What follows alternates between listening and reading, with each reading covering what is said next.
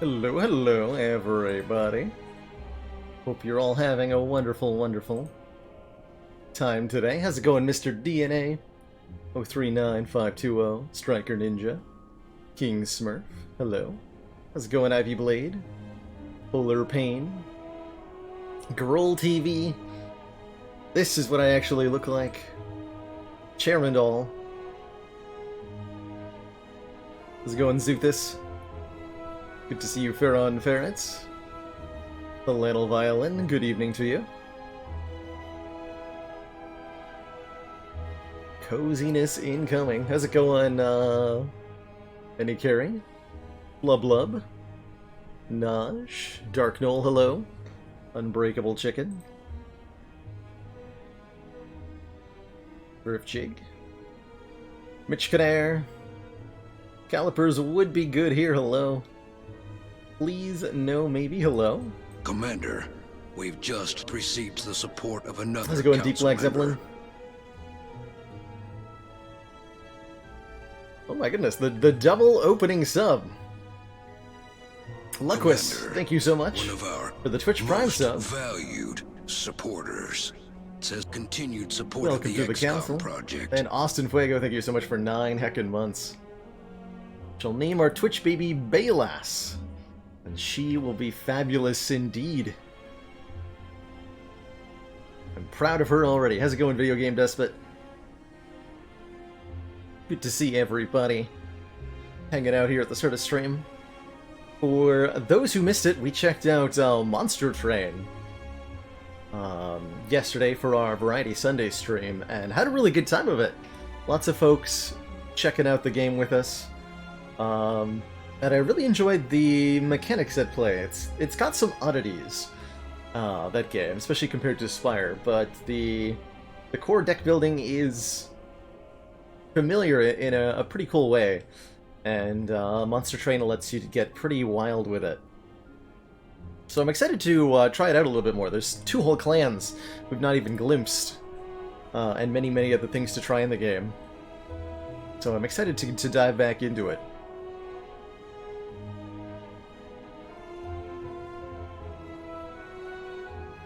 Where are we on our boss swap ladder streak here? In case of stream, become cozy. Looks like we just had a Pandora's Box win on the Watcher. That's right. That was pretty fun. So we had started with a Flurry of Blows deck right out from the get-go, basically, and we're able to really build into that one. Bot, are you connected properly? Yes, you are. Prior to that, we had a Defect Snecko Ice start, so we're starting out with Ironclad here on Ascension 6 today. Tropius is Light starting us out with a dad joke. What happens when a frog's car breaks down? It gets towed away, of course.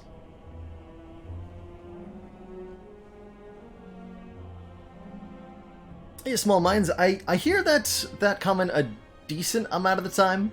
It seems like a fairly common Twitch problem that you can potentially fix by refreshing, or potentially also fix by changing your quality. Those are the 2 things you can try.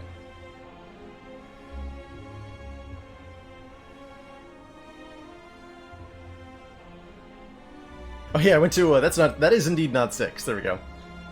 There we go. That's the correct Ascension level. If I misclick the Ascension, do I have to restart the ladder? Let's not find out, shall we? So we're starting out with Ascension 6 with Ironclad, just to double check here. Okay, correctly set. Correctly set. Let's start the run before I lose. Quickly. We have to take a random boss relic. That is the rule that I've imposed on myself for this take of the ladder streak. Ooh, spicy looking Act 1 here. Spicy. I sit too far away from the microphone. That's right. Get it a little bit closer there. Alright, correctly picking the correct start. Getting ourselves a runic cube. I think we've had one of these start before as well. Whenever we lose health, we draw a card. It is one of the weaker starts, I think, that you can get with Ironclad. This boss relic is a bit of a weird one. Believe it or not, there was a time when this thing had a downside attached to it. Back in the early days of Spire, it was pretty brutal. It had exactly the same upside, but when you took this thing, you lost 20% of your maximum health. I don't know why. It did not need the downside. It did not need the downside.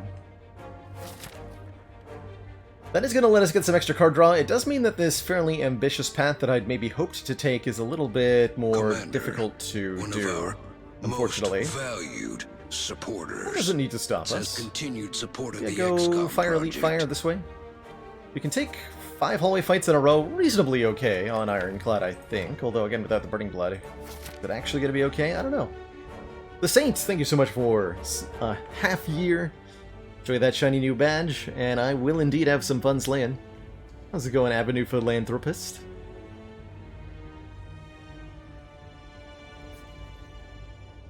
This gets me the best series of 3 here. I would prefer, you know, a question mark or a shop somewhere along the way.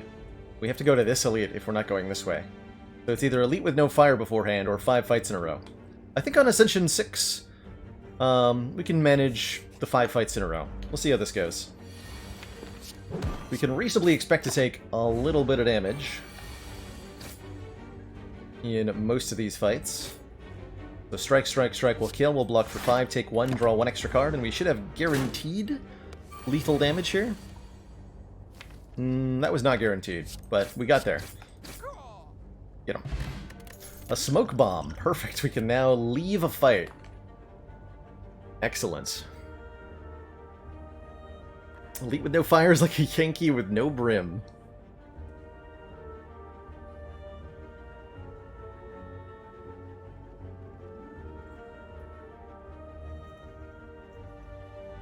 Yeah, Typhoon Tai, hello. This ghostly armor looks pretty good. Normally I want to pick up a damage card pretty early on. And Iron Wave could be of take here, but I tend to prefer the 10 block for 1 energy of ghostly armor, especially on low ascension, and especially with no healing. Having an improved block in the deck is going to be pretty welcomed in these early fights anyway. Commander, we've just received the support This is of McClellan. another council member. Take 4. This is reasonable. We can go defend, defend, strike you. Bash strike is 1 short of killing the back line here, so yeah, it's going to be defend, defend, strike. Unbreakable Chicken, thank you so much for that tier 1 sub. Welcome to the council.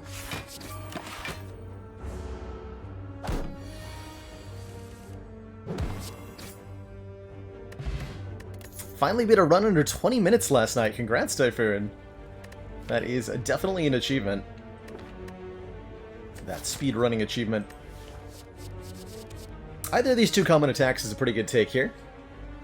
Twin Strike is potential good strength scaling. Clothesline gives us some weaken. Both are good. Both are good.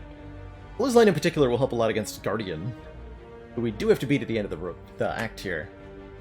So Twin Strike is a bit more immediate damage. They're both fine. Take the Clothesline.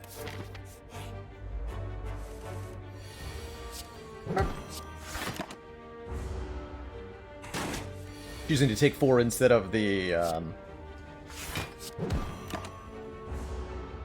instead of the 2 we could have taken by defending twice there. This will just kill, right? Yeah. So we're losing health here and there. Another clothesline. Now I do wish we'd taken the Twin Strike. I don't think we want 2 clotheslines. Feel No Pain is a good option. It's actually not a bad body slam either, given that we have a Ghostly Armor already. I would want to upgrade that body slam quickly to make it a 0-cost attack, but we will take it. We will take it. Hey, the immediate value. It's a 10 damage for 1 energy, or even 15 damage for 1 energy right away. Which lets us kill a Gray Slime on turn 1 and only take a singular point of damage. I might have to Smoke Bomb out of this next turn, but I really would prefer to win it, if possible. Yeah, we can block for 15 and take out the 12 hit point Gray Slime. We're going to get weakened, we're going to draw a card, so we're drawing 6 next turn. We're being attacked for 6 plus 6 plus 4, just like this turn. So I could potentially triple block, but that won't get us anywhere in the fight, not really.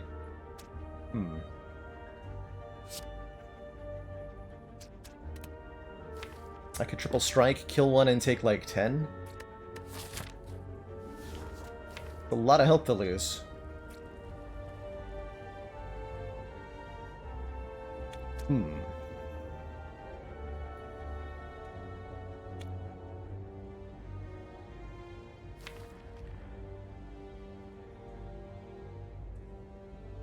So I'm not even particularly likely to draw 3 defends.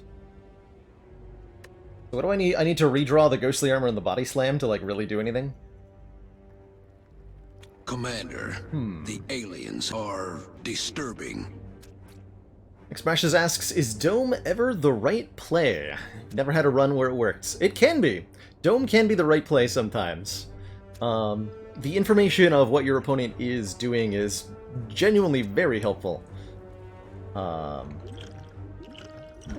But it's not something that you always need, especially depending on your deck. Decks that don't have to choose between attacking or blocking can benefit a lot more from something like the Runic Dome. Or decks that don't care. If you've got a lot of healing or sustain, can also work pretty well. There's also a lot of information, a lot of fights in the game where you can use their deterministic patterns to know what they're doing, even if you can't see the actual intent.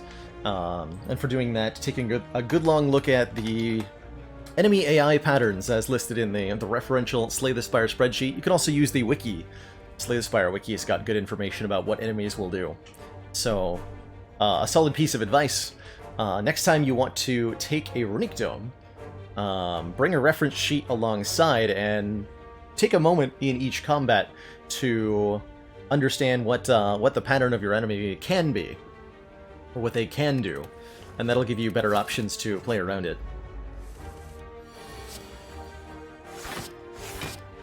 This fight is a lot more winnable without taking as much damage than our last one was, for sure. Little body slam strike here.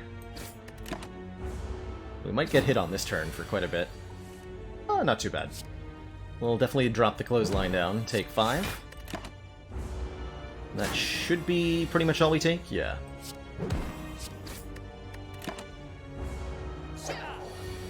The old entangle. Okay, so we would have taken way more from that 5 slimes fight. Don't get a potion back. We do get a Shrug It Off. This is also a decent bloodletting, right? Lose 3 health, gain 1 energy, draw 1 card with Runic Cube. Feel like it's cheating to look up enemy attack patterns, as it defeats the intended downside of the relic. Oh, trust me, there's, even if you know 100% all of the patterns in the game, Runic Cube, or Runic Dome is still a big downside. Since a lot of enemies do use random attack patterns, and you'll have to guess at what they might be doing. Particularly against Time Eater is one of the most brutally random. Champ too. Time Eater and Champ are very random and very big obstacles with the Runic Dome. eRock18 wants a chemistry fact. Today's chemical is chloroform, also known as trichloromethane. It's a colorless, sweet-smelling liquid that readily vaporizes at room temperature. Was first created in 1831 by the American chemist Dr. Samuel Guthrie, who combined whiskey with chlorinated lime in an attempt to produce a cheap pesticide. He failed to do that, but instead created something that is today used for a couple of things. Modern uses of chloroform include as an intermediate in the production of dyes and pesticides, like chloropicrin, and it's also used to fumigate stored grain crops.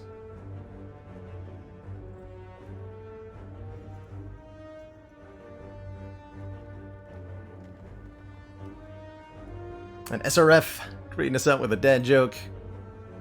What do you call two octopuses? Octopi? What do you call two octopuses that look exactly the same? They're identical.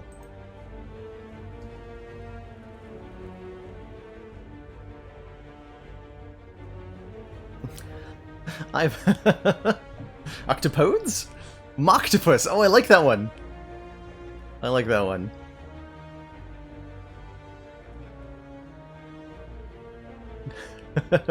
One more dead joke. Why did the American football player go to the bank? He wanted to get his quarterback.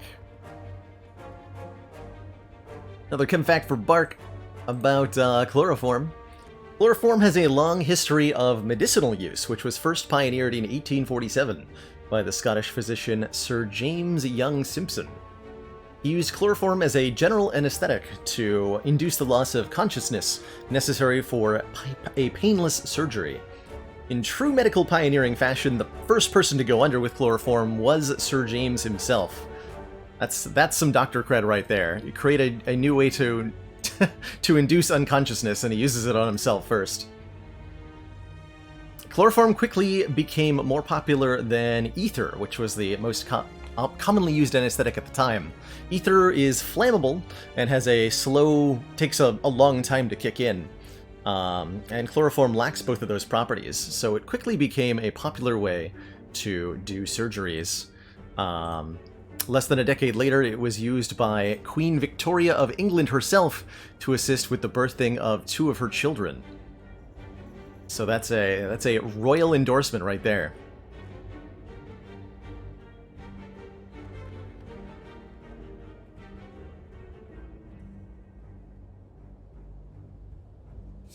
Let's take this Shrug It Off. Let's take this Shrug It Off. And I think we want to upgrade the Body Slam. With the Ghost Hammer and the Shrug It Off, an upgraded Body Slam I think is going to do a lot of work for us, potentially. As long as we can... We're going to need a little bit of mercy on our draws, though. You know, we have to draw the Body Slam alongside the blocks, otherwise we could find ourselves courting disaster against an elite here, especially this one. Hey, look at that. Good turn 1.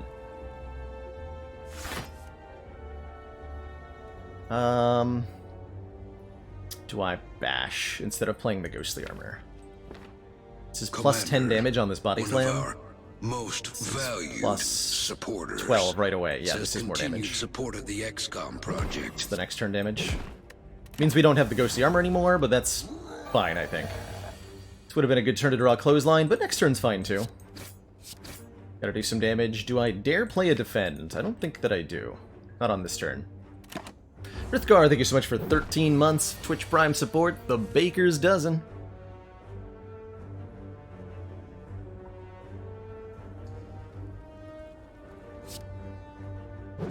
The Baker's Dozen. Okay, definitely playing Clothesline. We gotta do 36 more damage. Put it down to 30 this turn. Next turn I can do Shrug, Body Slam for 8. We are just not gonna kill this thing next turn, no matter what. I'm gonna take the hit, though. They're 18. Got the brutal attack pattern, too. Yikes. Do think we play these blocks. They are gonna help. So we do 18. Leaving it with 12. 12 should be a reasonable number to do next turn. Go for the full block. Looks like we're resting at the next fire. That's ultimately fine. Okay, we did live. Good. Very good. Get ourselves a fruit juice. 5 max health. We'll drink that right away, because it'll increase the amount that we heal from the fire.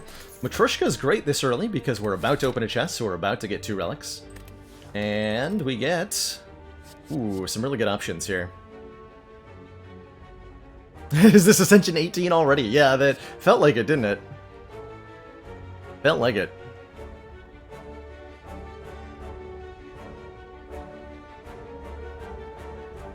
Beats. Pizzas? Pizza pies. No, it's pizza's pie, right? That's the correct plural. Pizza's pie. Do we take this Feel No Pain? More ways to gain block with this body slam is pretty good. I like the pummel strike though. It's more immediate damage, and the more draw we can get, the more this body slam is going to work for us. So I think I want this pummel strike the most. Over a Feel No Pain. Hurts to take, but we're in immediate need of assistance.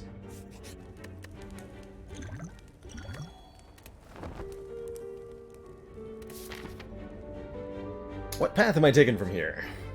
I like... anything that gets us 3 campfires feels pretty good. No shop if I do that, unless we get one randomly. It's Grimoire. Pizza Spy. I like it. Alright, let's see what the relics are, and then we can choose. Vajra for +1 strong, and the boot, which with Vajra will allow Body Slam to do damage if I have 0 block. But otherwise, probably not very good. I think we should probably take the Sapphire Key here. So Vajra means an elite's not too scary here. We're going to fight one elite more no matter what. Makes the strikes better.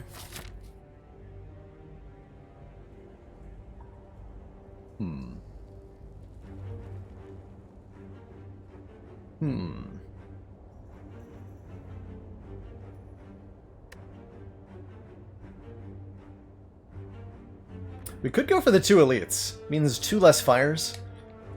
I think we want the more fires. I'm gonna avoid the shop for now. We'll look to hit those up later.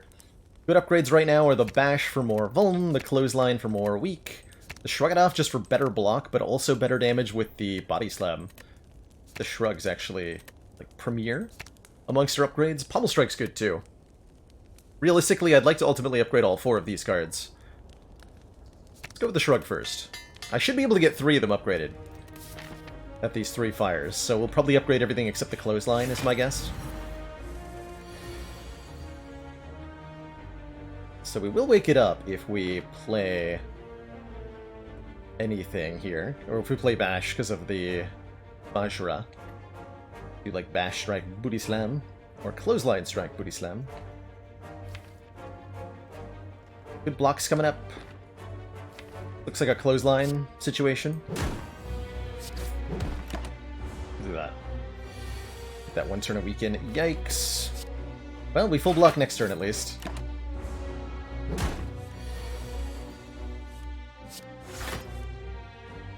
Please draw Body Slam. Dang. Could have been 20 free damage. Not the turn to have drawn that. Say we're in a bit of trouble. This is what I was talking about. We have to draw the Body Slam with the blocks, or it's not going to work very well. Yikes.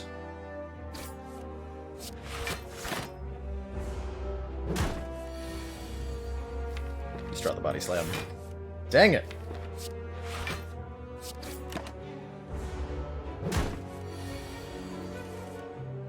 Okay, we got 1 at least. I think we'll get lethal by doing this. Yes. Okay, that was super scary. Glad we only took 1 more elite. Singeing Bowl will allow us to gain max health instead of taking a card. Both Shockwave and Disarm are excellent here.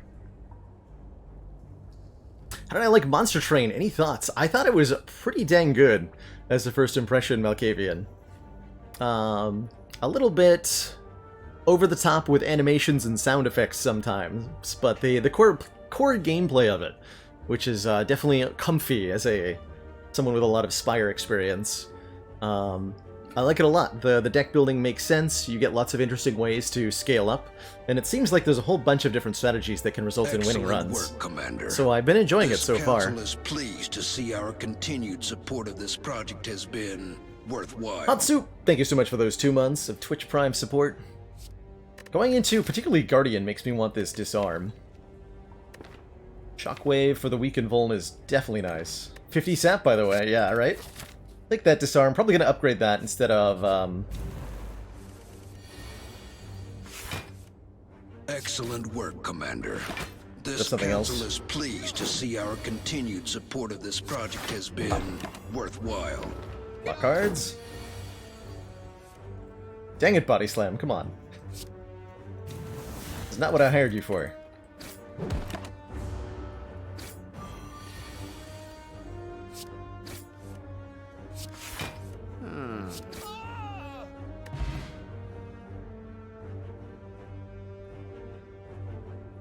BK Haxors, thank you so much for 3 months. Ooh woo. Indeed.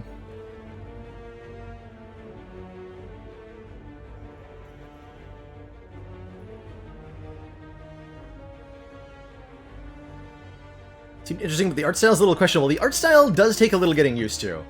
And the art style of Monster Train was definitely an initial reservation for me when looking at the game. So I totally understand that that feeling, but having pushed past that,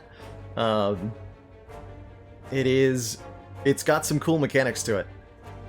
We'll be checking out some more Monster Train today, after a couple runs of Spire. Give it a little bit more of a deep look. It is going to feel, pretty much any game, any card game in particular, is going to feel a little like, graphically and interface-wise, they're going to feel a little unpolished compared to Spire. I think Spire is probably the shining star example of how to do a well-designed, very clear and understandable interface. It's just remarkably well done. Thinking about this Twin Strike, but Armament's looking good here too. Armament's looking really good here. Especially with the cube draw. Flame Barrier's nice too. A block card that's also offensive. Let's take a Flame Barrier.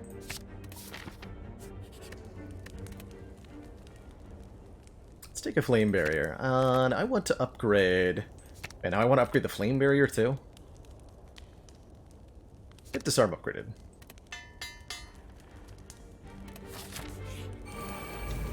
Okay, no shops, that's fine. This is not fine though. This is not fine. Hello? Might be a flex potion because it lets me kill 2 of them immediately. Strike will kill you, Pummel Strike will kill you. Take only 1 versus we're taking a lot more than 1 if I don't use this potion. Let's use this potion.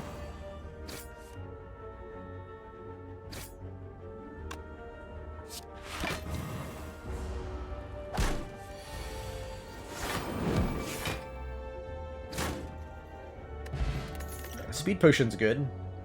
Carnage. Ooh, Headbutt. Headbutt lets us get our Body Slam back. And we can shrug into it, too. That's going to be a very good combination. Yeah, that'll do. Exactly, we need a hologram. Well, Ironclad only has 1 card that works like hologram, and it's this one. That's the one. Let's see, do I now upgrade the Pummel Strike for more draw, more weaken, more vulnerable? Or the Flam Barrier?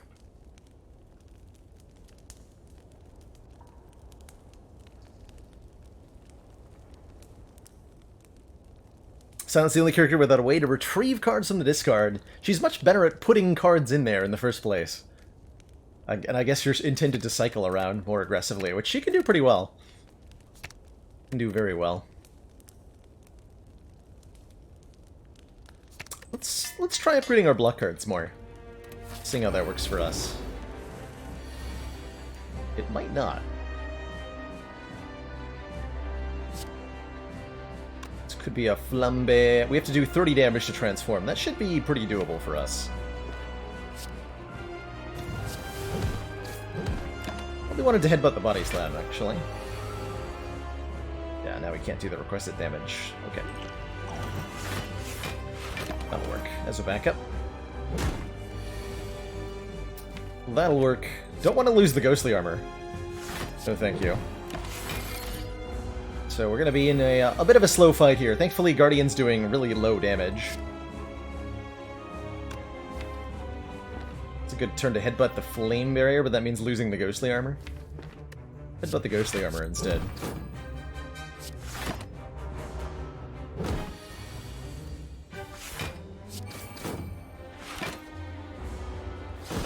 Multi-attack is only 2 times 4, no problem.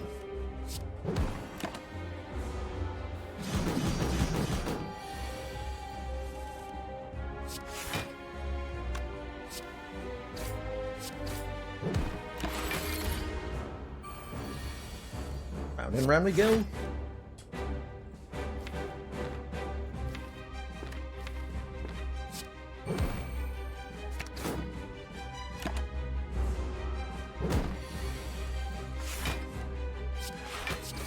Doing chip damage where we can.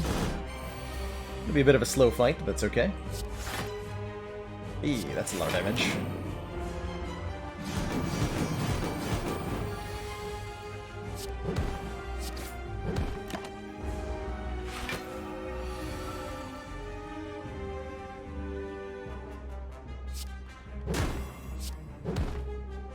Now we can lose the Ghostly Armor. Get the transform there.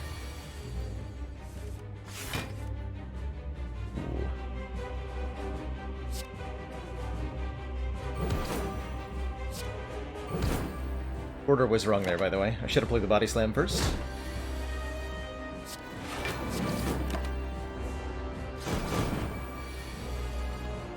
Well, that's okay. GG.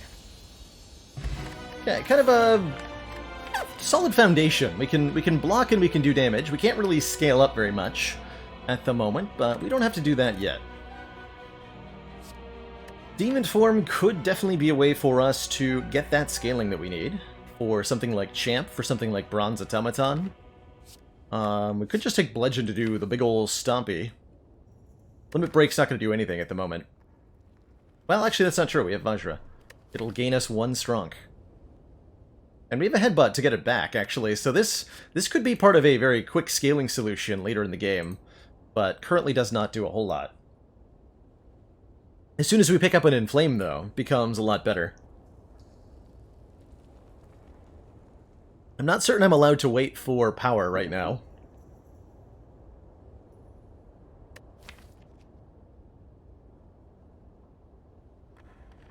And yet, I don't think this Demon Form will serve us well unless we get a Snecko Eye. I would definitely pick a Snecko Eye in this deck, even though we upgraded our Body Slam. Would definitely take a Snecko Eye here. So I'm leaning a little bit more towards the Demon Form. I see I very quickly see this Limit Break becoming better than Demon Form. But at this exact moment, the Demon Form does feel better. We do want to be going to an early shop because we have over 300 gold.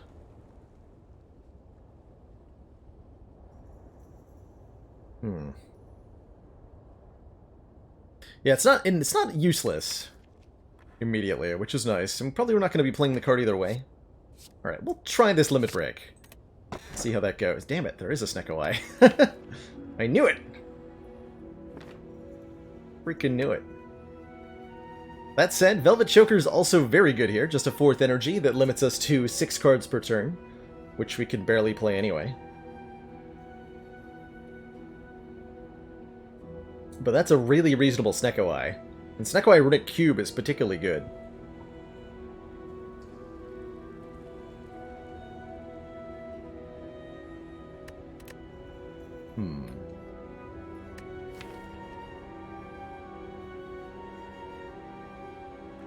Flame Barrier, like the Flame Barrier Clothesline Bash core, it's going to be excellent with our Snecko Eye.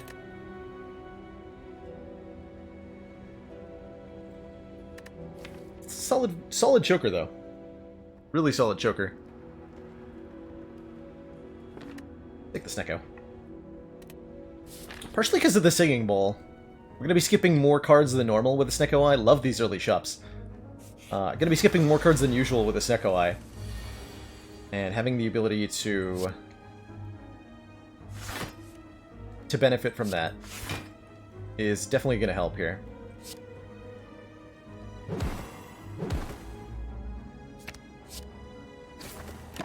Birds away.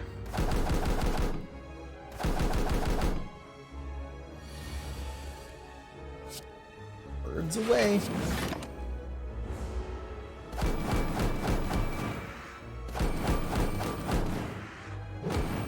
Toasty.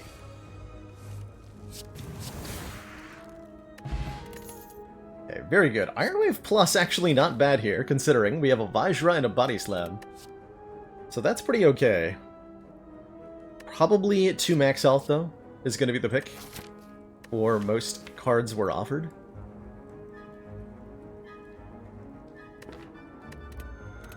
Probably. We're looking for high-value stuff, like Armaments is a lot better now. This oddly smooth stone is incredible here, giving us +1 dexterity at the start of each combat. Makes all our blocks block for 1 more, and we have quite a few of them, and that'll in turn make the Body Slam hit for more. Is it enough impact with Snecko? Ultimately, that's why I chose not to take it. You can also take the Clockwork Souvenir, starting us out with 1 artifact, which blocks the first debuff that's applied to us. We're fighting Champ, that'll help there, that's for sure.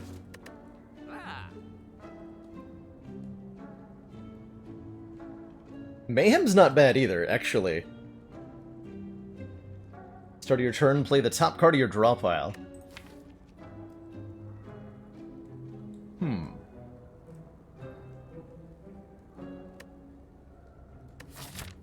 Can also just save money and go to this shop. Wouldn't mind removing a card. Lots of options here. The hard fight ones because you played Mayhem. Mayhem is definitely a card that can go badly. But it's fun, though. It is fun. I'm definitely going to buy the Smooth Stone. That's a guarantee. We take Mayhem, Souvenir, or card removal. That's the question. Souvenir is definitely good. Which way do I head from here? Like upgrade, upgrade, upgrade? Elite, elite? Nice. I like that pathing a lot. Yeah, I like that pathing a lot.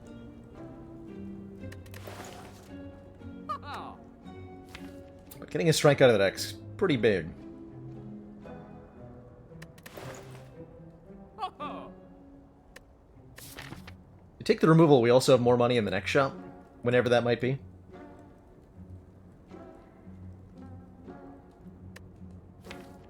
Biggest use I can think of right now is that it will block vulnerable against Heart, which is huge.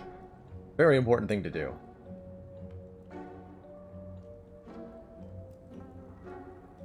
Take it. I'll take it.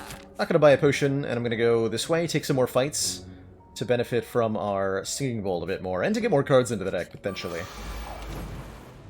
All those buffs we start with. It's beautiful.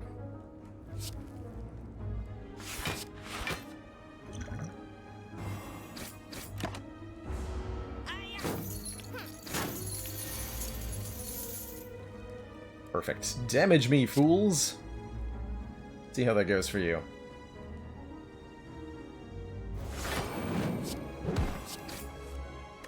Ah. Got him. Just to me, we don't have an AoE card yet. Where's my copy of Immolate? Huh?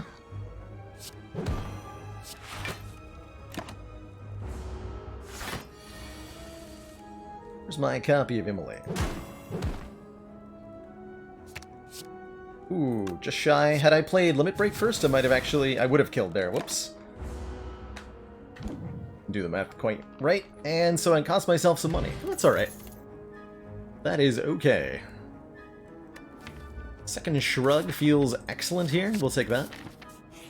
We didn't lose much money, to be clear.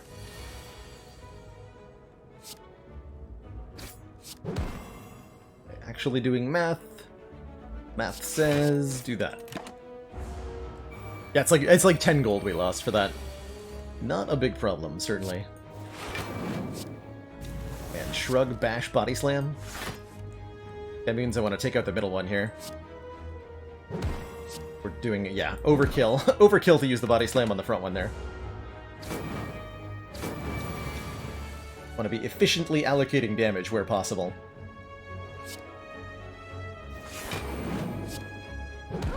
This.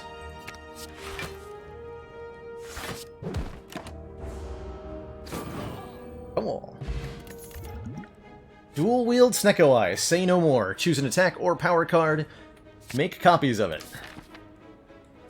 The copies with Snecko Eye come in at the current cost of the card. That is OP. Basically.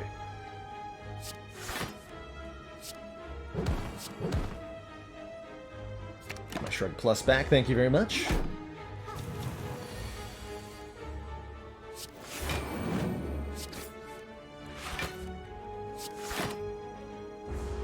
You know, Barricade would be great here. Not Stinky Calipers. No, no, no. Proper Barricade. What I want to see.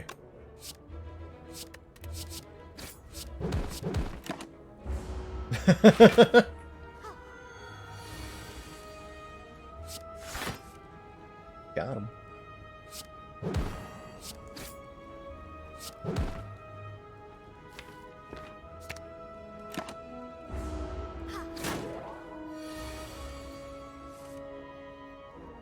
So just usually want to make copies of whatever ends up being 0 cost. There's almost always going to be something.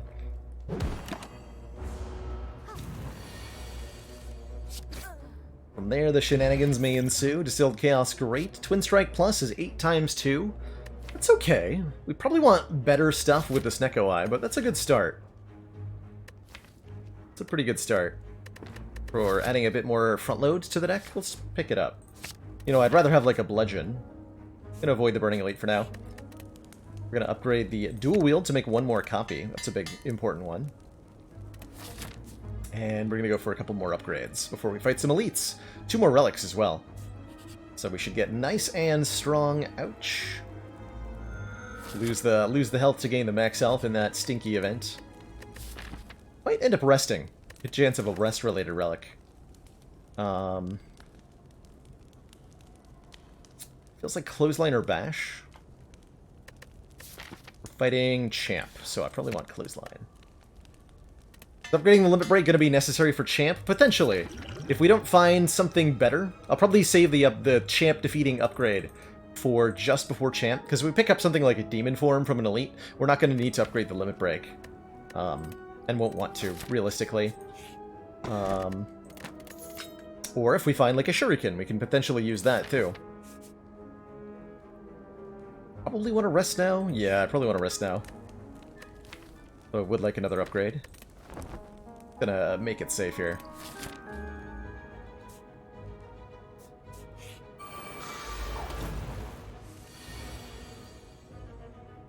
Good evening, Seably TV.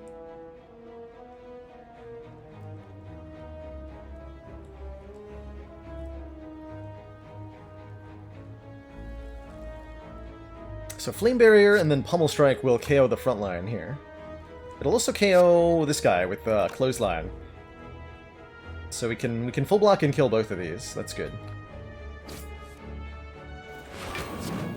Well, I'd love to put the weaken on the Gremlin Leader. Let's do that. Keep the Mad Gremlin around for a bit.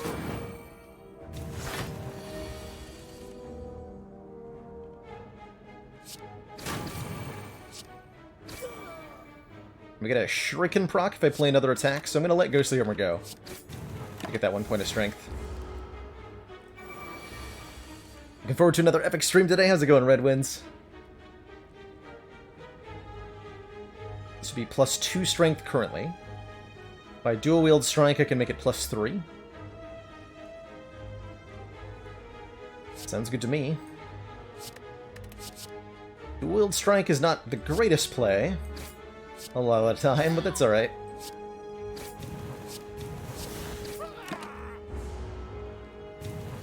Got rid of those stinky gremlins.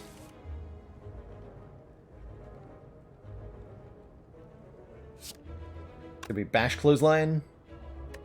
Can't play 3 attacks no matter what. Or Distilled Chaosing. Can't dual wield skills, that's right. So we can't make copies of the Limit Break. unfortunately. But we can make copies of powers like Inflame, and then duplicate the strength from that with a Limit Break. Thankfully, Headbutt just KOs here. A little bit worried about this draw. Don't think I can just go for straight lethal.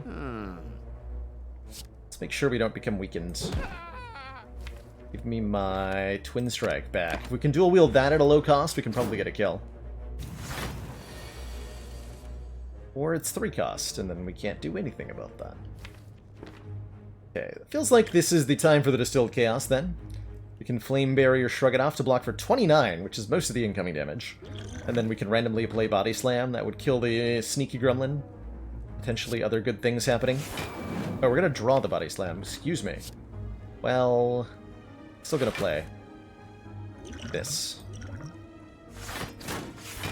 Good enough. Good enough.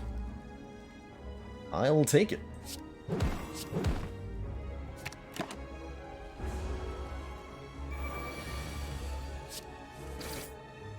Alrighty, a little awkward, but we managed to scale up well. We got 6 strength in that fight. That's pretty good.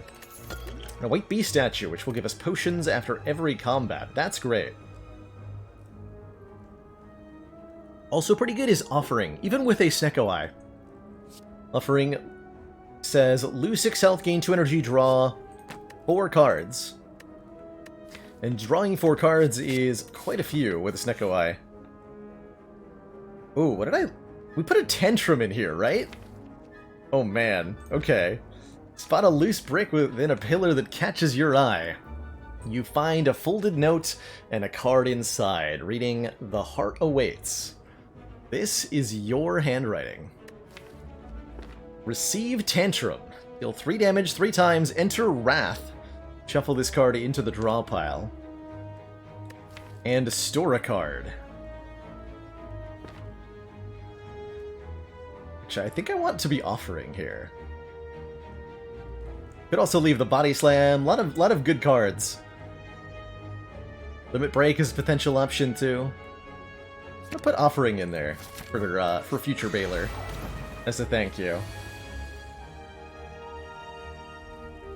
As a thank you. So we play the Tantrum, we do a bunch of damage, and then we enter Wrath Stance. So now all physical damage that we deal gets doubled, and all physical damage that we receive also doubled.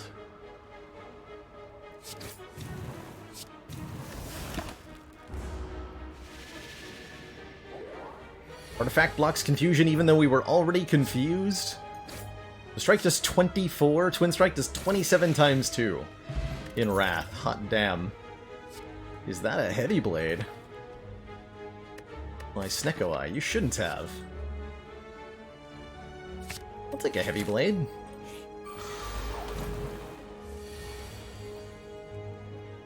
Sounds great.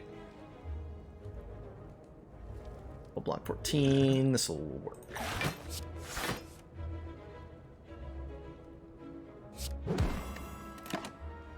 Give him a boopsin.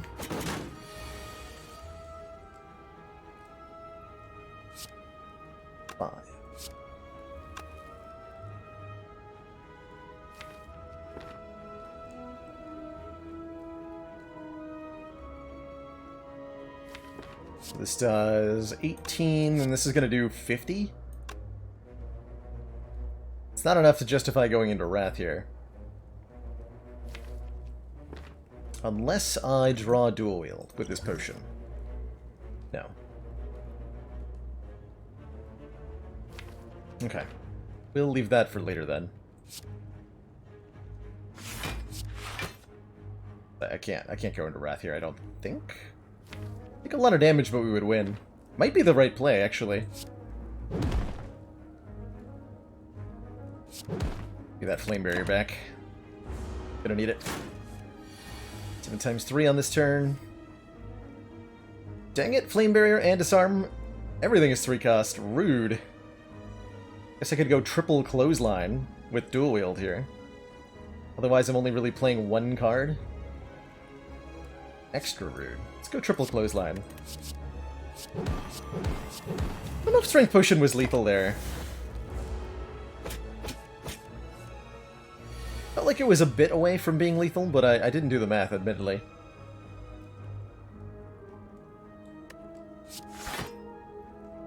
Okay, we can headbutt a card and try to draw it again. Let's headbutt and strike into Flame Barrier. And if it costs 0 or 1, I'm allowed to play it. Also just play Shrug It Off and full block guaranteed. You know, maybe that's the right idea. Like that idea.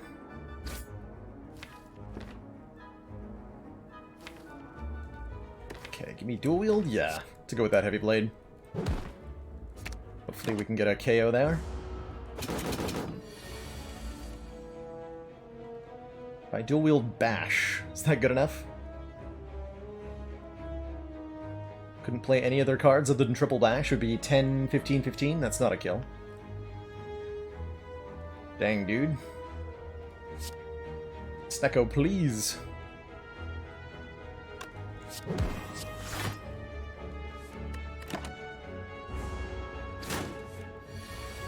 Here we go. Okay, surely this will be lethal now, right? This is 10 times 3. Yeah. Okay, that'll kill. I might have actually had lethal a turn or two earlier there. How much exhaust do we have? 1, 2... Buckle my shoe. Do we take Dark Embrace? I'm thinking about it. It'd be really good if we can find some kind of...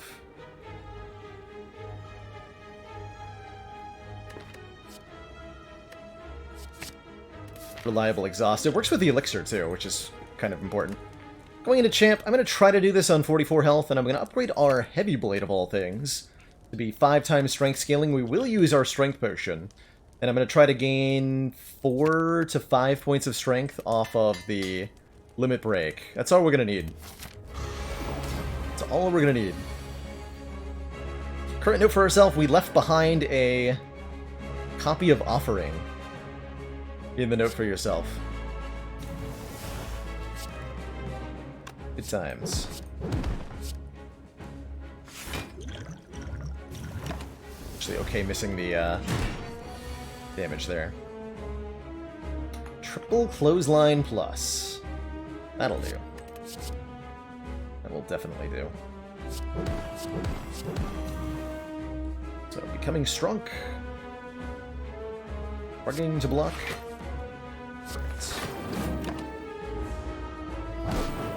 Managed to block that first stacking of Weaken. Looks like I can go 5 points of strength off this limit break. That's perfect, and we're drawing Tantrum next turn. That's also perfect.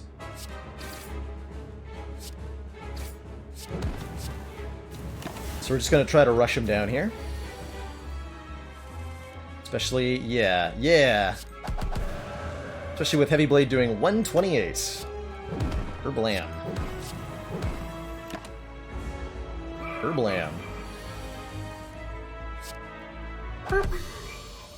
No prob. Ooh. Impervious looking pretty good, especially with that body slam in the deck, right? 31 points of block. And works for the Dark Embrace.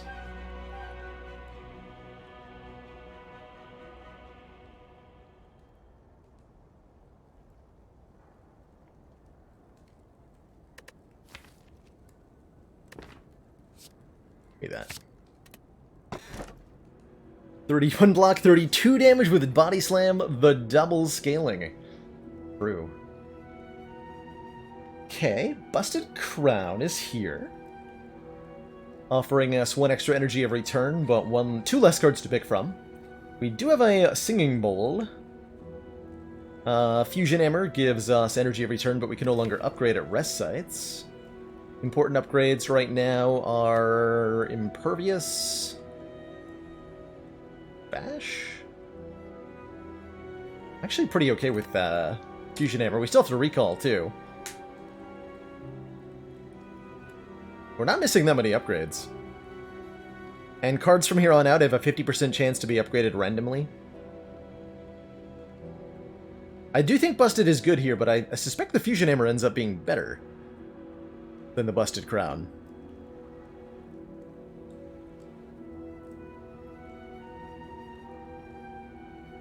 And we can't choose our pathing. That's true, because we have to fight the Burning Elite. Take the hammer here. The bot says crown. Let's see. So pathing has to be here. We're missing at most one upgrade this act from the fusion hammer. Pretty good feeling about that choice, I would say. More combats? More events? Not sure. I want to find Mind Bloom. Don't want to take an upgrade all, but I do want to find Mind Bloom. So that we can get the rare relic and 100 gold off the boss. Or no, 50 gold now. They nerfed it, right? 50 gold.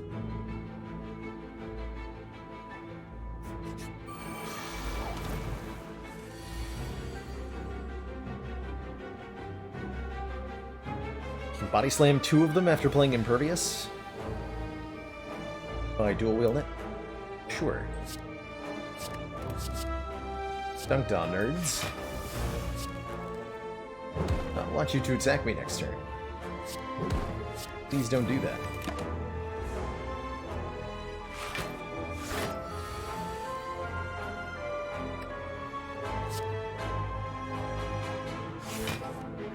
Hey, nice.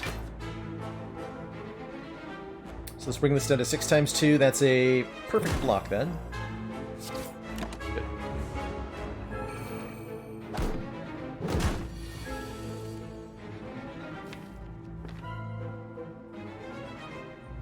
Do I dare? I do dare. I do dare.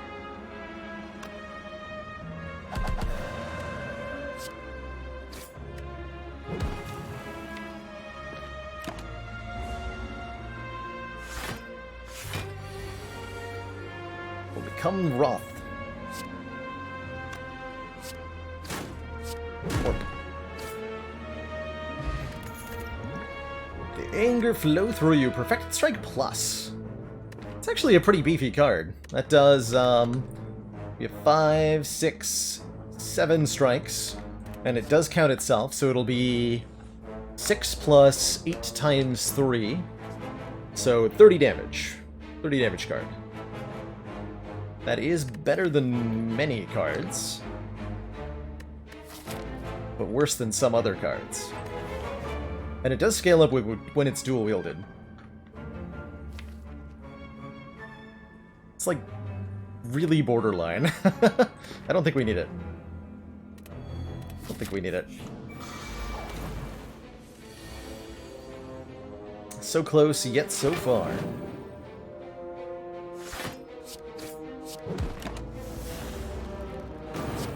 Tantrum, yes, Tantrum came from Note for yourself, and Nora.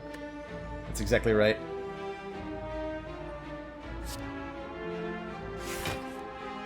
That's exactly correct.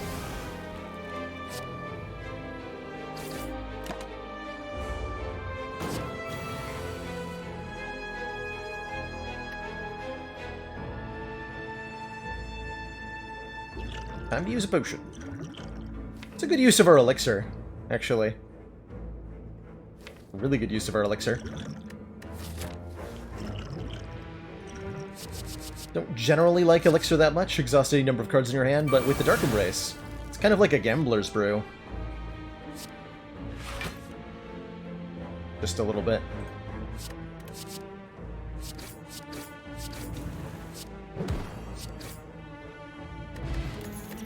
Blessing of the Forge can upgrade everything in our hand. True Grit lets us delete a card. We did pick up Paper Frog, so Vulnerable is more useful from something like Thunderclap, although I would much rather acquire a Shockwave or an Uppercut, or pretty much any other source of Vulnerable with the Snecko Eye. Let's go up the middle here, take 2 events. You guys again. Dang it. How many times do I have to teach you this lesson, old slime?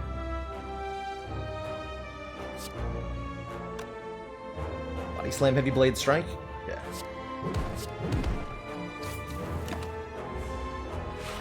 Usually try to take out one of the ones on the end quickly, especially one who's blocking, so that you can prevent yourself from getting overwhelmed. by multi-attacks and such. If they all attack on the same turn, you can have a bad day. Bad day.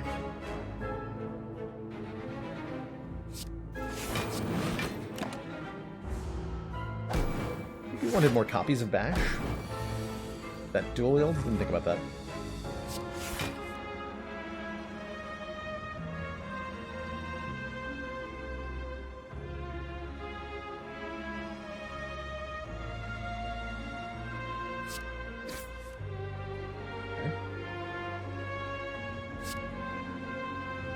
Take a little bit of damage here. Actually, let's use our skill potion now. Perfect.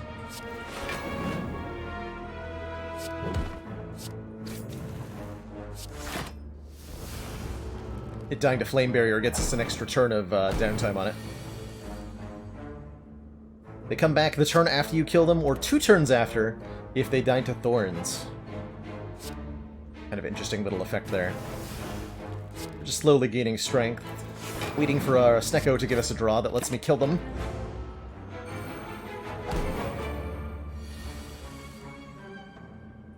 This'll work.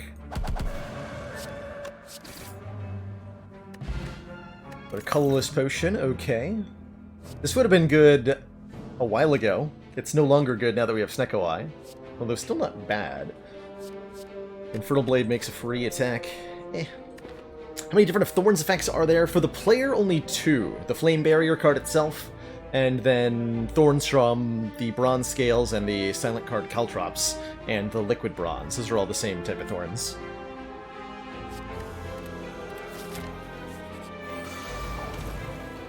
The Loose Spaghetti.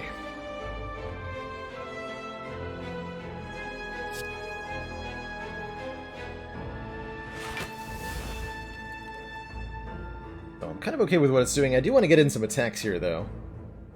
This thing's a jerk. Yeah, this thing is a jerk.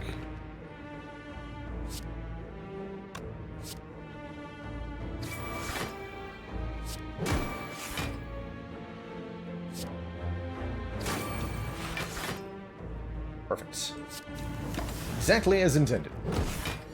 Kind of risking it there by playing those attacks, but we're gonna have to risk it in this fight a couple times. Don't think we've got a safe way to do this.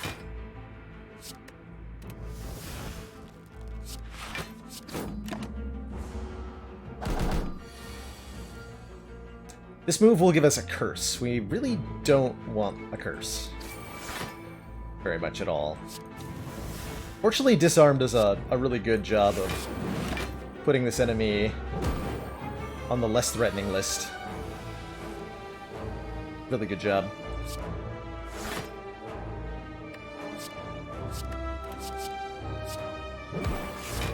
Pummel it until it does an attack that we're okay with. That's a good one. I want to hit it again. I want to hit it again. That's even better. Okay, we'll take that one. Get toasted. Yeah, since the seal is nice. Spot weakness. There we go. That's the strength gain we want to go with our limit break and our tantrum. For sure, we're gonna take that. Drop a colorless pot. And we lucked into a shop here. Nice.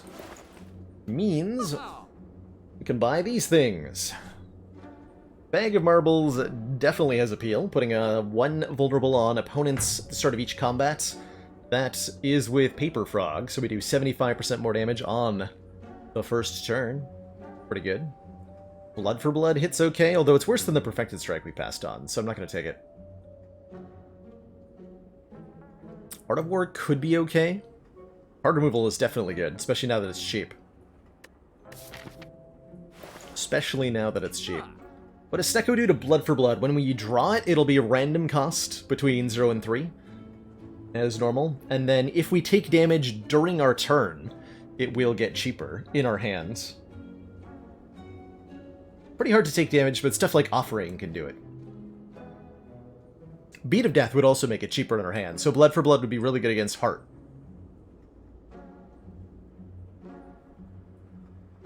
You would think that Combust would be good with the Runic Cube, but the timing of Combust ends up being a detriment with the Cube. Since it hits at the end of our turn, what happens is you hit end turn, Then Combust deals 1 damage to you, you draw 1 card, and then you immediately discard your cards at the end of turn. So what Combust will do with the cube is toss our top card from the draw pile into the discard pile at the end of our turn. Not always something we want to do. Kind of odd. Now, if you've got Runic Pyramid, you get to keep that card, but that'd be Pyramid Snecko. Not our favorite, certainly. Do I want anything else here? Potions are okay, but we're good on potions. We are probably going to go to this shop, so let's save our money. We can afford a rare relic by the time we get here. That'd be nice. Or just another removal. If it draws an ethereal card, it will exhaust.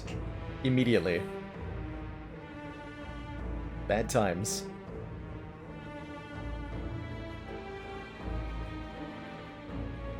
Bad times. Do you ever get upgraded rare cards aside from when you have the corresponding egg? Great question, Blub. No, you can't. Rare cards will never be randomly upgraded. Unlike commons and uncommons. So you'll never see upgraded cards after a boss without an egg. You'll never see upgraded rares from a regular fight without an egg. It took me a long time to learn that one too. I want to say like thousands of hours before I knew that. Let's colorless pot on turn 1 here. Panache? Trip is great. Trip is great. We make copies of Panache.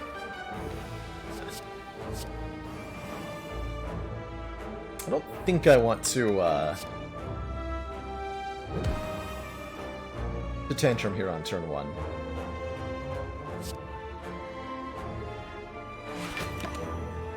Might have just been Dark Embrace, take the damage. I don't think playing that defend was a good idea.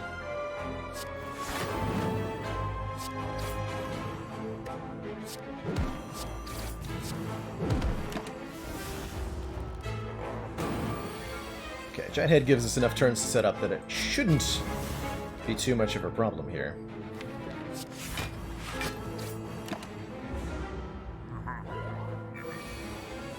Okay, last turn before the big angry head.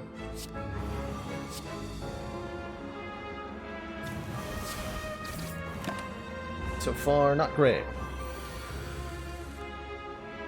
Yeah, not great. Yikes. Okay, we're gonna take a walloping here. Yikes.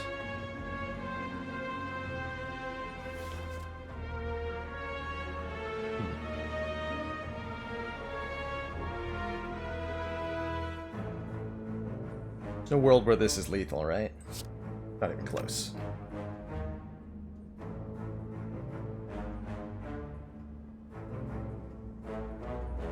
Bend, clothesline. That's gotta be spot weakness. We don't defend at all, we just clothesline. Yeah.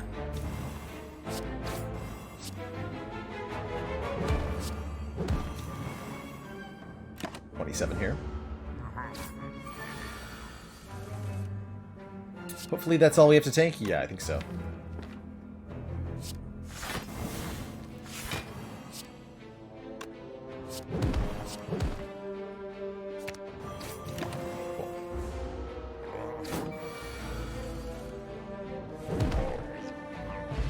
Pantograph heals us 25 at the start of boss combats. It's more than makes up for all we lost, and another copy of Impervious, which is very good here. So another big beefy block card, starting to get a bit more reliability in this deck. Let's keep fighting elites, we got plenty of health.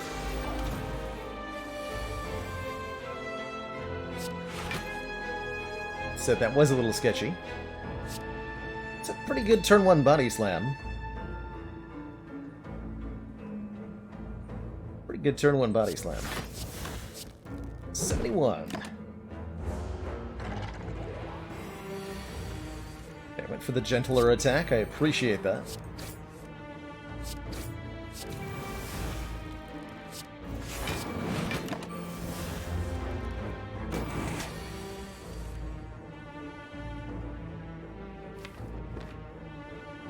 I dare. I think I do dare. Getting dual wield on top of the deck would be really good.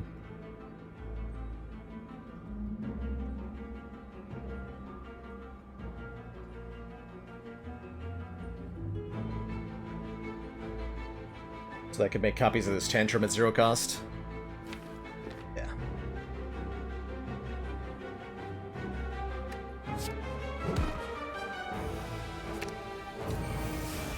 Perfect.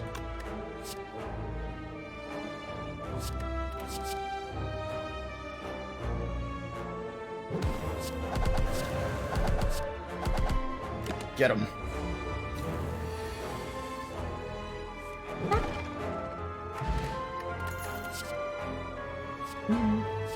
Almost good enough. Take the Distilled Chaos over the whatchamadoodle. Want to do event first? We get to go to the chest and take a relic before we have to fight one more elite. Do want to go Elite Fire, shop Elite Fire here. Better than most of the other alternatives that we have available to us. Lose all my money? No way. How about a kunai to go with that shuriken? Giving us some dex if we play 3 attacks in the same turn. I like it. I like it a lot. This is not a fight to be playing Tantrum in, unfortunately. Not this one. No, not this one.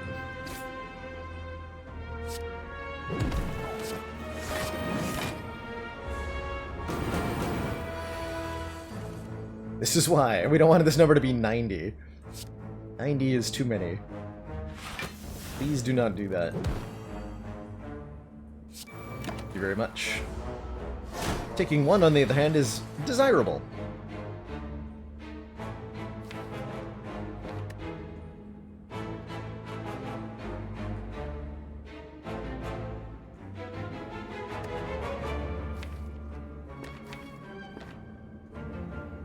Is there a way to kill this turn? There might be, with this dual wield. If I, like, get Tantrum back and dual wield it.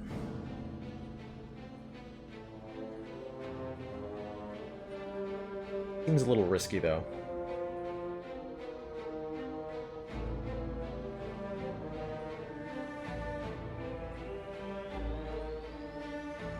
Let's just dual wield the headbutt here.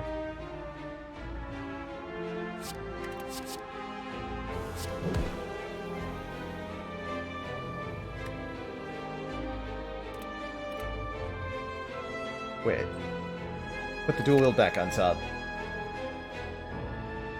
Draw it again. Make more copies of Headbutt. Brilliant. Get ourselves block set up for next turn. Put all the block cards on top. Thank you very much.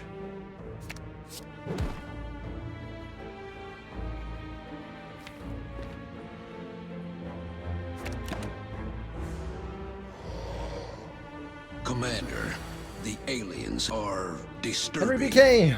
Thank you so much for the 5 months. Just one more. Almost silent. One more till that half year. Thank you so much for the 5 months. Words and stuff. Uh-oh. I am not killing it, huh?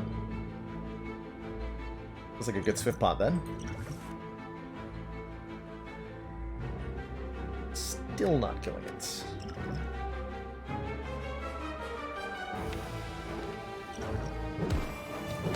Now I'm killing it.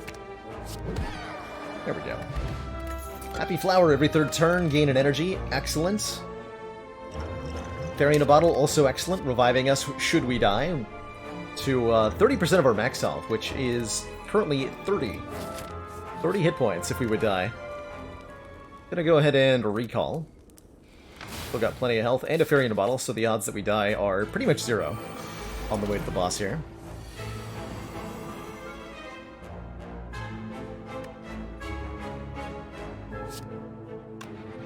Can curb stomp some explodey boys.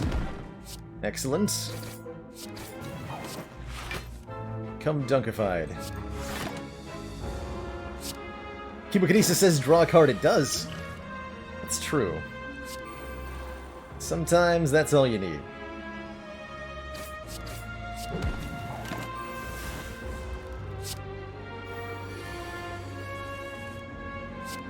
But not in this case. We need more than that. Please.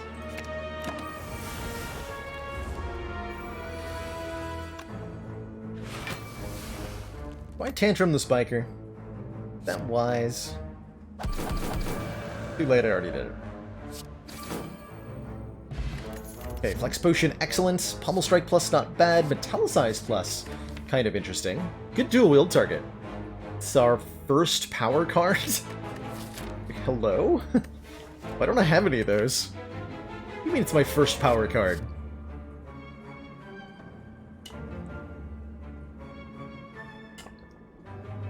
Oh yeah, we have a Dark Embrace. Second power card. This is where I learned that we have actually many powers. Our first real power card.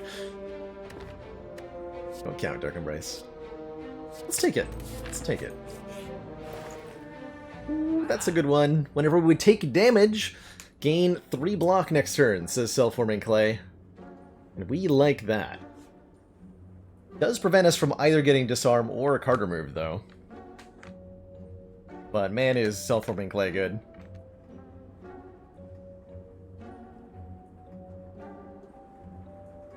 I was wondering if anyone would be able to enlighten me as to how Baylor got that particular card that I certainly did not expect him to have. Runic Clay. Well put.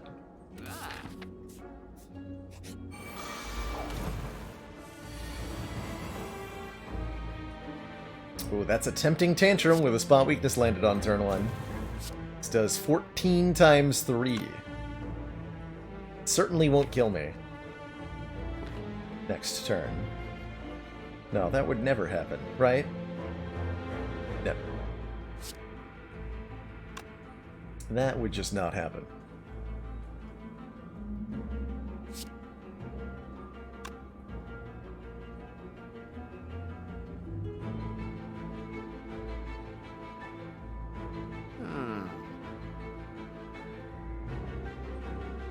I don't think my cards are good enough to do that.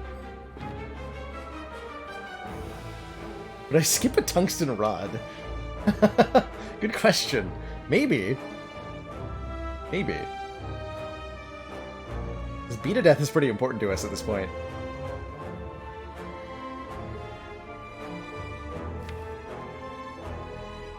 It's a really tough call. If Reptomancer attacks me next turn, we could have a very bad time. I'll risk it. I'm gonna risk it. Means I need to play Bash on Repto, though.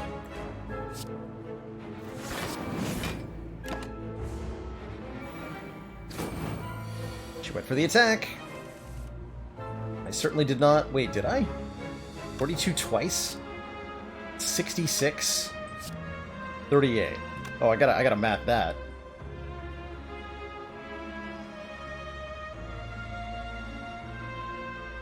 So 42 times 2 is 84 plus 66.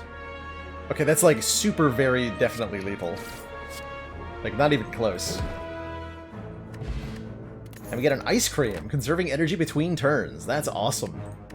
Very good. Very good.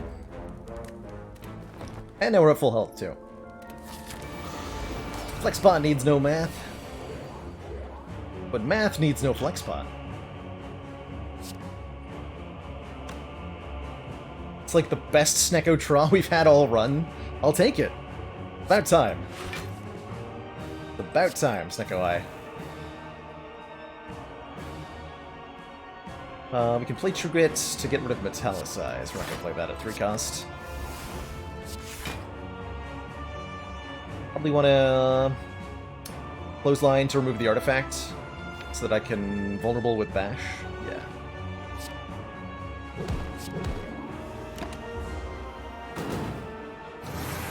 Start. Do have Ice Cream. Don't want to forget that.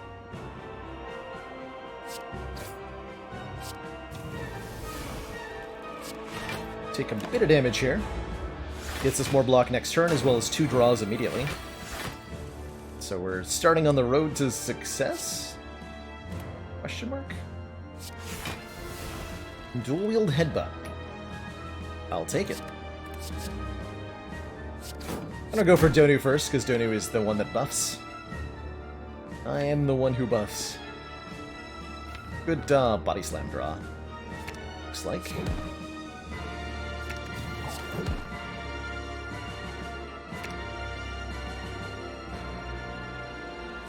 that in the deck. We'd like to ideally save all of these potions for the heart, if we can. I have 8 energy this turn, that's pretty good. Let's get this in play even though it costs 3.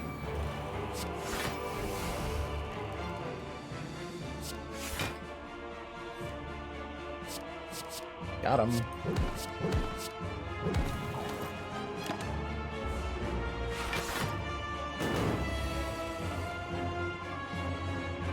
Ouch. Big ouch. It's alright, we're gonna heal to full because of Fusion Hammer in Act 4, so this is totally fine. And not at all horrible.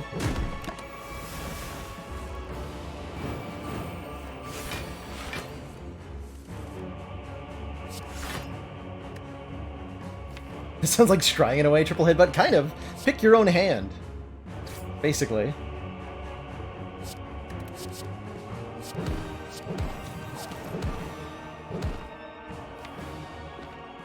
Your own hands.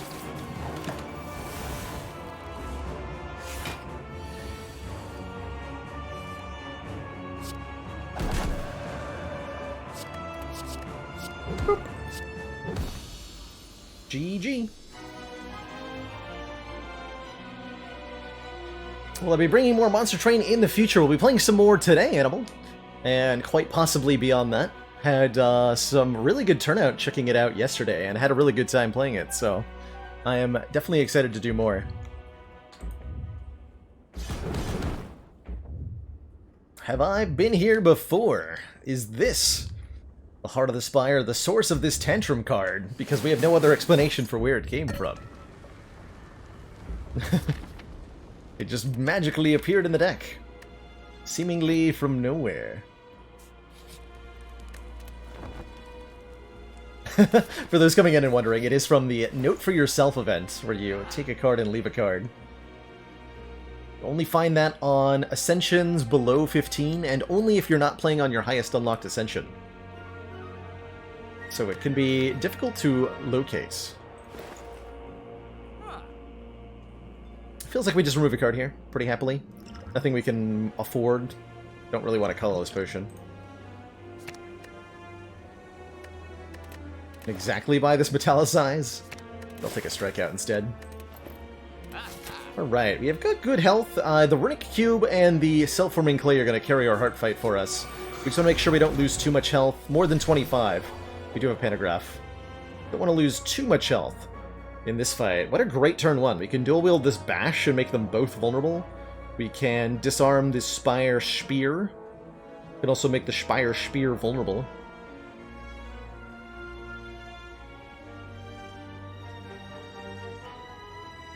Or the Spire Shield. Usually I advocate killing Spire Shield first. That 50 less hit points is a lot easier to KO. And you get 1 extra turn to do it, if you want to preempt an attack. 3 times 2. I'd actually like to take a little bit of a hit here, so that we can activate the Runic Cube. I think we're gonna bash 3 times. Make the shield nice and easy to KO, and then just clothesline you, take 4 willingly. Draw 2, gain 6 block next turn.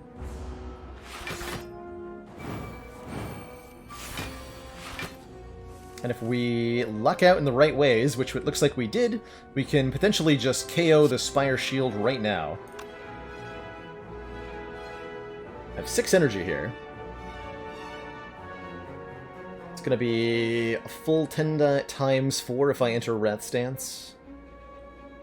Actually, better question. Can I kill Spire Shield by not going into Wrath Stance? That would be Splot Weakness, Heavy Blade, Twin Strike, Headbutt. Gives us 4 more strength, so this is then going to be... I gotta do the math by hand here, because I have no idea. Also Flex Potion.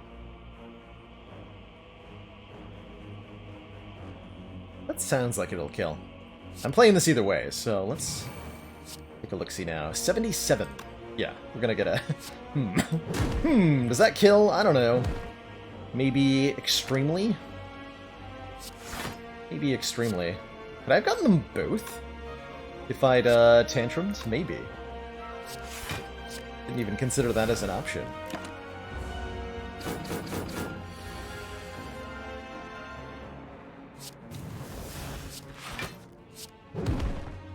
Commence the strongening. Hey, Crumpus, yes, we will be playing more Monster Train today. Probably gonna do 2 runs of Spire, and then we'll switch it up. I think is the plan for the day. Bird-Faced Urn will heal us for playing power cards. Reaper will heal us for playing it cards. And Blood Potion will heal us for not playing any cards at all. I think we'll take that over the Blessing of the Forge. So we got tons of health. Tons of health in this fight. And perhaps just as importantly, we have Riddick Cube and Self-Forming Clay. Whenever we take damage, which we actually want to do, I can block a Beat of Death by playing Shrug here, but I would rather take the damage, because every time we play a card, we're going to draw a card, and then gain block for next turn.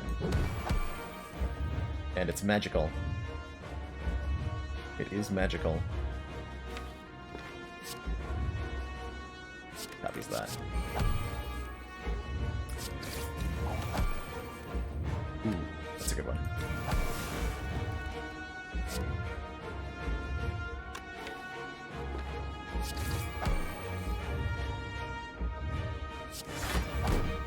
Okay. In turn 1, we block the vulnerable. I could have blocked the Flex Potion's strength down effect there, and maybe that was better. But we'll drink this on the turn we draw Limit Break, whenever that might be. Great to see Flame Barrier here. Reaper too early. I'm not going to pay 3 for Pummel Strike when I have Ice Cream, so I'll pass the turn.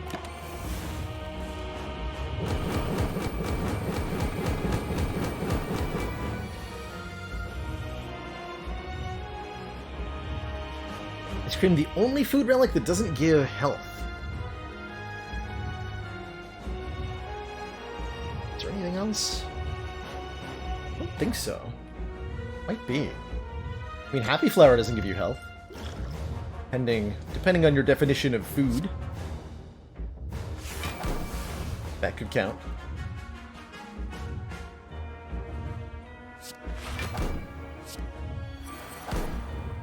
Yeah, I said I was going to do the thing with Limit Break, but I changed my mind because it costs too much.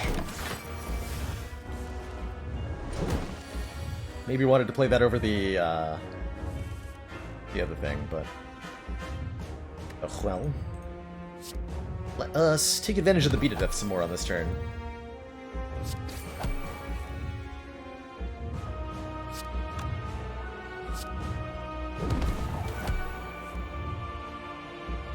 Okay, Burn will also draw me a card. Oh no, it won't. Metallicize. Okay, this is a good turn-ish for the Limit Break.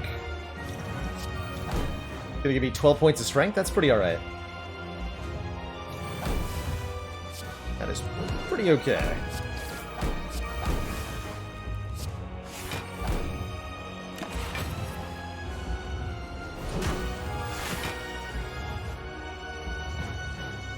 Flame Barrier again. We can dual wield this Pummel Strike. I think I probably am gonna do.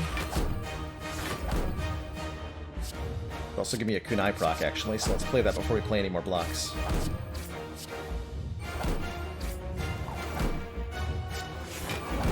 Let's do that. Take relatively little damage here. Heal a whole lot back with our Fire Thorns. Perfect time to Tantrum. I think now is the perfect time to Tantrum. Hey, there it is. 23 times 3. Followed by the biggest boop you ever saw. Kerblam. Oh, wait. Damage cap? Oh no. I've been deceived.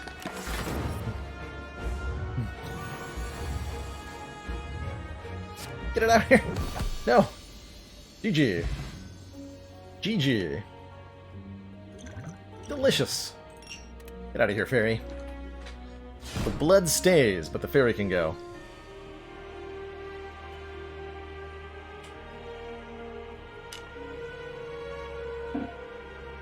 GG. GG. And now we have an offering in the Note for Yourself event, which is pretty exciting. What could a Watcher do with offering, I wonder? I wonder. Alrighty, great first run for the evening. Let's kick it on up to Silent here on Ascension 7. And see what boss swap we get next. So where that tantrum came from was here. The A Note for Yourself event. We removed our offering and obtained Tantrum from our previous Watcher run. The event has you storing a card that you will pick up in a later run. So we had an eruption in there that we swapped out for Tantrum on this Watcher run. And now there's an offering that the next time one of our runs encounters this particular event, we'll be able to pick up the offering Commander, and store a card from the current deck. Most valued First aim. supporters. 11 Says months. Continued support of the XCOM Thank you so project. much for that almost year of Twitch Prime support. The Anti-Baker's Dozen.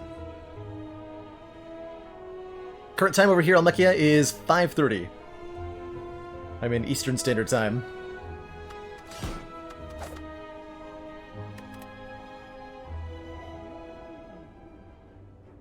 Give me the boss relic. It's a Philosopher's Stone. We start with one more energy per turn. Enemies, particularly Hexaghost, starts with 1 point more Strongitude, which will make them rude. With their damage outputs, a little bit scary, but the extra energy will be nice. That said, I am super worried about Hexaghost. I'm just gonna, super worried about that fight. Definitely. Definitely super worried. We get to go to this shop. We take a ton of events. We deliberately pick a few combats. Let's get our deck established with some card picks. A couple of events, take a fire, and then think about this elite. Now, if we pick up something like a leg sweep, a dash, a bouncing flask in the first few card picks, we'll be in good shape. Something expensive and powerful. But if we don't find that, we could be in for a bit of a beating here. We will see. Being able to play 4 starter cards right from the onset is definitely appreciated. Though. Time to raid neutralize, yeah. Definitely. Okay, good KO. Good job, Silent. Didn't take too much in the first fight, and we're offered some excellent options here. I like Deadly Poison a lot as a Hexaghost answer. I like All Out Attack a lot as a everything else answer. We have to fight everything else before we have to fight Hexaghost, so I'm thinking All Out Attack.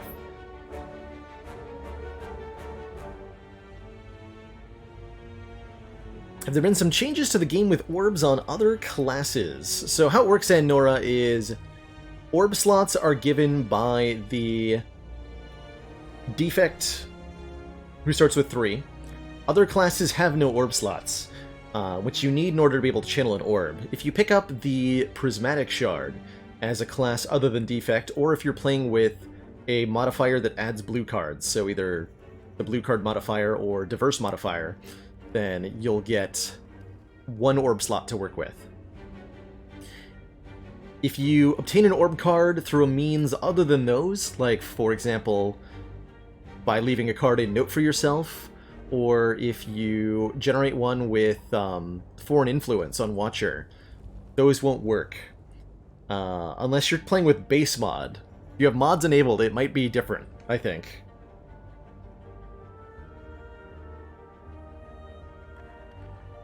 Yeah, Fire Flame, exactly. So if you have to have already beaten the Ascension that you're playing on, and a lot of players try to play at the highest available Ascension every time. It's how the game, like, kind of presents itself to be played, so most players do that. So they won't often see it. If you're the type that plays on A0 or A1 all the time, you're way more likely to encounter it. and it can be pretty fun. I've really been enjoying it going up and down the ladder, and I have come to really appreciate the kinds of gameplay you see when you play at a variety of Ascension levels. It's pretty cool. When we pick at the whale, we traded out our starting relic for the Philosopher's Stone. Body Radical. More AoE, or Cloak and Dagger. Fumes is great for dealing with Hexaghost, and is good besides. Applying 2 poison to all enemies every turn. I'm going to take that. Although I'll note Dagger Spray is great here as well, for some more front-loaded area of effect damage. This is a big yikes. You've got 18 effective health, so 3 strikes will kill. Actually, this is not a yikes at all. Everything is fine. Take 1 damage. Belay that yikes.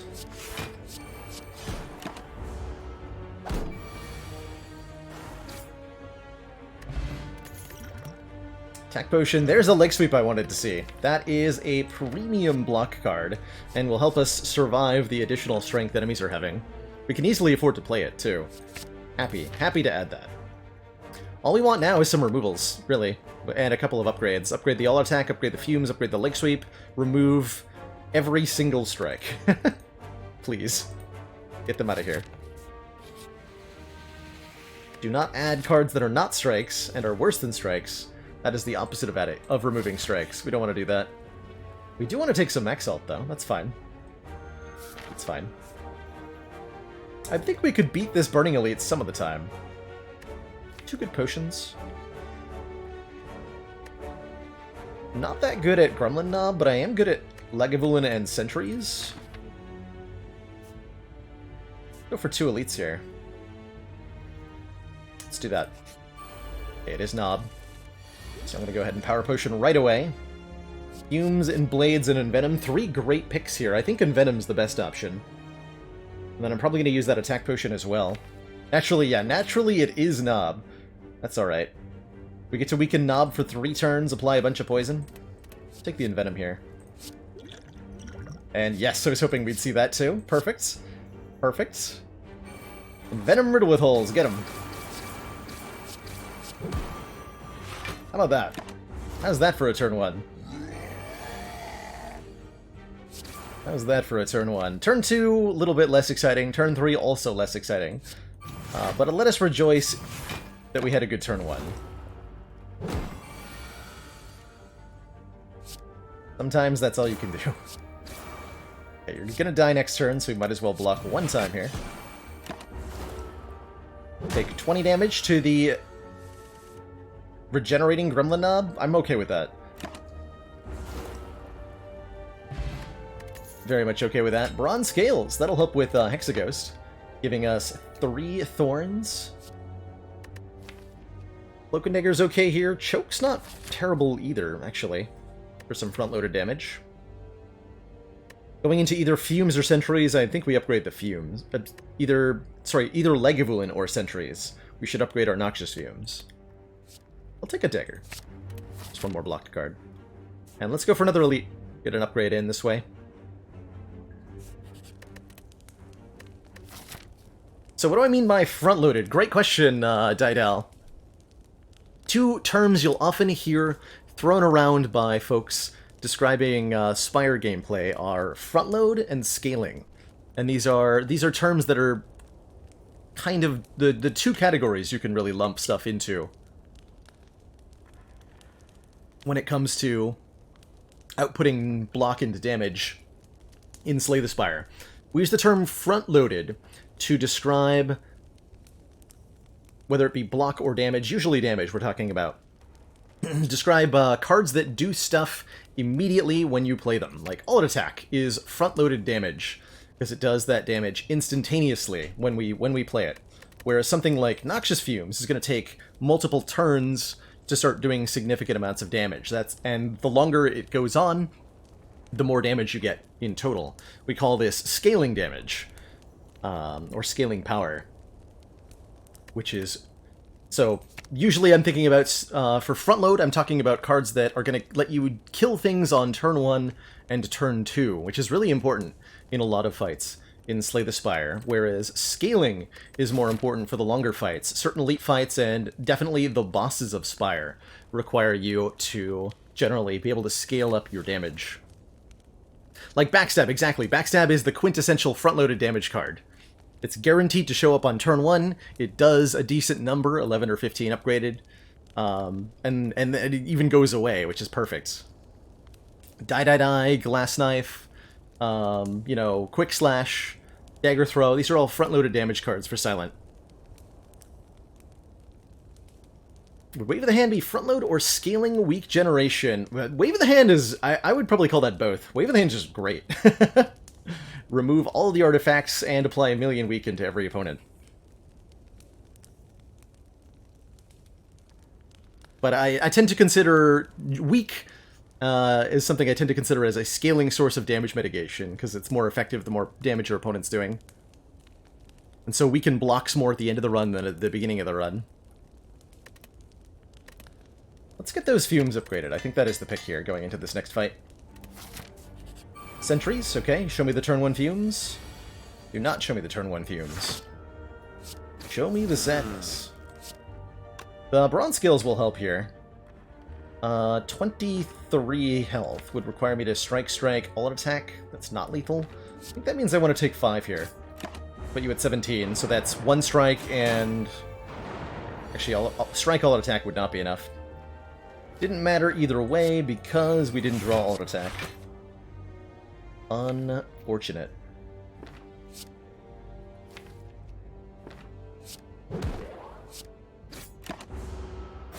Quite a bit here. That's okay. Should be most of the last of the damage. Gonna try to kill this front one by the end of next turn. Might have been more correct to go for the middle one here. Yeah, it was. Okay, we're gonna go for this one now. Try to kill it. Try to kill this one next turn, when it'll be attacking us. I'm just trying to get myself in range of a kill here. And we don't need it. Well, that's a good thing to not need. Huzzah. Now they're just both dead. Okay, that wasn't too bad. We lost, like, 15-ish health. And we get our starter relic back. Start of each combat, draw 2 additional cards. So now we're just up a boss relic, basically. Pretty cool.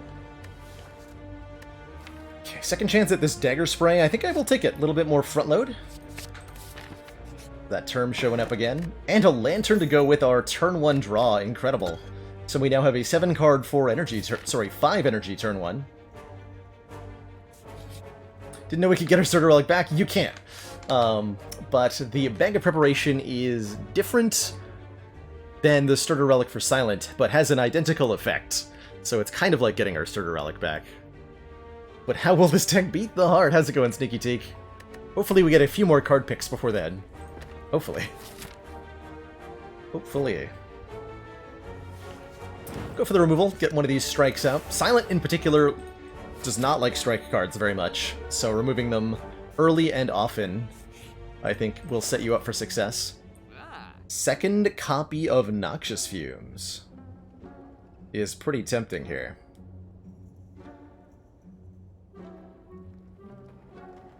Double Fumes, the Infumining. Don't mind Sucker Punch either for more weaken. Weaken is important, given that we have extra strength enemies. Blur not bad either. I like Sucker Punch. Fumes remove, maybe buy a potion too, because we have none, and we're going to fight an Elite and a Hexaghost to the next 2 combats? Yeah. I would like to buy a potion then. Can't get the upgraded starter relic on boss swaps, no Metal Stoops.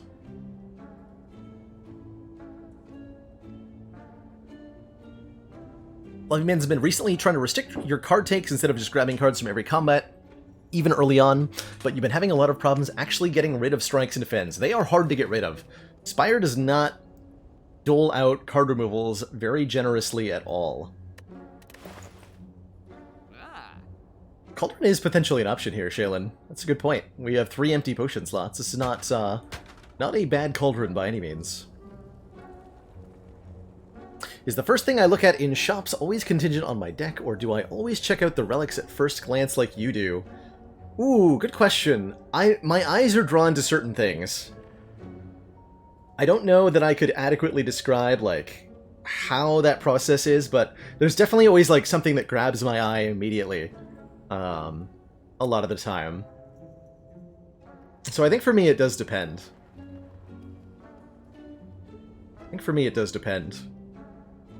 But like, my peripheral vision will pick up on stuff. With over 3,000 hours in the game, I just kind of like take it all in at a glance. Speedrunning helped practice that too. Just look at the rug first. I'm gonna go punch, strike remove, fumes add. Not enough to buy a potion. Well, whoopsie doodle. It's fine. I think we're resting then, because 22 health is not enough to beat a knob, let alone a +1 strength Hexagoost. And we've got mushrooms to anger too. We have lots of AoE. This fight is very much about your ability to do damage on like turn 1 and 2. We win this fight, we'll get a mushroom relic that makes us take less additional damage when vulnerable, which will be very helpful when we get to the heart. Very helpful when we get to the heart. And all of our AoE sources are going to make it a very short and easy fight. You can see that if you don't draw... Ooh, we didn't draw Dagger Spray. You don't have the ability to deal with these things, though. You can get it into a really out-of-control situation very quickly. So you need 8 damage to die. Oh, 8 damage? Oh no. You need 12 damage to die, so Strike kills you. Can't kill you. Ooh, I can only kill one of them? Oh no. Uh-oh. Well, shoot.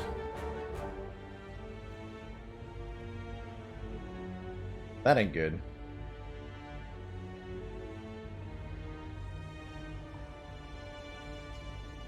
Yeah, that's not good. Let's see, if we kill none of them, the damage is going to be 22 plus 7, 29 incoming damage. We can block for 13. And I can Sucker Punch one of them, actually. The Defend Survivor Sucker Punch. Killing one of them removes 11 damage, but then brings this up to 11? And this up to... So killing... We should kill this one, if nothing else.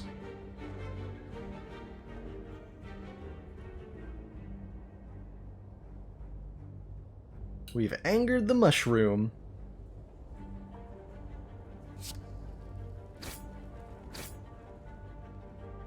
So then this is going to turn into 16, which is reduced by less than 5? Let's do this. Saves the most health. Then we win next turn. Take 13 damage that way. Ouch. We get a block potion, though, which is basically all that health back, actually, which is fine. And we get ourselves the odd mushroom. When vulnerable, take 25% more attack damage rather than 50% more.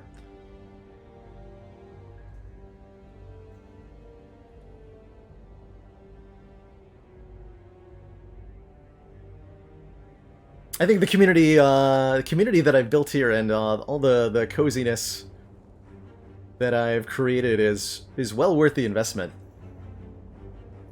Very happy to have to be able to sustain myself off of this as a job, and the incredible array of folks who continue to come here and express to me that the stream is important to them for one reason or another. Never makes me doubt that what I'm doing is important. In some interesting little way.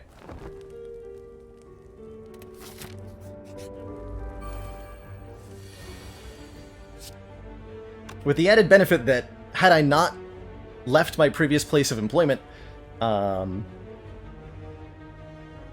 when I did to pursue this as a career, I wouldn't have a job right now. So I ended up lucking out in that fashion, too. Do I have a couch gaming chair? I don't. It's a big old comfy recliner that I've had for a number of years as a hand-me-down from a relative. I don't actually know where it came from originally, so I don't have like a product linked or anything, but I'm happy to have it. fumes. This is getting a little bit yikes. Ah, we're fine. Block potion if we have to. But the 5 poison per turn is nice. Good stuff. You stay weakened, you stinky knob, you.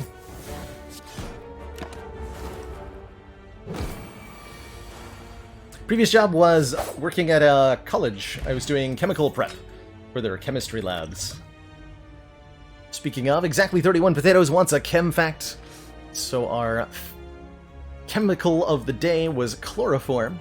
We were talking about being pioneered in the 1850s as a surgery anesthetic.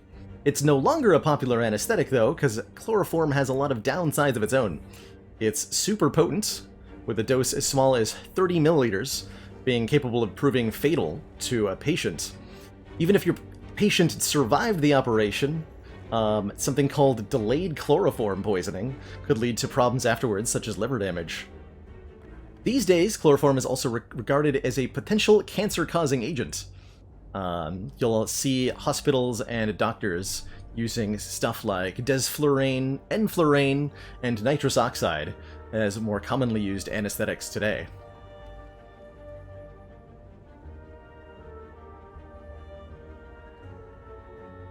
Chloroform for that nuclear magnetic resonance. It's definitely got some uses in the modern times. What all does that entail? Lots and lots of molarity calculations, mainly. So, like, you know, we would have labs where students are exploring the reaction of various group 2A metals. So, like, one of the labs involved mixing preparations of,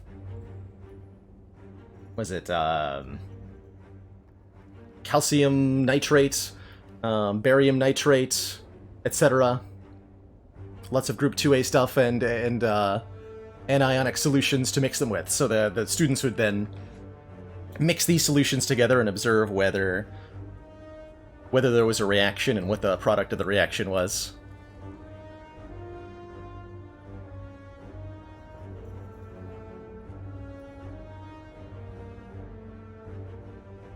Chloroform has a pretty bad rep. Yeah, that my last chem fact will talk a little bit about that.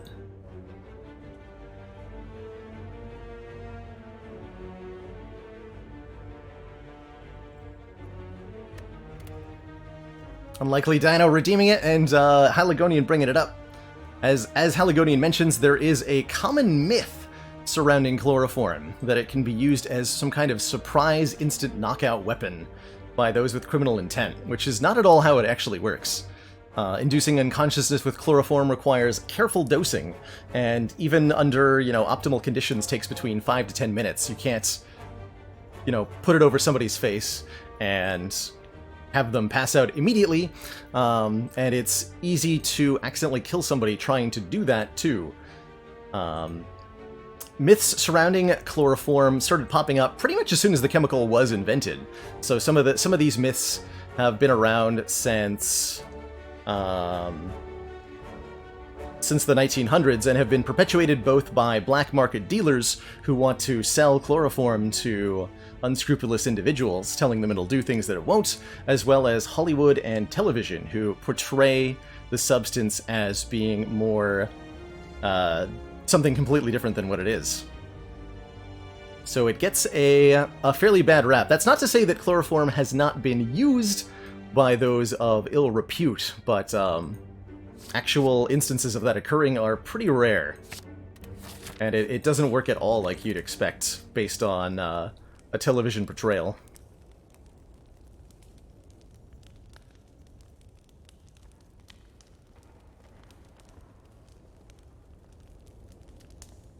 So, there are... I'm not going to give advice on how to achieve the intended result otherwise.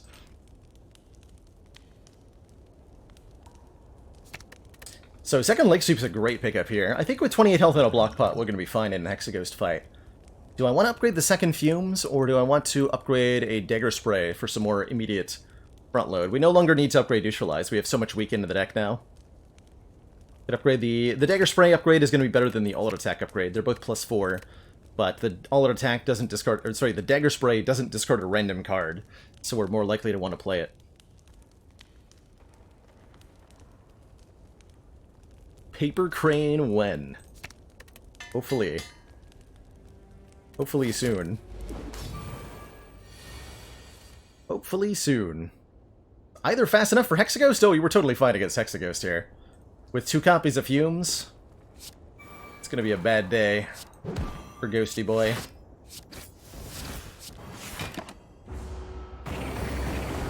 Three times 6 with Weaken. Pretty yikes. Could use our block pot here, but I'm okay just blocking for 10, taking 8. It's fine.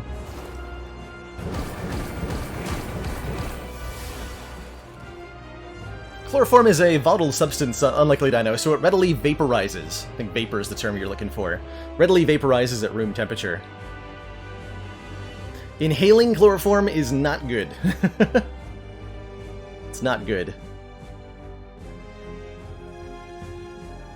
In an exactly measured dose, doing that would potentially result in unconsciousness, but the far more likely outcome is, you know, as a very potent substance, you're likely to either achieve completely nothing, or on the other end, you know, if you too little, basically nothing happens. Too much, cardiac arrest and death. Neither's good. I believe, how is it normally administered? It's not usually by breathing. I think it's intravenously.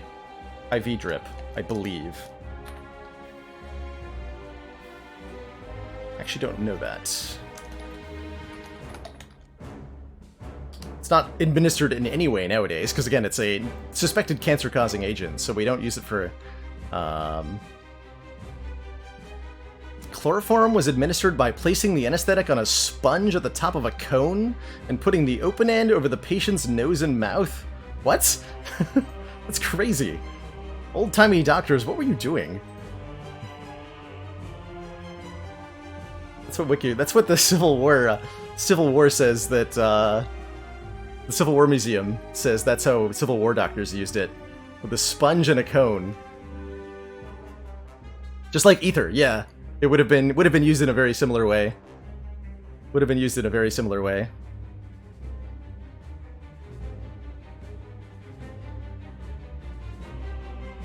While we're taking chemistry, can I remind you which way around the water and acid goes to not go badly for you when mixing? The way that was told to me, was remembering it like A&W, the root beer brand. Acid into water.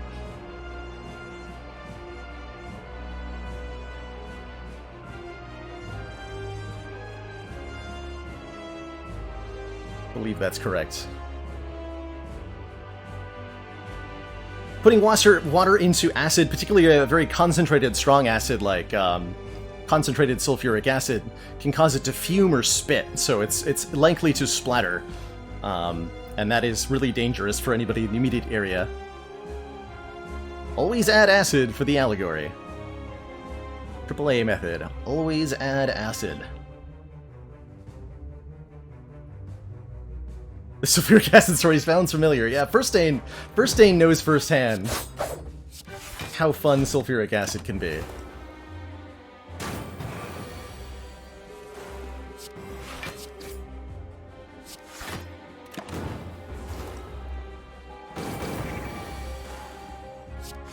Get him. There we go, we can coming up. I don't need to play this Lake Suit. So, with 5 poison per turn, the damage just gets out of control on poor Hexy here. So quickly. Vajra doing huge work, by the way. I didn't really talk about Vajra, but this is a relic that does wonders with Silence to improve your early, you know, that front-loaded damage output is so much more manageable with 1 strength. Easy fight. GG. Yes, always add anything to sulfuric acid very slowly, ideally while stirring. One of the things that, again, concentrated acids like sulfuric will do when you add water to them is that they'll heat up tremendously. Lots of heat generated from that. And that is scary. So it can also cause it to, if you adding it too quickly can cause the solution to boil, and that's really bad.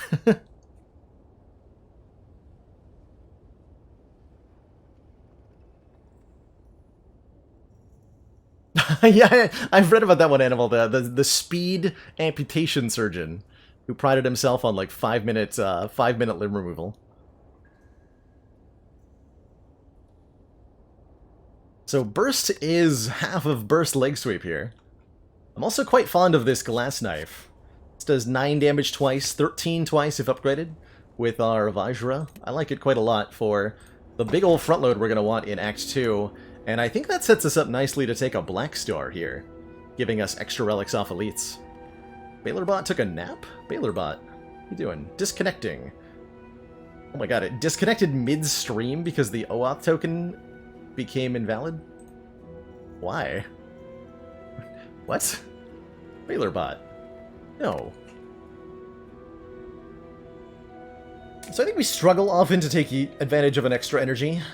Plus no upgrades is kind of stinky, and no intense is even stinkier, especially with Philostone. I have to do Philostone Runic Dome math? No thank you.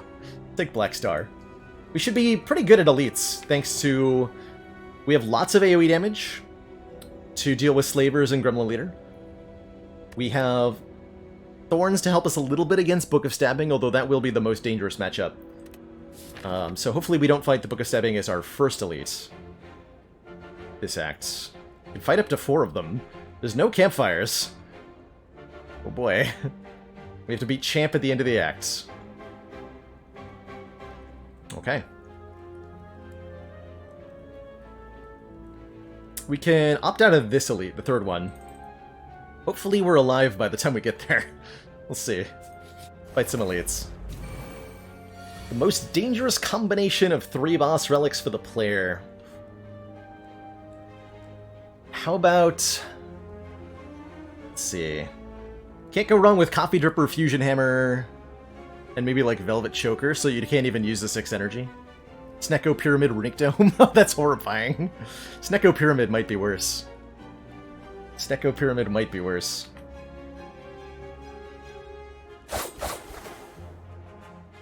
If I can avoid actually knocking you... No, I can't really. Not without avoiding damage too. Or not while avoiding damage too, excuse me. Let's take all the birds out of the sky. Get them. Philostone birds, more like Philostone nerds. Got him.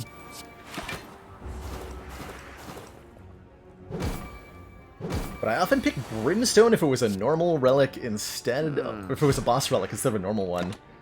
And Brimstone is a boss relic. I would definitely take it in speedruns. Wow. Wow. 3 upgraded random cards. Commander, the audio damage from the campfires would be terrible. I think they fixed that, Maniac in a Mask. I believe that has been patched, but I know what you're referencing and I like it. Toad, thank you so much for gifting a sub to Mr. Rainbow Cream. Welcome to the council. Quick Slash is 13 damage. And a draw. It's pretty good. This Trops Plus is also pretty good. But I have 2 damage powers already. I think this is Quick Slash. It's a Quick Slash. Uh-oh.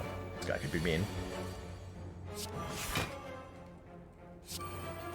Instead of Burst Leg Sweep, try just playing 2 copies of Leg Sweep. Brand new packaging, same great taste.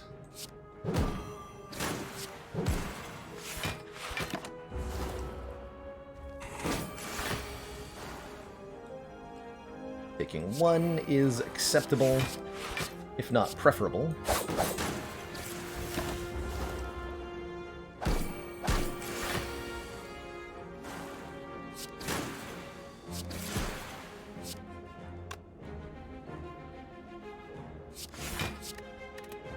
Should die to the first hit with the thorns here. Commander, one of our X-Bot's most good. valued supporters says continued support of the XCOM project. I'm down with with Black Star, I think that's going to be pretty good. Miasma Plasma, thank you so much for 15 months. That is many, many months. Many, many months. Uh-oh. Uh-oh. This thing does lots of damage with Philostone. 9 times 3. So we're probably going to have to use at least one potion here.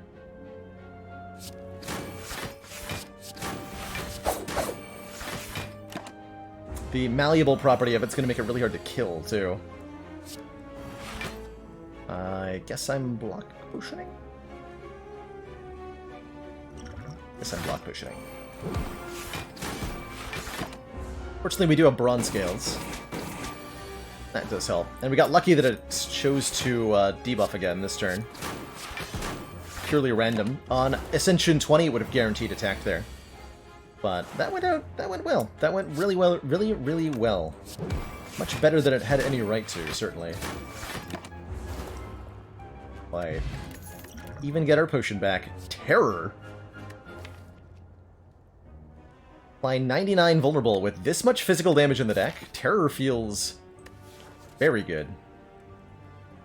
Terror is one of the big ways for Silent to scale up her physical damage. Let's take it. This is how you end the fight. Determine what kind of cards you get. Not at all, Gold Chain. Not at all. The cards you are going to get at the end of the fight are determined before the fight even begins.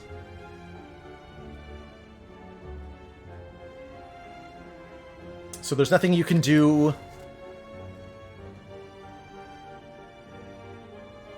Hold on. There might be one thing you can do. There's not supposed to be anything you can do during combat to change the outcome of the reward. But there used to be a couple of cards that would do it under the right circumstances.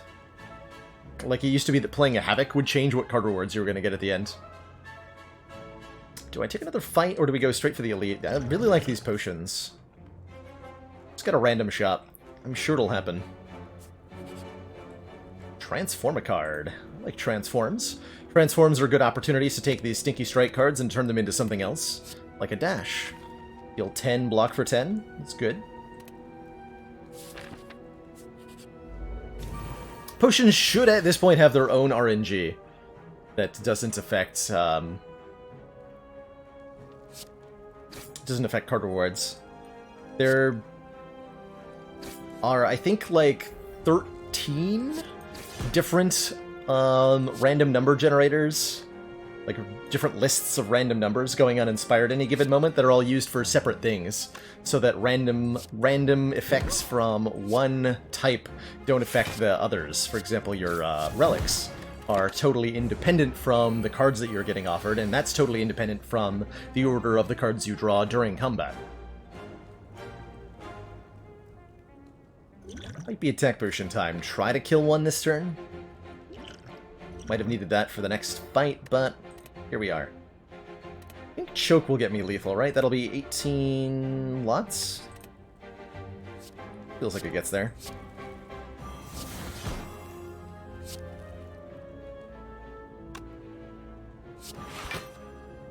So this will do 16 plus 3, so we can do fumes here. Or I can strike. 7? It's gonna be better. Oh! I think that was a pretty good attack potion. Saved me at least 7 health there. 7 poison and 2 weak to all enemies. I mean, probably. Right? Probably.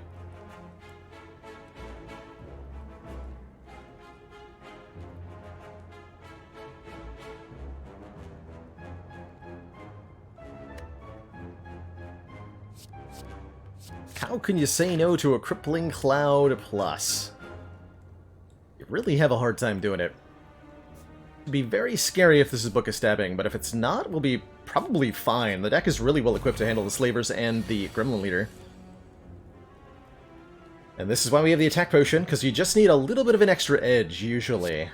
You want to be able to kill the red guy first. This guy makes you vulnerable, usually on turn 2. And it is very scary when they do that. Okay, not the turn I wanted to draw Terror on. Well, I mean, turn 1 is the turn you want to draw Terror on, but, like, not 2 draws into the turn. Dagger Spray, Cloak and Dagger.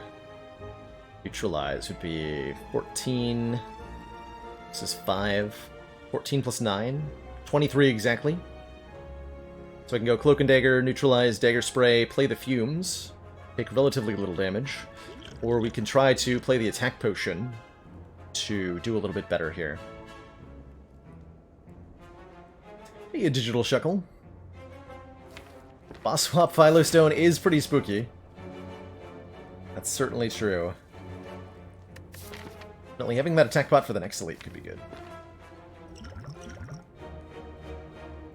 I'll use it now. I think another Dagger Spray sounds great to me. Now we can play the Neutralize on the front line.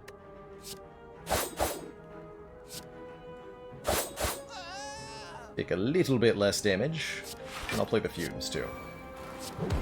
Might have actually wanted to play Terror on the front guy. I might have even been able to kill if I'd done that. I think we had a better route to take that killed 2 slavers there. This is fine though. Leaving with 50 health is going to be good. So I feel like we're going to get a Mango. Nope. Got a Molten Egg though. Whenever we add an attack to the deck, upgrade it. Grand Finale Plus? The Mangolten Egg.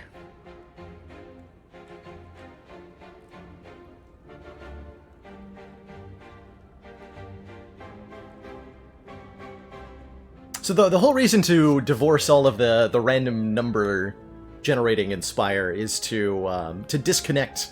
The intended property is to prevent the player from affecting their RNG in unexpected ways all the time. So, for example, imagine if I save and quit here, played the fight a little bit differently, and as a result of doing that, when we win the fight, we get 3 totally different cards at the end of the combat. Is that an outcome that you want to be able to have? The Spire devs say no. We don't want you to be able to change the outcome of your combat rewards by, like, drinking a potion or playing different cards or anything else. And so we have these different lists of random results that are generated ahead of time. It also allows seeds to function because if you separate the randomnesses, then, you know, if you intend to be able to recreate any particular outcome, right? If all the randomness is tied together in a singular list, then in order to get the same results in a given seed, you'd have to play exactly the same way as somebody else. The same card picks, the same card plays, the same purchases, everything. Grand Finale could be good in a world where we had a completely different set of cards. I don't think it's good here. Get some more relics, though. Ults! Today is the day I must skittle the score with the murderer of my beloved pet Noodles. Your cause is just, good sir. I will give you my money. And hope that you win. Doesn't. We'd lose the bet, but at least we weren't gouged by that lance. Didn't fight the Book of Stabbing? That's a good day. That's a good day. Any day where we don't get stabbed is a good day. I think. Okay, 7 poison or 18 damage. I think I want the poison. Damage per turn is going to matter a lot on leader here. Not happy with your choice of attacking, sir. But I will accept it. Will accept it. We're going to go to this fire, probably. Terror or Fumes, number 2.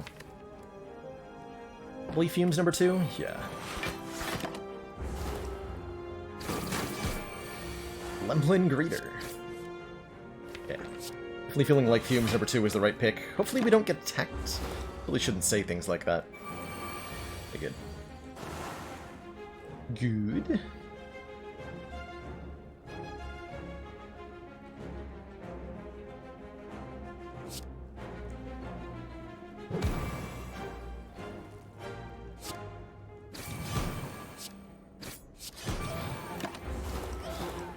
Get him. Alright, good fight. Not too bad, we only lost 8 hit points. I'm pretty comfortable with that. Get ourselves Pen Nib. Every 10th attack we play is double damage. That's awesome. With our Glass Knife, with our Quick Slash pluses. You know, these are 13 damage attacks. Doubling that to 26 is going to be huge. Dreamcatcher's good too, because resting sounds good to me right about now. Getting an extra card pick could be nice. Actually not a bad dagger throw, but I think we have enough upgraded attacks already that I don't need to add more of them. There's a limit to how many damage cards you can reasonably have once you're drawing enough that you get to play them, you know, pretty much every turn. Adding more simply makes it harder to draw block cards when you need them. So I don't think we want to be adding more. Setup is an interesting option here, not one I'm too excited by. Can work well with a well-laid plans. Or a pyramid or something.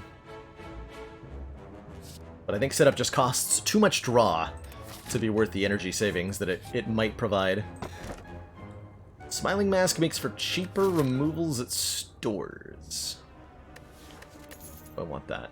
Pretty late.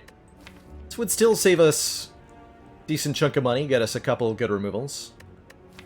We're paid for 2 removals already, so we should have 100 gold removals currently. So if I buy 2 more removals, this is effectively going to be 50 plus 75, 125 gold. Better than a Mob Bank is, usually.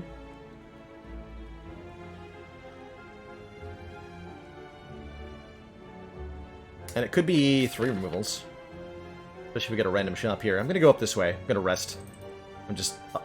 I don't think I can reasonably take 2 elites.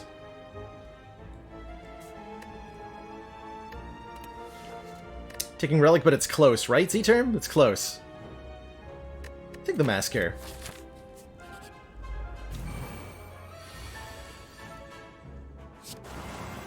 Damn, choosing the mask.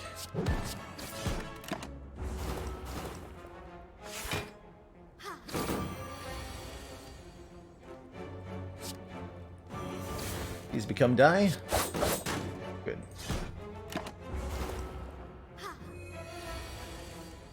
Get him.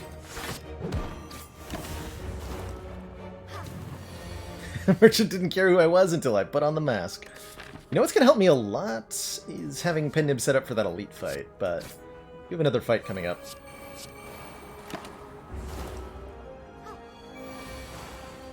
Still going to try to win this with Pen Nib on 9. If possible. Oh. Nope. Not if it costs me damage. Strength Potion's great. Bouncing Flask for more poison. We have to beat Champ. Bouncing Flask will help a lot against Champ. 3 poison to a random enemy 3 times. Not a bad Cloak and Dagger either. We're probably going to use our Dex Potion on Champ.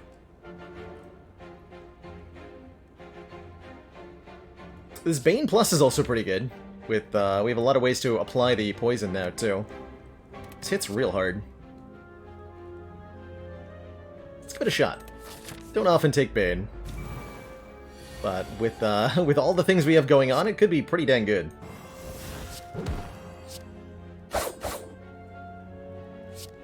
Get up. So this was a random fight. We still have another one before the Elite, so I don't really care what...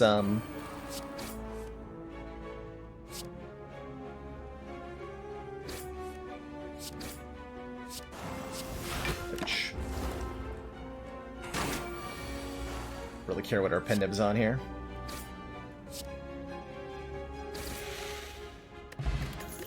Your pot's nice.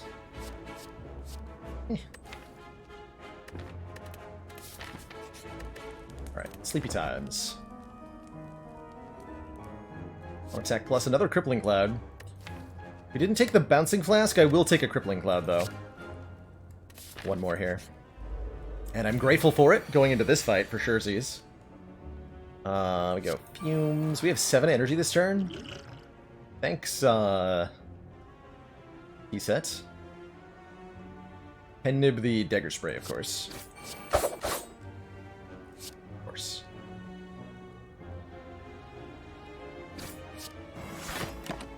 Really wanted to sweep that one. But it's fine.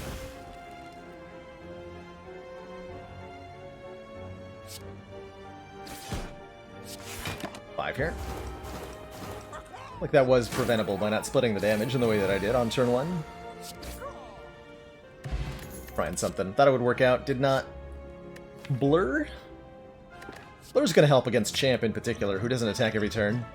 Cunning Potion over Fear Potion. Cunning Potion over Strength Potion, maybe. Fear Potion's really good against this elite fight. And I want the Dex Pot for Champ, so we'll take the Cunning Potion here. And these two will let me kill a Slaver on turn 1 pretty reliably. If we fight Book of Stabbing, we did not. Lucky us. Not fight Book of Stabbing.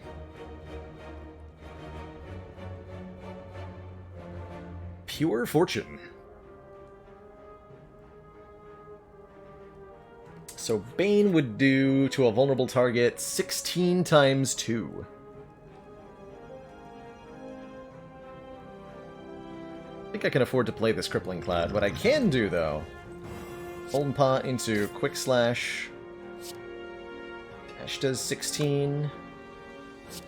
Bane would kill. We can do Dash, Bane, Cloak and Dagger, or Bash Dane's Survivor. Also not... You can also use the Cutting Potion.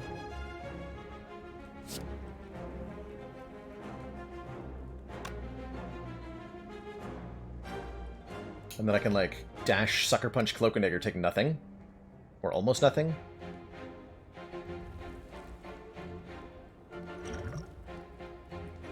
Not gonna get used to this on Champ, anyway. Get him.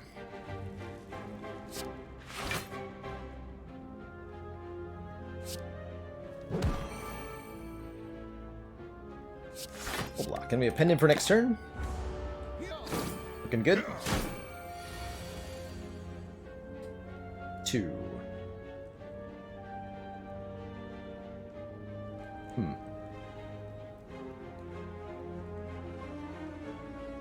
Can't actually not take damage on this turn.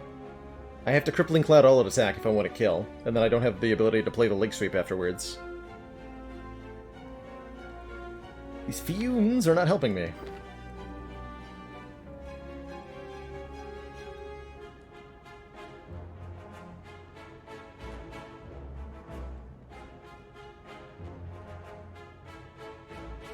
Chat just break? Can you hear me, chat? Are you there? I'm being told welcome to the chat room.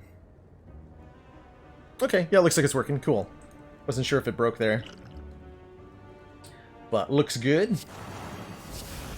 Excellent work, Commander. This council is pleased to see our Aclidinium. continued support of this project has been Thank you so much for 2 months. Twitch Prime support. That counts. Where are the train stewards when we need them? Did that to you as well? Okay, it sounds like a little Twitch chat hiccup. Wanted to make sure we're all still here. Guria! Ooh! Okay, we can go full damage silent now if we want to. Oh man. And then upgraded poison cards too. What is this run? Take a Deadly Plus. Letter Opener's great here. And I think we're going to lift, giving us a 2nd point of strength. We have lots of attacks that are going to benefit immensely from the strength we can get from Guria here. Deck is trying to do a lot of stuff, and I think it's going to work pretty well, because we're good at the things. We're good at the things. If I was a dev, what would I add remove? I would make Tiny House give you a common relic when you pick it up. I would definitely do that. 100%. So our goal in the champ fight is to line up a pen nib for the split here. When Champ gets below half health, he becomes very angry boy. We would like to pretty much kill him the turn after he drops below half. if at all possible.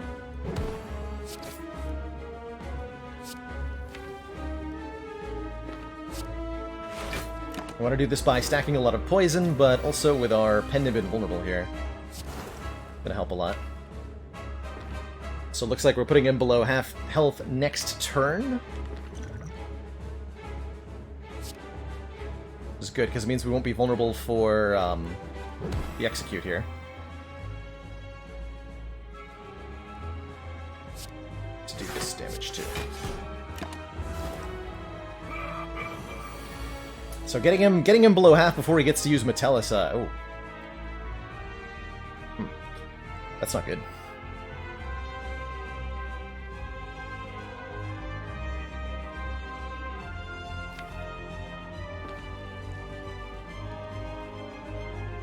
It's not ideal. He's going below half this turn no matter what, because we have poison, so we have to do as much damage as we can. Get that letter opener going off. Pen-nibbed Quick Slash, not the best. I was hoping for Glass Knife or Bane, but it'll do. It'll do. Champ is about to remove all debuffs from himself, so this Deadly Poison is only 7 damage. It's only going to do the immediate damage. Let's play Strike instead here. Challenge me to buy an entire shop. We'll see, Odell. We'll see if the right things happen. Right things happen. It could be. Well, that's a tough one. Tough one. So, this is the dreaded execute. We were lucky enough to be able to block a lot of it with Weaken and not being vulnerable. And block for 28, incoming damage 34. Wouldn't take too much. Do I need to play this Dagger Spray, though? I don't think so. Plus we get to do 5 with the defend anyway.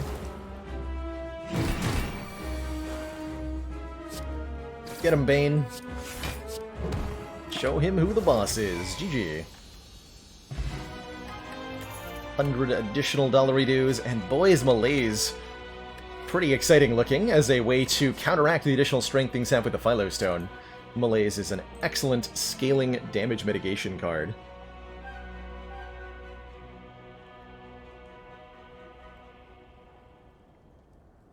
Numbers on Champs Execute scare you way less now that you've seen some crazy numbers in Wrath Stance. And knowing that you can sometimes block those crazy numbers in Wrath Stance. BSG Apollo, how much do we heal after boss fights? You heal... So, if you're on Ascension... On lower than Ascension 5, it's a full heal. Otherwise, it is 75% of your missing health. So the amount you heal is going to depend on how damaged you are. Definitely, these are not as good as Malaise here. Ooh, Snecko Eye. Let's see, we got 2 cost card, 2 cost card, 2 cost card, 2 cost card, 2 cost card. That's a pretty good Snecko Eye. It's an extremely good Snecko Eye. We'd be drawing 2 extra cards per turn, and we would be confused, meaning our cards randomly cost between 0 and 3. I think on average, especially with 4 energy, Snecko Eye is going to let us play a lot more cards per turn. The other good option here, I think, is the Slaver's Collar, giving us extra energy during boss and elite fights. So, you know, given that we have the Black Star, Slaver's Collar feeling extra good here. Malaise isn't near as good as that BS I pulled in Monster Train the other day. It is if you get Ice Cream. It can be. I have definitely seen Awaken one at negative 50 strength before. But it's been a long time. It's been a long time since I've done that.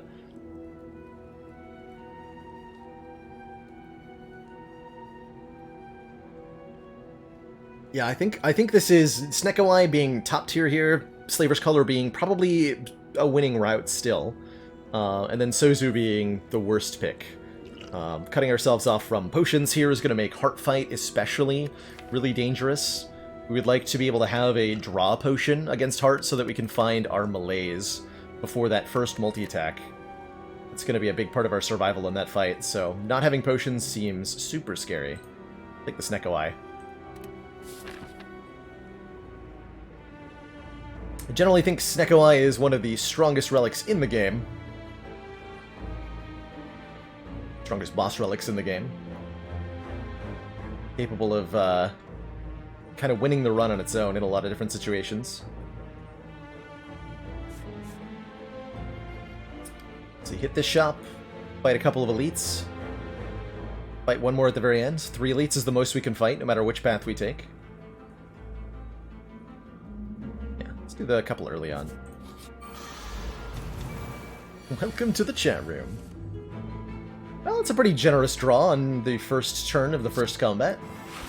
From Snecko, we get to play a lot of stuff here.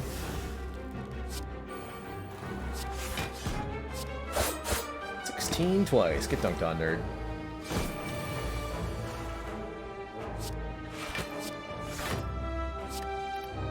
So what we play is kind of up to what Snecko lets us play most of the time. But one of the big important things that the Snecko Eye does is give us more options on each turn. By drawing more cards, you know, the random cost aside, the random cost is, of course, a downside to the Snecko Eye, and the upside is the draw that it's going to give. That's what we're looking for. Mayhem? That's actually a pretty good Mayhem deck. Think about that. Apotheosis to upgrade all of our cards is very good. We have a lot of unupgraded cards in this deck. And probably none of these. But Apotheosis Mayhem sounds like 2 great additions. Usually see me take 3 colorless cards in this event because the rare colorless cards are so good. Our boss this fight is Donu Deka. Donut and Deckard. Ronut. Spiky Lad.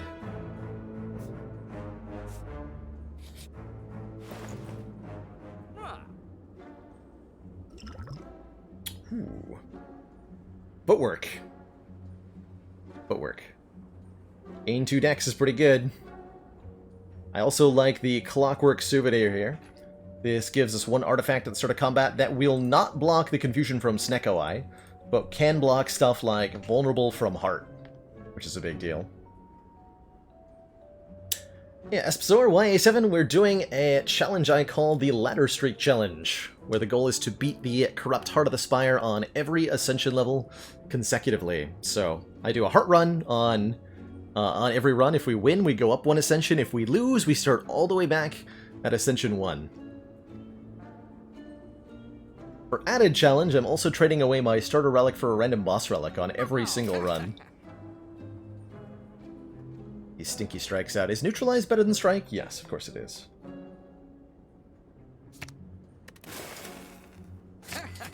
Still have 215 gold. Could buy a potion, could buy Bouncing Flask, which is not bad with Snecko Eye. Die is pretty good here, although 153 is a lot of gold to pay. How would I rate Relic Swap on Silent Ascension 20? Pretty risky.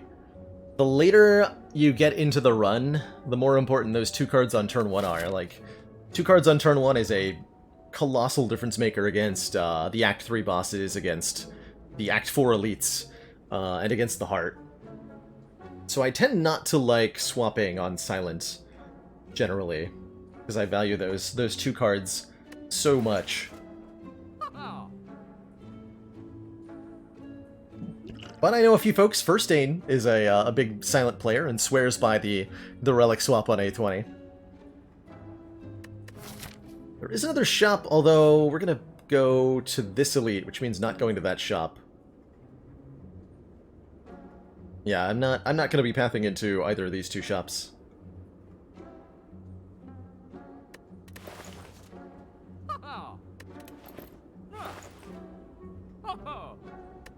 Attack potion for Reptomancer, maybe? Yeah. Let's give ourselves a little bit of Reptomancer insurance here. The classes that I personally enjoy swapping the boss relic on the most, Hermes, are the Defects and the Ironclad, who I think really benefit particularly from the extra energy. Defects feels like the one who least minds giving up the starting relic, and Ironclad benefits the most from getting an energy relic immediately. So those are my 2 favorites. Watcher works okay, but I feel like she's consistent most of the time without an extra boss relic. And Silent just misses the draw too much. A little bit too much. Snecko. Snecko, please.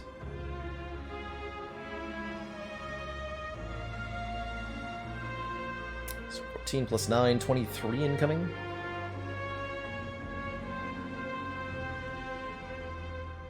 Do I dare draw with Quick Slash? Oh no, wait, Bane will kill you. What am I on about?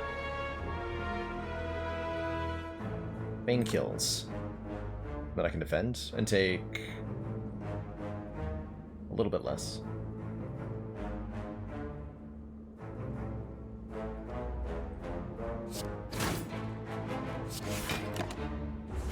Hey, Frey Wolf. Would Bane on its own have killed the front?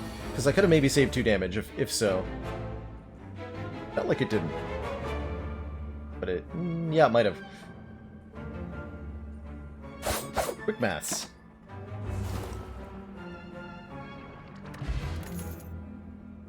We have way too much weaken already. I don't need another Sucker Punch. Don't need another Fumes either. We'll skip all that. Going this way for the elites. Transience is here. As is Apotheosis. Apotheosis will make Terror free.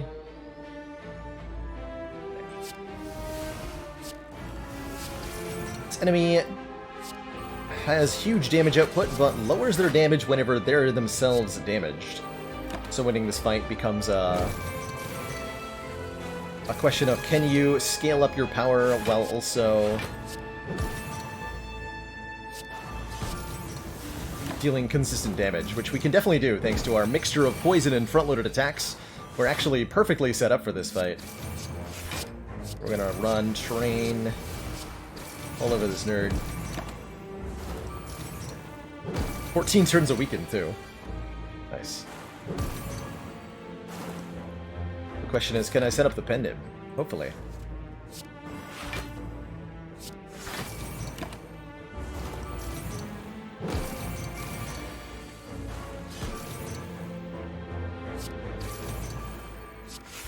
Yes.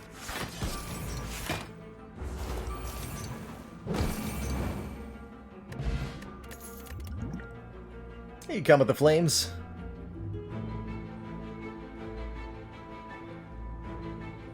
What should have been the game? What do I think in this game deserves the Big Jerk title the most? Wobbly Avocado is, of course, a good candidate. Snake Plant, Big Jerk. Champ himself, I think, is the biggest jerk, however. Gotta be Champ.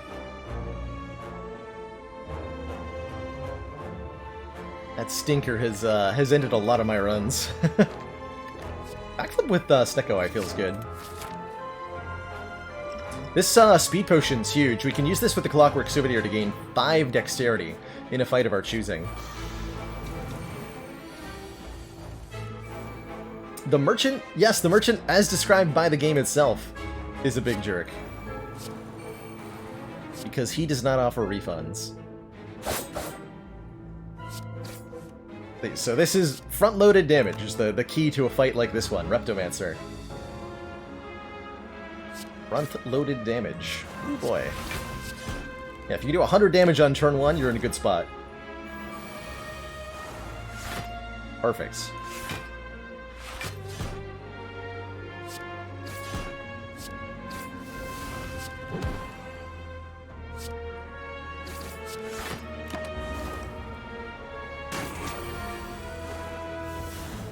Nice. Just played Apotheosis off the top of the deck. Thanks, man.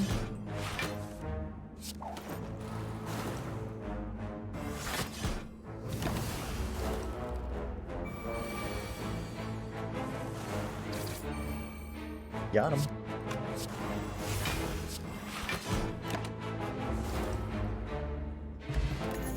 Mummified Hand. Whenever we play a power card, a random card in hand will cost... In hand? Will cost 0. Get it. Ooh, Gamble and Whale are both good. We have yet to find a Piercing Whale. One of the best block cards in the game, if you ask me. This is disgustingly good common. It's so good against multi-attacks, it's so good against the heart. And it's going to be great against the Spire twins, Spire Spear and Spire Shield. Is where we really want this. It'll be good against Donu and Deka, too. Pick it up. I like my potions. Actually, Blessing of the Forge, now that we have Apotheos, is not that good. Discard it. Take on more elites. Yes. More relics, please. Juzu Bracelets. I have one more question mark for the whole run. Take the Sapphire Key, and that makes me feel pretty good about the Smiling Mask. Good job, Smiling Mask. You were better than Blue Key this run. What is the Vajra supposed to be? It's a ceremonial scepter from ancient Indian culture, I believe. Used in Hindu religious ceremonies of some kind. So it's not something you would ever see unless you were studying, like, Indian history.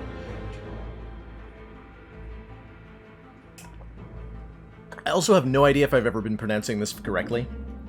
Is it Vajra? No idea. But a lot of the Spire items are taken from different cultures. Like Sozu, Omamori, Tori, these are all Japanese objects. Weirei?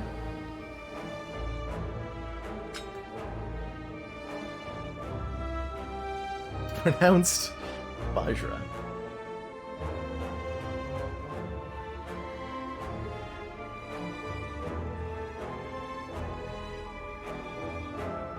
It's a type of club with a ribbed spherical head. It uses a ritual object to symbolize both the properties of a diamond, indestructibility, and a thunderbolt, irresistible force. Unstoppable force and an unmovable object, symbolized by the same entity. Like that. Hey Johnny J, stream's going great. Glad you're here. Let us commence the pen nibbining. Pen nibbining? Pen nibbining. I think we just actually malaise for a million. This guy is big spooky. The big spooky.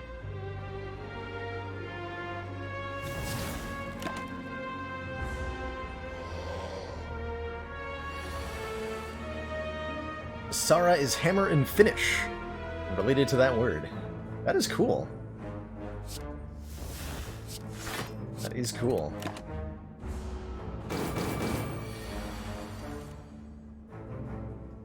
I have cards that I can play. Hey, Mummy Hand, thank you. She forgot we had that. Until literally just now. That's good to know.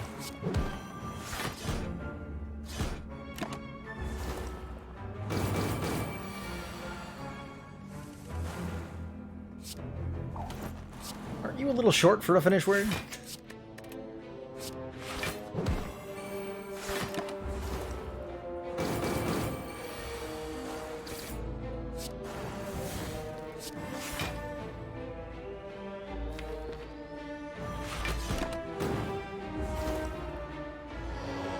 I do say it right. Okay. I'm willing to believe this because it is convenient for me.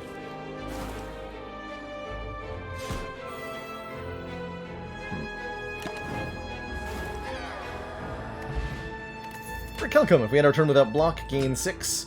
Frozen Egg will upgrade the Wraith form I'm about to get, or the Infinite Blades. Yeah, thanks.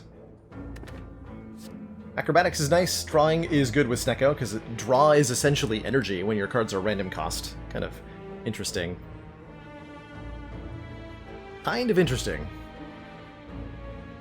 Do I think an extremely strong card that perma-exhausts would be a good or interesting addition to the game? Like single use. Feels like there's some overlap with potions there. Kind of what they're doing. But it immediately reminds me of item cards in Grifflins, which are basically exactly that. And I don't know, they're a little awkward. Is that I find I end up with like the RPG potion syndrome with them, where I just don't want to play them because I think they'll be more useful later.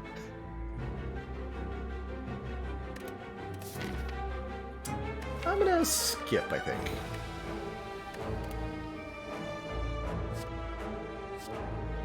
Maybe? Nah, we'll take the Acro here. Art of War is excellent. If we don't play any attacks during a turn, gain an extra energy next turn. I think that would have been better than the Smiling Mask. And I'm gonna lift. Because we are not strong enough. Don't have a pantograph, right? No, that was last run. Okay. We can never place the destroy cards in Grifflins. Exactly. It's like, what if we need them later? And it's the end of the run, and you're like, well, I guess I could have played that.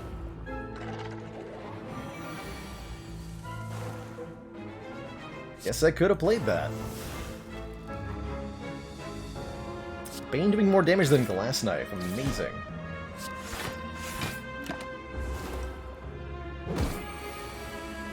Amazing.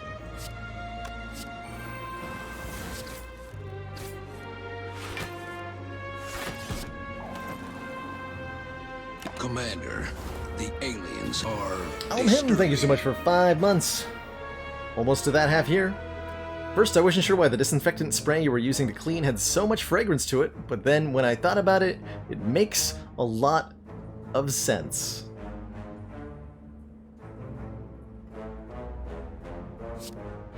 You see.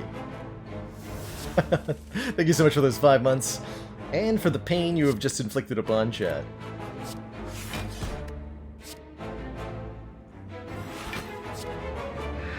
Take nothing instead of taking 1. We're in no danger here. 1 times 3. Nice try, nerd.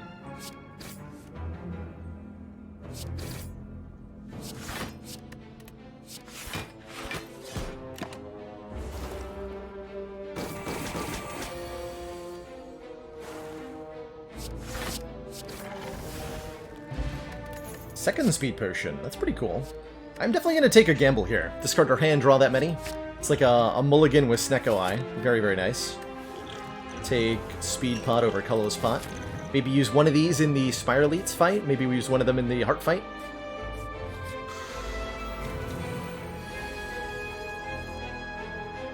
Our artifact is going to stop this Constrictment Cold, which is great. Stuff free, please. Thank you.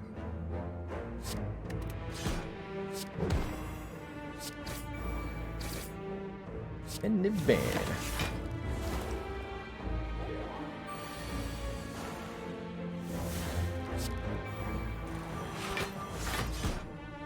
I'm going to choose not to play Neutralize so that Art of War can give us an extra energy on the following turn.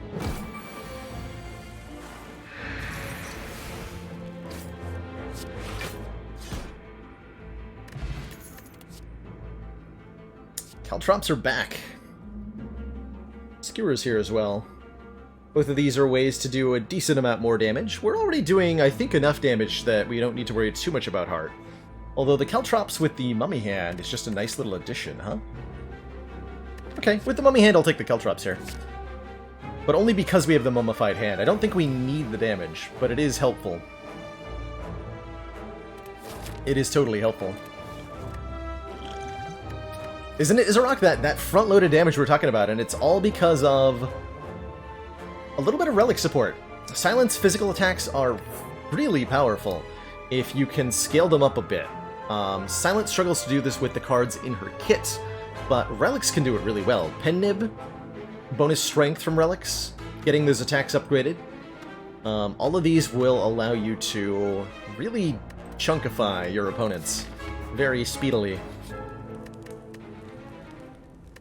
With the great fastitude. I'm going to recall here so that we can rest before the boss if we feel it necessary. Giant Head. With Snecko, does upgrading a card that reduces cost in hand just reduce its current cost by 1? Not quite, Dai. It's a bit weird, actually.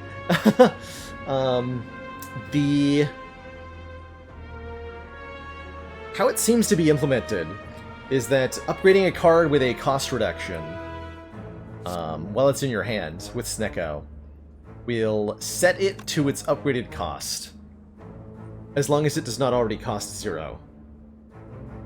So, for example, Dark Embrace costs 2 normally, upgraded costs 1. If you have a 3-cost Dark Embrace in your hand and you upgrade it with Apotheosis, it'll become 1 cost. If it's 0 cost and you upgrade it, it'll stay 0 cost. And if it's anything else, it'll go to 1 cost. Kind of weird. Kind of weird.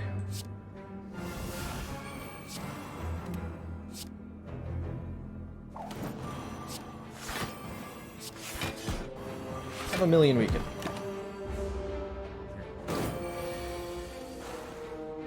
Ooh. 3 mayhem.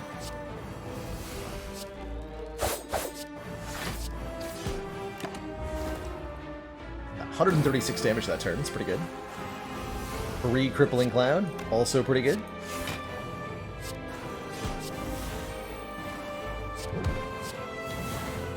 Sap off just a little bit of strength. Pen-nibbed Bane. Excellent. 100 exactly. Beautiful. Hey, you Dillet. What about Barricade or something that upgrades to 2 costs and costs 1 from Snecko? That is a special exception. Remind me to show that off after this run, actually. Because it's a cool little edge case. I think most people would be really surprised by the outcome. Maulbank. Yep, you're worse than Smiling Mask. Whetstone upgrading 2 of our attacks. Another Acrobatics. 1 was enough, I think. Do I want another Bane? If Mayhem plays Malaise, then we get the full-powered Malaise equal to how much energy we had? 5, probably. But it doesn't cost any energy. So Mayhem hitting Malaise is very good. Mayhem hitting Malaise is very, very good. Ooh, those are good upgrades. They're very good upgrades. 35 cards already, plenty of attacks. I don't think we need this Spain. It's nice, but I don't think we need it. Keep the attack potion for Spire Elites. And I'm going to lift. Go up to 3 points of strength here. So 4 innate strength between Vajra and the Guria here. It's crazy good. Just received the support of another Glimmerman, thank you so much for that Twitch Prime sub. Welcome to the council.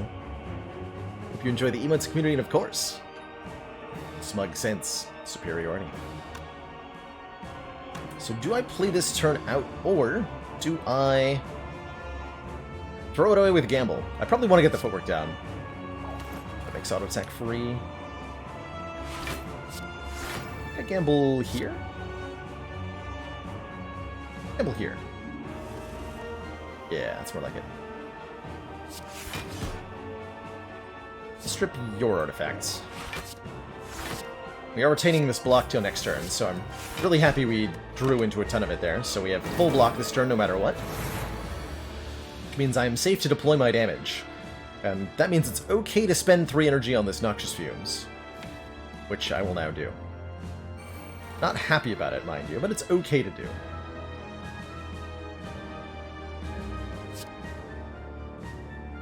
Weaken for next turn.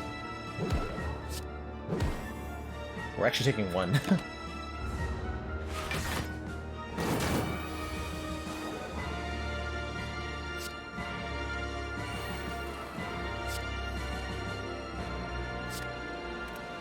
Okay, Apotheosis will make Terror free. We can then play Piercing Wail to block, which allows me to put Terror on Donu here. Off for 10, and Sap your Strength. Let's take nothing. And we got Art of War this turn.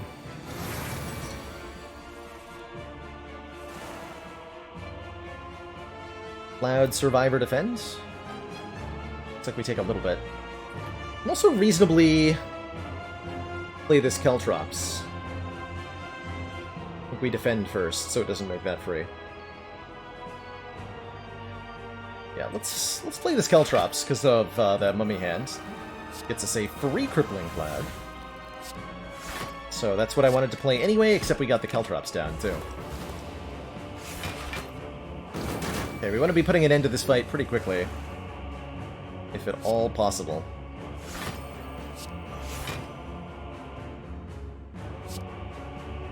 Oh, heck yeah. Ka-chunk!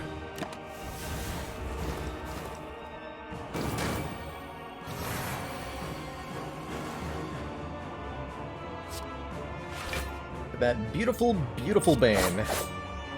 Putting in great work here.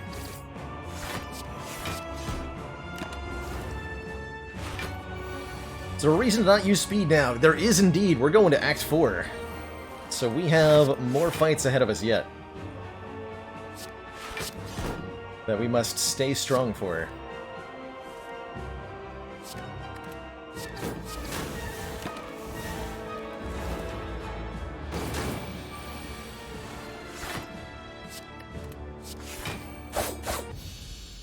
GG.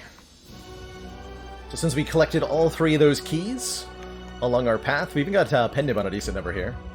2 thump, 2 thump, deep pulsing dread. Be felt throughout the room. This is the source of all this strength on silent. Might just be. So since we have those 3 keys, we proceed to the ending. And the true final boss of the Spire, the Corrupt Heart, awaits us here. We get a fire, a shop, have to beat a super special elite, and then it's heart time. We're missing 10 health, so resting is pretty dang good. It also gives us a card pick because of the Dreamcatcher. And I don't think there's any upgrade we have that would be worth 10 hit points, especially not with an Apotheosis in the deck. Carbs are the #1 killer of hearts. Carbs and cards. Go for the rest here. Dodge and roll plus. We're gonna have lots of decks, so this is double blunking. Give to me. Give to me the double blunk. Oh my goodness gracious. Catalyst. Ori. Snecko Skull. Amazing. So somebody's asking, what do I notice first? In this case, it was the Snecko Skull that I looked at first. Then I noticed the Catalyst. And then I looked at the accuracy and I was kind of revolted. Everything else is great, though. Eternal Feather, just in time. To heal us at the next, rest site? Yeah, as if we need it. We're doing plenty of damage. But, Snecko Skull says, when we apply poison, add 1 more. Catalyst says, double the enemy's poison. Pretty good. We've got good potions already, so I don't feel the need for a new one. This could reasonably be Snecko Skull Ori remove. Or Snecko Skull Catalyst remove. Definitely buying Snecko Skull. I think I want to look in the Ori, rather than buy this Catalyst. We don't need this Catalyst, to be clear. 2x and then +1 scot-free, so 10 would go to 21. For example. See, we just get a better Catalyst than the Ori. Easy. Easy. Good job, Ori. So since we're in Act 4, all these cards have a 50% chance to be upgraded, and wow, are we seeing lots of upgraded cards here. There's another one! Easy. Just take 2 Catalysts from the, maybe we want this Dodger roll. All of it. We'll take the second Catalyst. And I'm definitely taking that Piercing Whale, too. This one. Don't want anything else. Only we'd had Ceramic Fish, we could have bought the 3rd one. Oh well. Oh well. Forever 9 gold away. We have a little bit more money that we could spend, but I don't think there's anything we can actually buy that will make the deck better. I like this attack potion, particularly with Pendibon 7, I like this attack potion for turn 1 of this fight. And this fight is one where having some big front load matters quite a lot. Man, we never got this Glass Knife upgraded, huh? How unfortunate.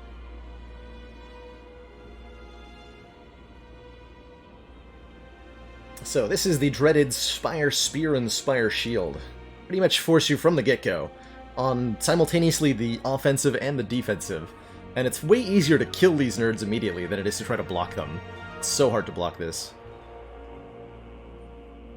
There's a surrounded mechanic in this fight, where we can face one or the other, and whomever we're facing deals additional... whoever we're not facing deals additional damage to us. I usually advocate going for Spire Shield first, and this looks like a great opportunity to do that. Strip your artifacts. Apply many poisons. But we're going to want to see if I draw into Crippling Cloud before I play these catalysts. Oh man, calculated gamble. Do not mind if I do. Slightly better to do that in the opposite order because of Snecko Skull, but this will get it killed next turn, which is great. Let's spin. Perfect.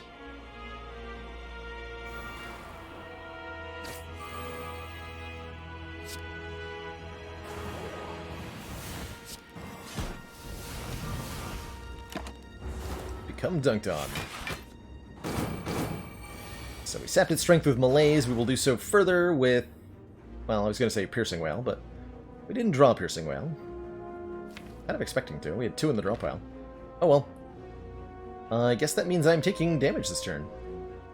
Not a whole lot of it, mind you, and I could block it with the Speed Pot. Guess I might as well, right? I'm not going to use 2 Speed Potions in Heart? Not really.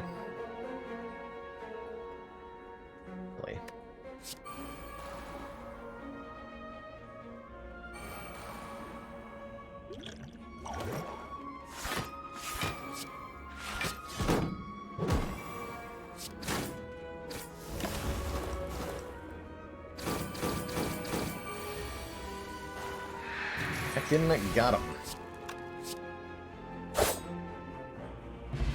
Rob. Get ourselves a boat thingy, giving us 10 block on turn 1. Gremlin Horn, when we kill the heart, we will draw a card and gain an energy. That's great, I think. Backflip's not bad. Cloakmaker Plus not bad either, with 4 points of strength. Like, the shivs are good. Shivs are good.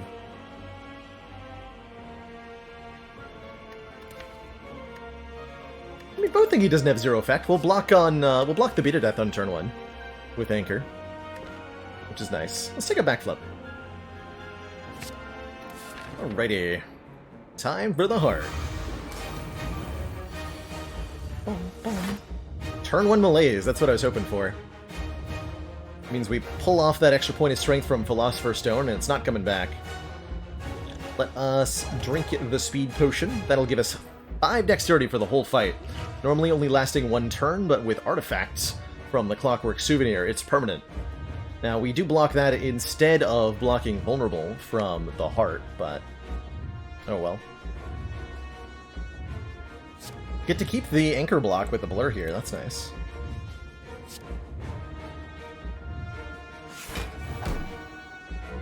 Very nice. Made Acro free? I'll take it.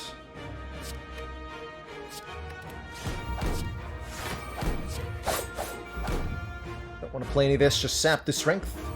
So this will make the first multi-attack do nothing. Hopefully that means the big attack is next turn here. Yes, perfect. We retain 36 block for this. Very good.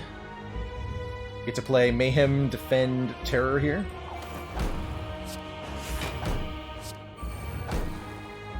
Means I do take 1, unless I play a Piercing Wail. Burn here. Try to perfect it. Sure. Plus we do 5 damage, right?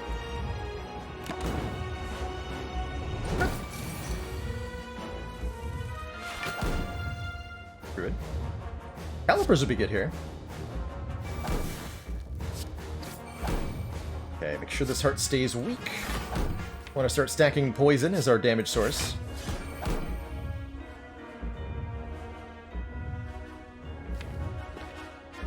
Not gonna play that.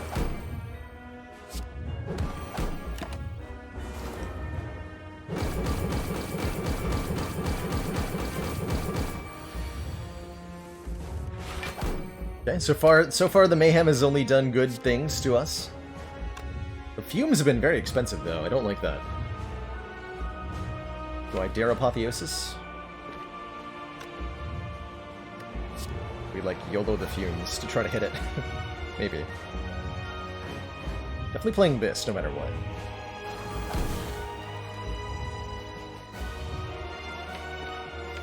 Void next turn's gonna be a little scary.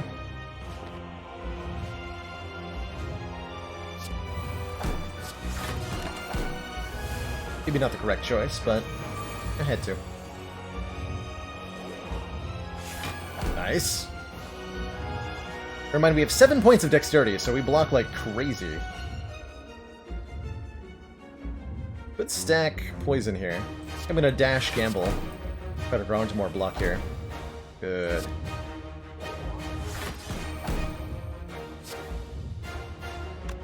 Part of War not active means we can play that freely. Doing 120 damage back to the heart here, thanks to these 8 points of thorns, which is, at this point, a significant amount of our damage output. Looking really good here.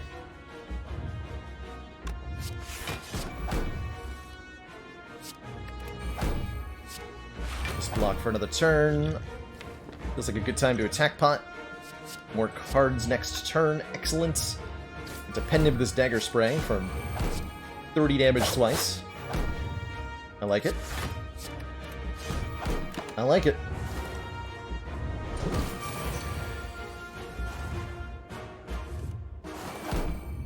Don't even need these Catalai, but they do help.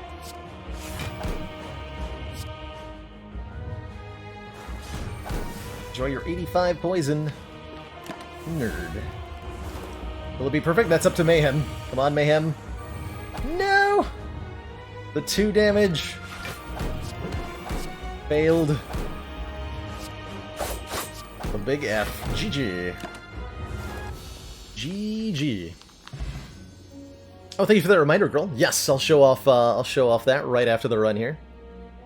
What a complete disaster. Unacceptable. GG.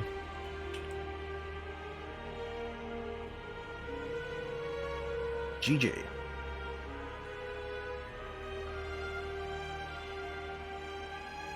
Back to A1. Rip. Rip a doodly doo.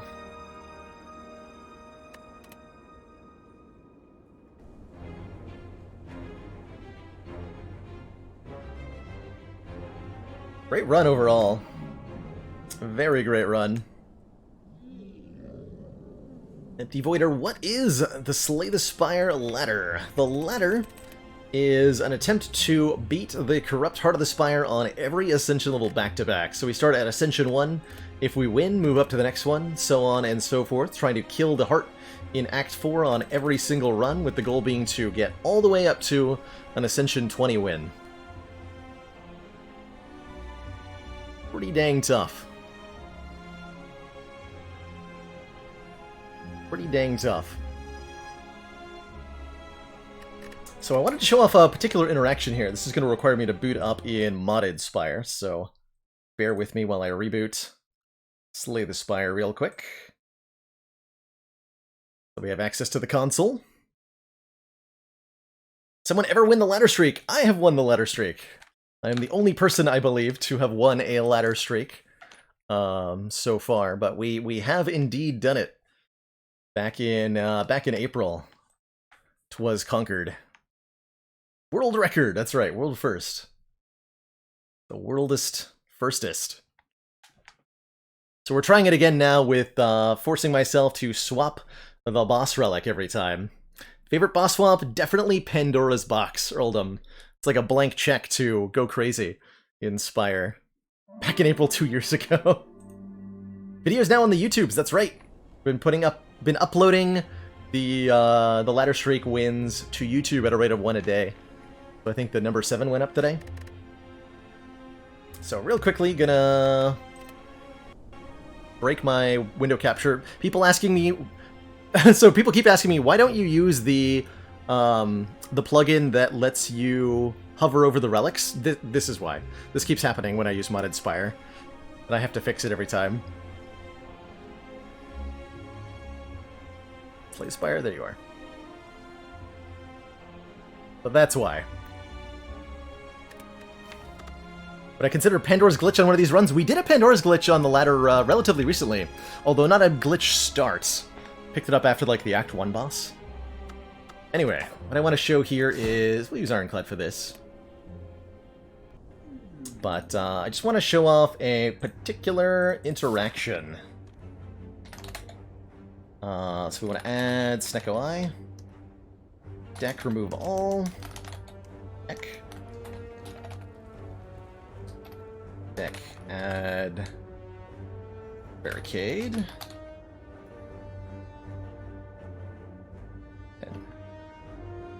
We cannot find barricade.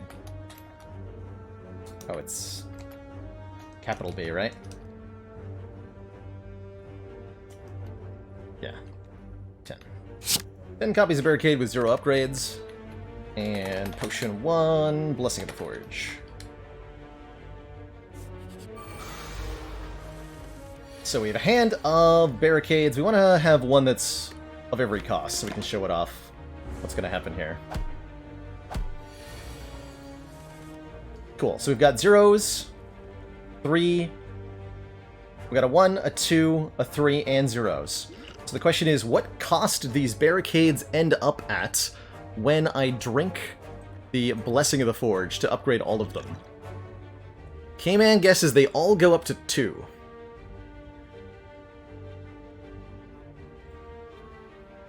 So the barricade normally is 3 cost, upgrades to 2.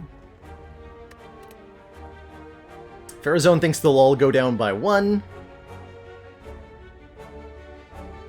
Number of different guesses, but let's drink it and show off what happens here. We drink, and we end up with 2, 0, 2, 0, 2, 0, 0. The ones that cost 0 stayed at 0, and everyone else went to 2, including the one that cost 1.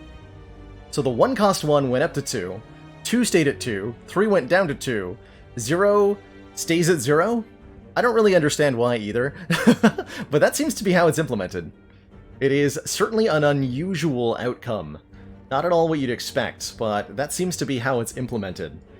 So upgrading a card in your hand will change it to its upgrade. Yeah, probably due to Spaghetti Goat. Probably. Probably Firix. So it'll update it to the upgrade cost, unless it already costs 0, in which case it stays at 0. 0% Sneaky says, next time this is my hand, I'll know for sure. Hey look, I've had this hand before. There was a daily that started with 15 copies of Barricade. I have had this hand before. I remember that run. Yeah, that's a cool little thing to show off there. But yeah, upgrading a card with Snecko randomness, that's how it works for some reason? Not really sure why. Not really sure why. Alrighty, we're at about 3.5 hours into the stream now. I do want to switch things up and play some Monster Train today. So that's what I'm going to be doing for the second half of stream. But before I do that, I really need to take a break and use the bathroom. That is all cards that have a cost change when they upgrade, JSOMan. So I will be right back, and when I return, I'm going to be playing some more Monster Train, which is releasing on the 21st. Still not out, but excited to dive into more of it, take another look at it. Alright, don't go anywhere. I will be right back in just a couple minutes.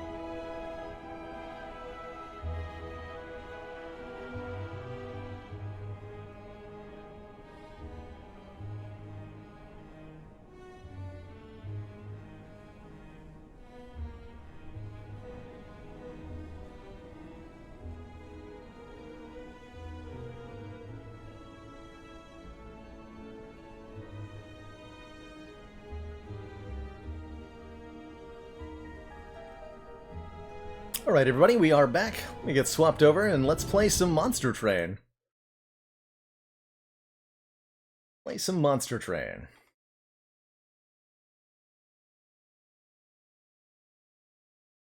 Mic is visible on this one? What? Right. Why?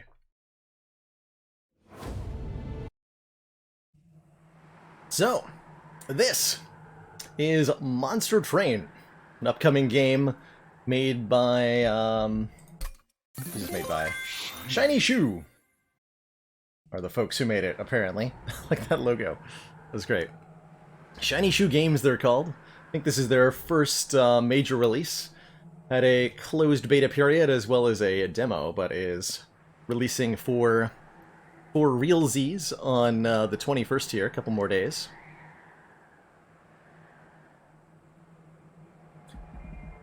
Monster Train is a deck-building card game where we are the baddies.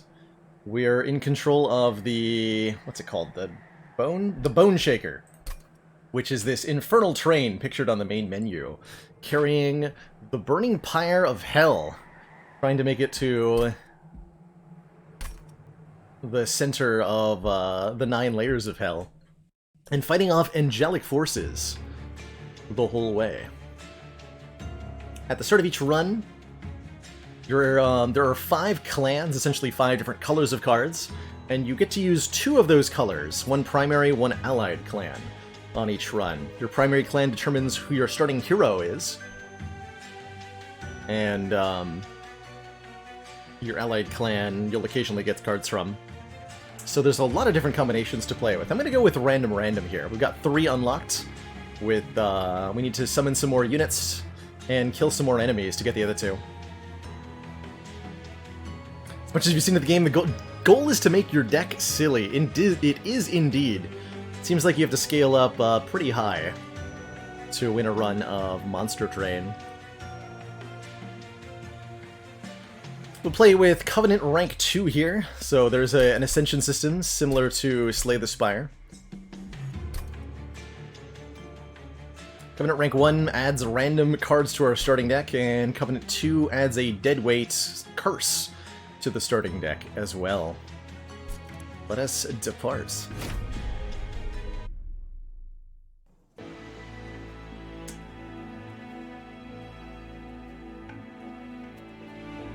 Seraph the Digilant. Okay, the guy that makes our stuff consume.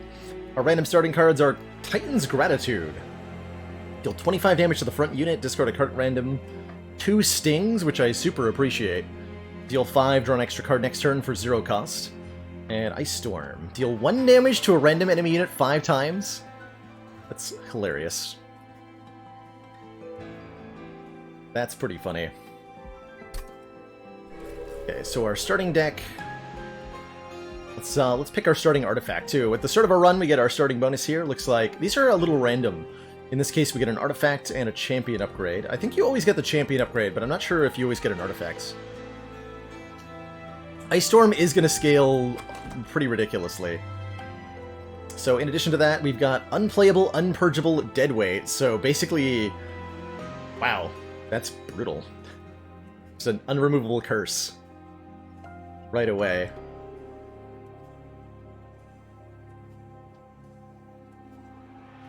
I don't know what the state of bosses is, Cryogy. If there's more than... I think there are variations on the final boss. 3 variants per boss, got it. So it's the same boss, but they have different stats or different abilities each time. And yes, Ascender's Bane was originally kind of like this, I think. Something like that. So we've got our hero, Tethys Titan's Bane. A couple Restores, a couple Stings, our 4 Train Stewards, our base creatures. We'll talk about creatures in a moment when we get into our first combat. Looks pretty good. This card is golden because it's our champion. I think we also get a golden border on cards that we've won with. Although, I'm not sure how to apply that, because we should have golden borders on some of this. So, when upgrading our champion, we have a couple of options. Spell Weakness could be interesting. I'm gonna try the spell weakness thing again. We got a win with Frostbite last time we tried it. So I'm gonna try this. So that gives our hero sweep, meaning they attack all enemy units in a room, and they apply spell weakness, causing a multiplicative damage to for the next time they get hit with a spell. Ooh. Winged Steel. When you play your third card of the turn, draw 2. Wow.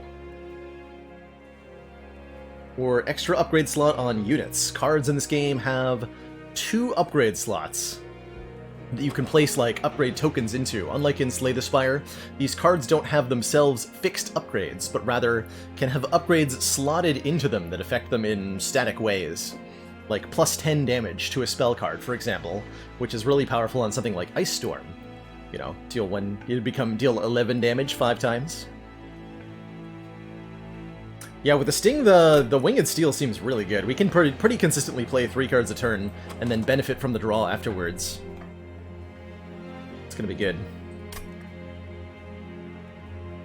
Yeah, getting to duplicate a triple upgraded unit, though. We're allowed to look at the map, actually, right now, and something I should be looking at is, when do we see the Hell Vents? Duplicate any card except for your champion. So we could forge a unit 3 times, get an Awoken unit, upgrade it 3 times, and then duplicate it here.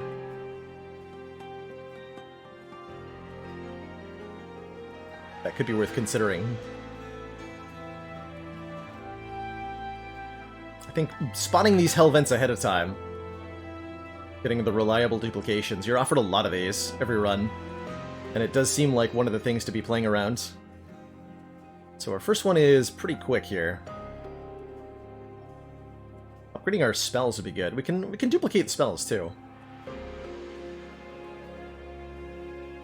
Getting an Awoken unit's good. I'm gonna take that draw though. I'm going to try to focus a little bit on the spells. And let's jump into a combat, and I'll explain just how fighting in this game works. It's pretty interesting. It's a mix of Slay the Spire and some, like, tower defense style stuff. Non-boss enemy units enter with Spikes 3 to get us 50 additional gold. Willing to risk that, I think. Got enough removal. We'll turn that on. So before every non-major boss, your first, second, fourth, fifth, and 7th combats, you have the option to enable these trials, adding an additional challenge to the fight in order to get an additional reward afterwards, which are pretty spooky. So we've got things coming in with Spikes 3 here. There's a great many enemies. Gonna be pretty tough to deal with a lot of the time. So here's our battle screen. Our train has 3 levels on it. Enemies come in at the bottom, and every turn, enemies will attack our units on the same floor and then advance up 1 floor. With bosses being a little bit of exception. How does sweep work with thorns? Very badly for us. Extremely badly for us. The big sad. So we probably want to set up maybe on the 2nd floor here.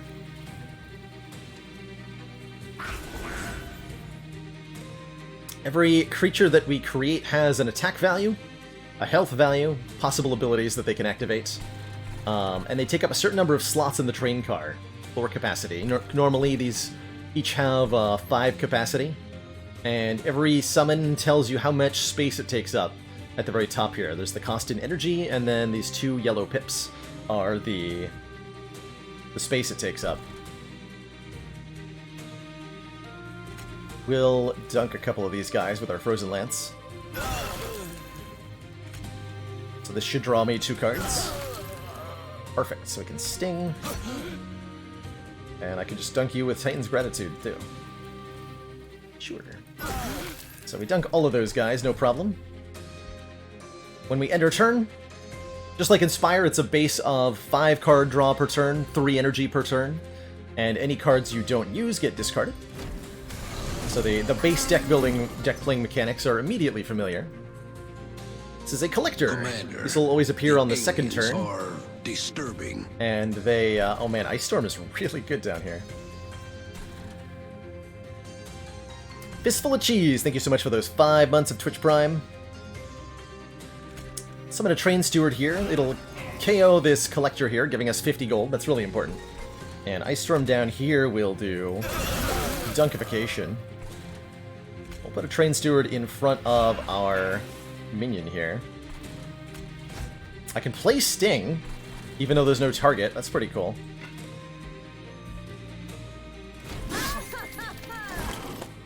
No enemies came in this turn. We still want to play the Sting, though, to draw one more card next turn. Sting. Not a whole lot to be done otherwise. I guess we'll restore twice to give you a regen, but that's not going to really do anything either. Oh, draw me cards. That's good. One more Train Steward here. Enemies attack front to back, so having units in front of your main damage dealers is pretty important. With the final wave, always comes in a boss. There is always a boss in Monster Train that you have to deal with on every single level. Bosses have the Relentless ability, which means that when they fight on a train floor, they'll keep taking turns until either they are dead or all of your units on the floor are dead, which makes bosses extra dangerous. I do not get a lot of chances to respond to what the boss is going to do.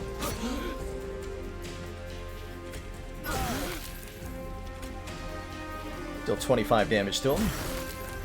Draws me some cards. Do I want a Train Steward? Not really. Just do more damage. Ping that boss a bit. So we enter turn. The boss is going to freeze this floor, because hell is freezing over, and then advance up to the next floor. Their gimmick is that after combat they add this status card to the top of the draw pile, which is super stinky. When a combat's about to resolve, there's little previews that'll show over every unit's health as to what's expected to happen. We're expected to lose this combat. Everybody's going to die, and we'll deal 40 damage to the boss out of its 99 health, which is fine. It's totally fine. Because we're going to apply a whole bunch of spell weakness to it.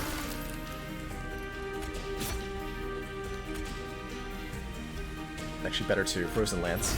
So sorry about that bing.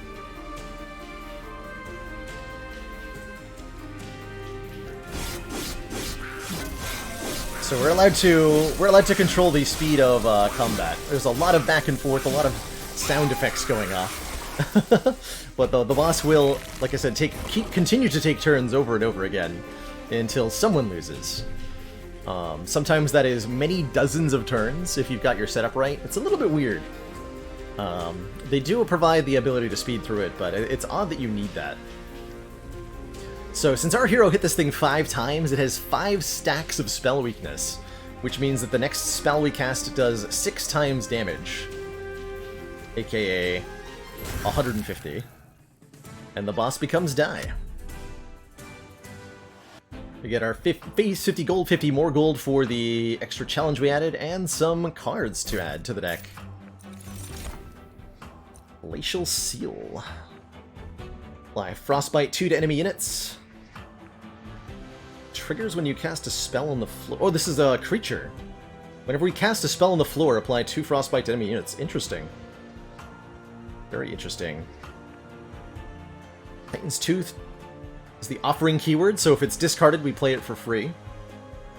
We have random discards, so we can use that sometimes. Or offering token. Draw 1, discard 1. That helps us with the Winged Steel a lot. So I like offering token quite a bit here. It's a totem. Totem is a type of creature. I think it's like a keyword, I think. The spell is golden because we won a run with it in our deck, so it gets a golden border now. Cards that we haven't won with do not have a golden border. I think I do like the offering token. It's not a good card on its own, but it synergizes with stuff we're doing pretty well. Sting seems like a great thing to throw into the deck here. It's also Steel Enhancer. Enhance a unit with +3 power, +3 health. Or Glimmer. Restore 2 health to all friendly units, deal 2 to all enemy units. Very good card to put spell power onto. I'm gonna take the Sting. You can also skip for gold, that's right. That's right. So I wanted to go to the Merchant of Magic. We want to upgrade spells. We're going to be able to duplicate a spell here with the Hellvent. So if I can get some good upgrades on, let's say, Blizzard? If I can make Blizzard hit for 30 times 5 or something?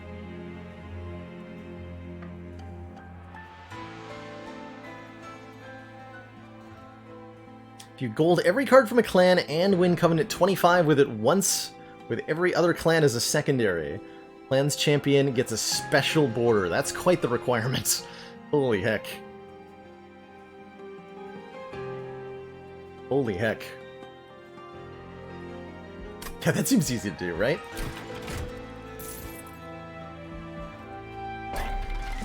So here's some upgrades. 10 magic power, absolutely. Permafrost would give it retain. So store has 3 things in it. You can re-roll a shop for a fee to randomize and refresh the offered goods. And you can also buy card removals at shops. This refreshes instantly, so if the cost goes up by, I think, 25 or 50 each time, but you can buy as many as you can afford. Which is pretty cool. Definitely want to slap that Power Stone onto our Blizzard, I think. That's what we're looking to do. Deck button, there it is. So we can make this do 11 damage to a random enemy unit 5 times, which seems really good. So we'll definitely buy that. Slap it on in there. So, upgrades, as should be hopefully immediately apparent, upgrades in this game are a much bigger deal than upgrades in Spire can be. Decided you hate the cats? They are strange creatures, aren't they? They're strange creatures. What would I want to put retain on, if anything?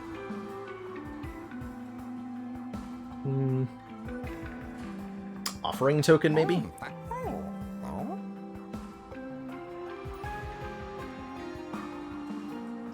I think we'll buy the Ember Stone, make a card cheaper. We have lots of draw. I'm not going to upgrade the Ice Storm. Making a Titan's Gratitude free could be good.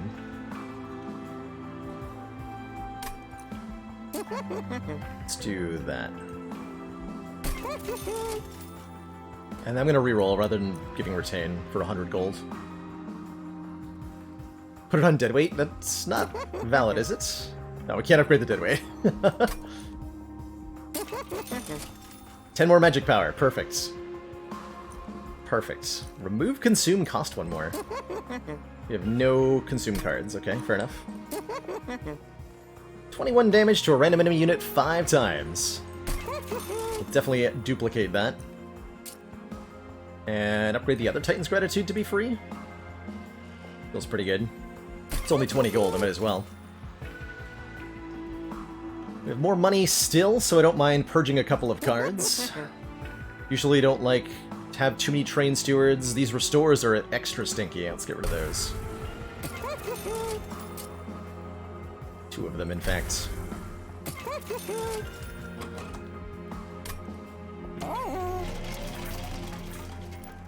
Upgrades seem too cheap. Trust me, we're gonna need them. This game scales up in some ridiculous ways.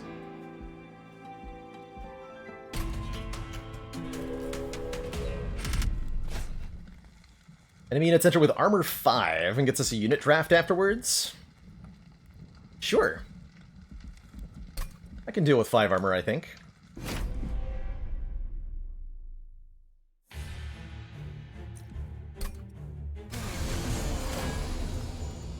So this enemy in the back has haste, which means they move units directly from the 1st floor to the 3rd floor. A bit stinky. We're gonna put, let's see if we can stop them. Maybe you want to put Tethys in the 1st floor here.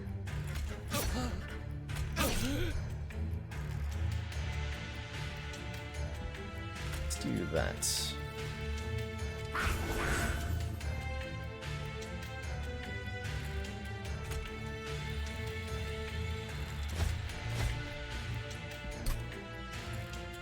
This will kill you. Let's put a train steward in front, and you dead. Last stop. Cool, so we got lots of burn spells in this that work out pretty well. Here's the Collector. Collector didn't get armor, notably. Interesting. Take our 50 gold.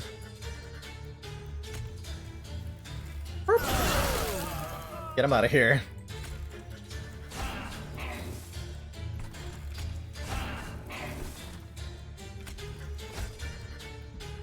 Really matter to play that. Free for spite, no enemies come on this turn. We will play the stings, because they draw one more card next turn. We draw 3 extra cards next turn. Incredible. And here's our boss. So, they come in with a Conduit Infiltrator, so they'll go straight to the next floor once they win this fight. Quick summary of combat. Enemies strike first, because the heroes get to go first, I guess is the logic there. So enemies attack, and then we attack. So how a single round of combat goes is this guy does 5 damage to our front guy, then all of our guys attack, and then the Conduit Infiltrator does 1 more, then all of our guys attack them 1 time, and then we go around again. Back and forth forever.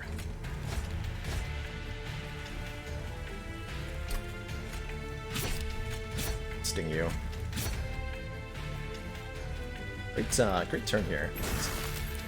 Lots of damage being done. Perfect. So everybody's gonna get wiped out, but we're gonna stack lots of stacks of spell weakness on the boss. Then they're gonna go straight to the final floor here. Oh, what was that? Oh, he's got oh geez. Didn't realize he had whatchamadoodle. Sweep. Didn't realize he had sweep, so he's attacking all of our creatures at the same time. That's okay, we got Ice Storm here, and it did get 1 stack of spell weakness, so this should do many damages. And we get to beat that boss. A little scary there, but not too bad.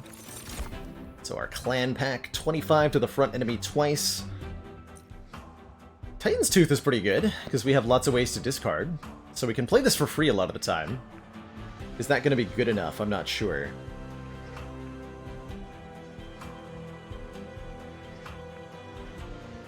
Don't think we want Helical Crystals or Titan's Gratitude.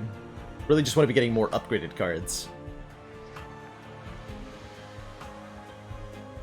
Frostbite 10's a lot of damage. I'll take this. 0 cost consume, draw 3 more next turn? Oh my goodness. I've noticed that this game has a distinct lack of effects that draw immediately. Which is a reasonable balancing decision. You know, cuts off, like, infinite combos pretty hard. Definitely take that, though. Master Strategy Solution, indeed. And we're offered some cool stuff. Icy Salafite applies spell weaknesses, which is going to be great with our huge ice storms. Especially with Sweep. Or we can take a Beefy Boy. An Awoken or a Thorned Hollow. They have lots of health, and they benefit a lot when healed, too. Spell Weakness does not apply to Frostbite. Those are separate effects. Immediate draw effects cause infinite very easily because of the way upgrades work and the easy access to card duplication and the... Oh yeah, plus the put it right on top of your deck, right? It would be very, very easy to create an infinite out of 2 cards that put themselves back on top of the deck. Let's take the Silophyte. I wanna make this spell weakness thing do the good. So we're gonna take an Awoken unit, then duplicate our Ice Storm. That's the plan here. We don't get another duplication for a long time, right? It's a Hellvent. Yeah, it's a long time until the next Hellvent. 7, so... Unstable Vortexes are very good. Remove 2 cards. Probably gonna take that, but for now, take our duplicate. Resolve. After combat, add a sting spell to your hand. Interesting. 20 health, too. Not a bad unit to put in the front. Try that. What's in the caverns?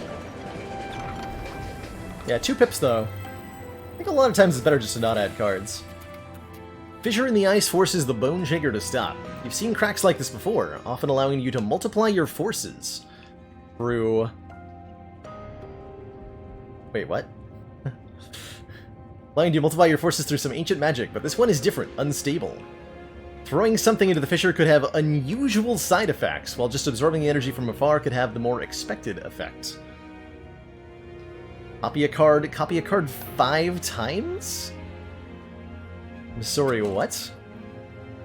You want me to do what now? I mean, I'm not gonna not click this.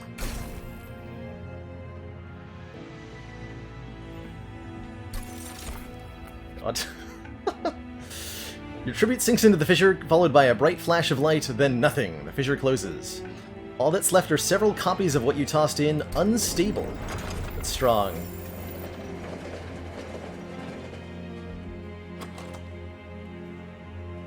So we just have 5 copies of this now? What? What? What do you mean, 5? 5 more copies of Deadweight, that's right. Yeah, we added 5. Do I add 1 more? I don't think I want to add 1 more. Maybe we duplicate the Icy Silophyte now? No, we duplicate Invigorating Solution.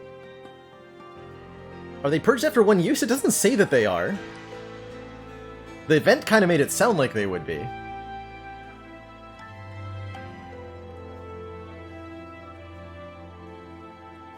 I certainly have no need for a 7th copy, right? 6 copies is plenty. So let's duplicate the Invigorating Solution now. I have 5 copies. What the hell, man? Game's crazy. And like I said, we're gonna need it, because this game, the enemies are gonna get stronger just as fast as we are, trust me. So our first boss had... Our first fight, you know, the boss had 120 or so health. Daedalus here has 450 hit points. And he will be summoning Exploding Barrels during this fight. The stings do look a little silly, they do. Pretty much everything looks pretty silly. In comparison's sake, you know?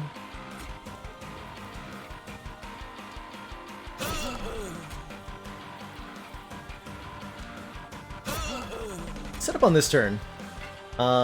So major bosses like this one, every third, well, on the floors 3, 6, and 8 are major bosses. Major bosses are present and targetable during the whole fight, so we can set up in such a way that we can dunkify them pretty well.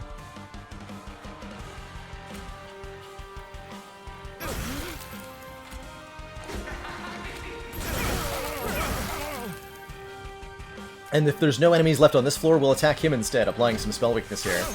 So we might actually be able to skip most of this boss fight if we play our cards correctly here. Because this now does... takes triple damage from this spell, so this is 300 or so.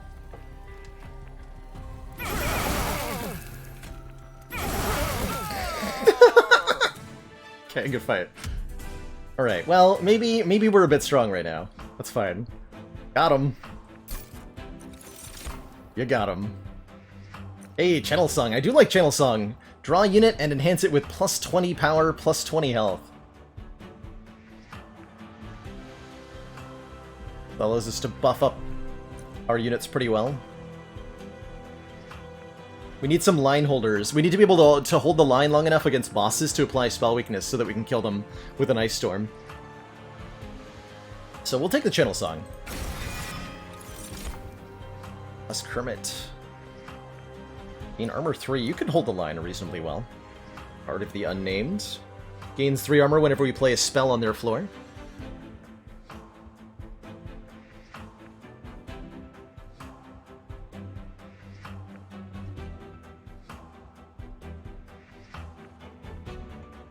We want a chunky boy? We do. Guard of the Unnamed might be that chunky boy. Bolting Sapwood could be good too. Whenever they take damage, we gain 1 energy. Sweep means they hit all enemies on the floor. Take Guard of the Unnamed here. I'll be taking too many cards. And then when you beat a boss, you have these options. +1 energy per turn, draw 1 more per turn, or each of your floors gains +1 capacity. So more creatures, more draw, or more energy. This is in lieu of boss relics. You always get these 3 choices. Armor is like block in Spire, and it retains from turn to turn, Ruben. So just prevents damage.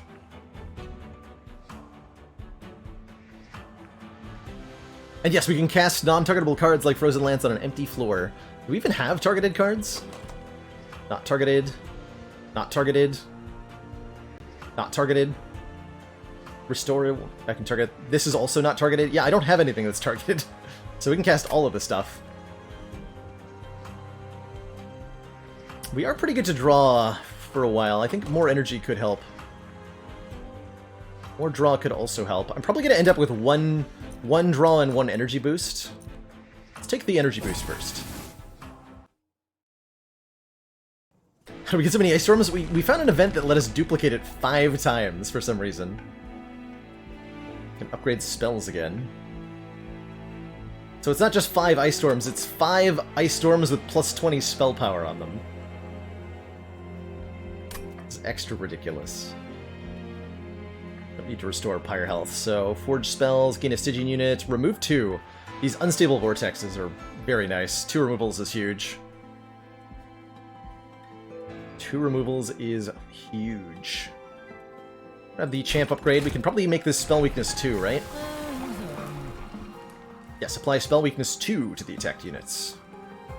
Or we can also apply frostbite. Here's spell weakness 2. Remove 2 ice storms. We got too many.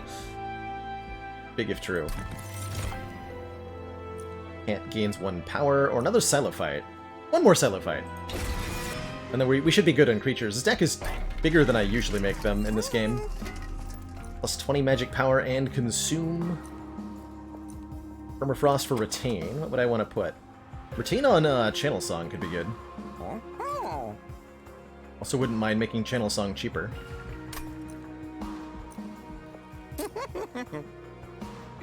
Could take the energy, right? Healer's 40 card special, that's me. You know it. Churchstone could upgrade a Sting. 25 damage to the front enemy. 45 in Consume. 25, Frostbite 10. Frosting the Offering token's an option. It's certainly an option. Guarantees we get to play Titan's Tooth for free most of the time. But also just reroll. I want the rebound upgrade on anything? Not really.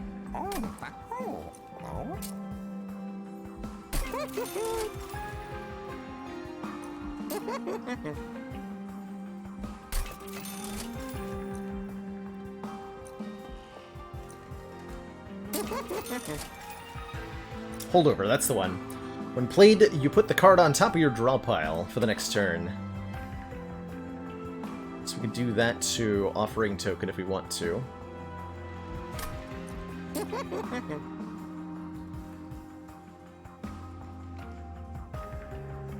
And work on stuff with Consume. Get another upgraded Sting.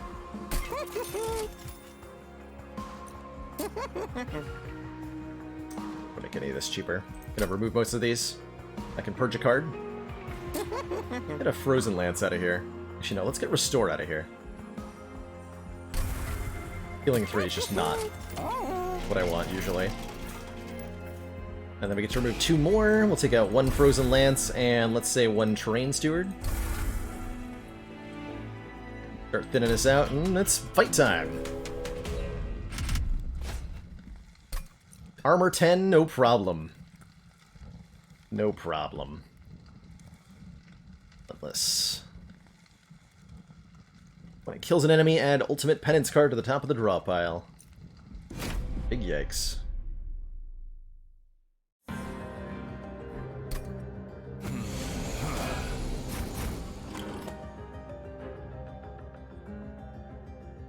Light Harnessers.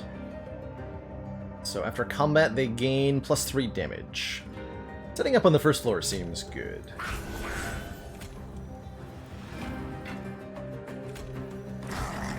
Put our Guard of the Unnamed and our Icy Silophyte down here, so we'll be smacking everybody. Nice. With spell weaknesses they come in. Got him. And I'm going to play these because each spell we play on this floor will give +3 armor to the front guy here. Easily just sting that. Should put the Silophyte down too.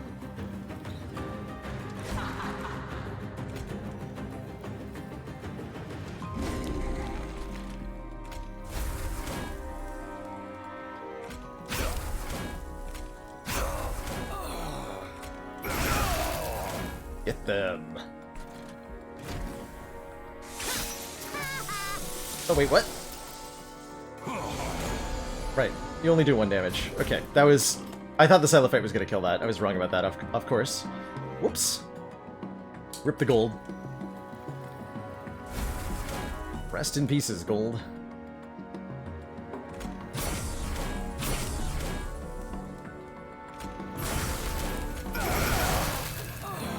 Get over.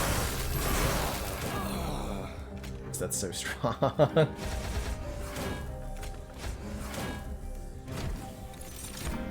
Oh, that works every turn. Ooh.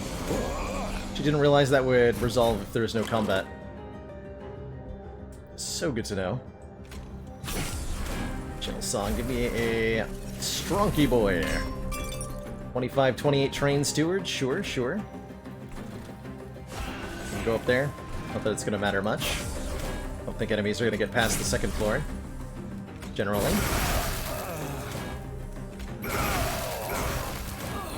Just get dunked on.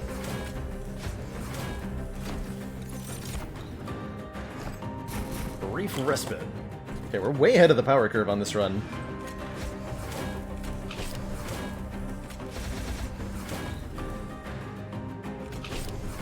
So much draw, thanks to the stings and everything else.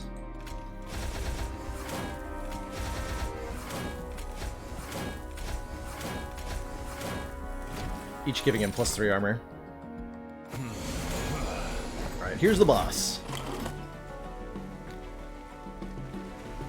So boss has 10 damage. 10 damage. Got 105 armor, and it's only going to go up more. Commander, one of our most valued supporters. It says continued support of the X. Part of the cards! Thank you so much for those. 9 months of Twitch Prime support. That's 1 Twitch, baby. Thank you so much for the long-standing council funding. Okay, we actually just win. We don't even get to use the spell weakness, we just win.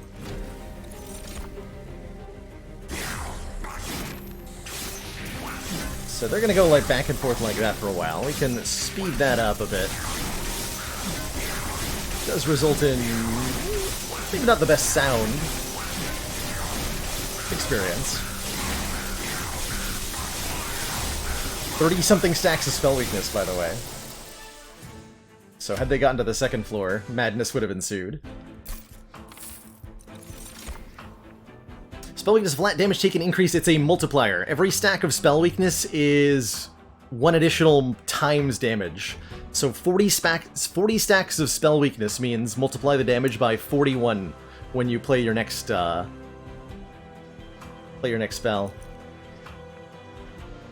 Alliscum Mage. +5 magic power on this floor, making our ice storms hit a little bit harder. Not a whole lot harder. We just take the gold, though. We just want to refine this deck. It's already doing everything it needs to do. Just want to insmollen it. Yeah, Ice Storm would basically do 4,000 damage. That's right.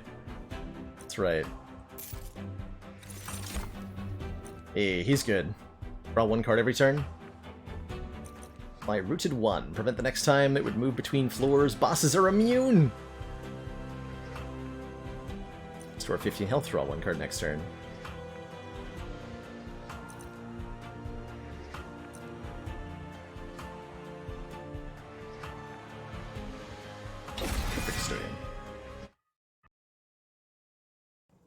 card draw. Alright. Gold, forge spells, event, forge units, artifact, and heal. I do want an artifact. What are the artifacts? Just choose one. 50% chance to apply daze when an enemy unit enters the train, or 40 additional max health. The precious plating. Fire health is weird. I feel like it either doesn't matter at all, or we go to dead from full. I haven't seen a lot of in-between. So I question the usability of stuff like this, but maybe... I do like this, though. Applying daze will make the enemies skip their next attack. It's a free turn against bosses as well, if it procs on them. And can't gain armor 1, oh my. Well, I know who would like that. Guard of the Unnamed, and can't gain armor 4. Seems pretty cool with the runestone there. Large stone embiggens somebody, giving them an extra cost, but more damage and more health. Don't know that I want to embiggen anybody.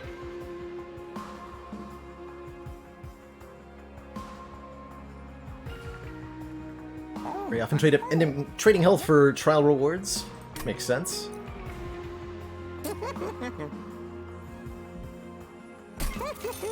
That can proc twice. Could give him Spikes 4.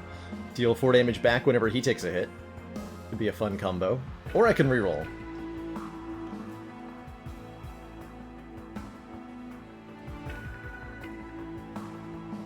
I choose to reroll here.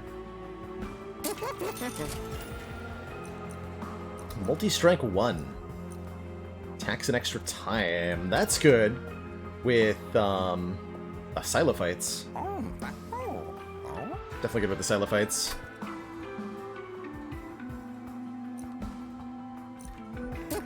Yeah, let's give you multi-strike.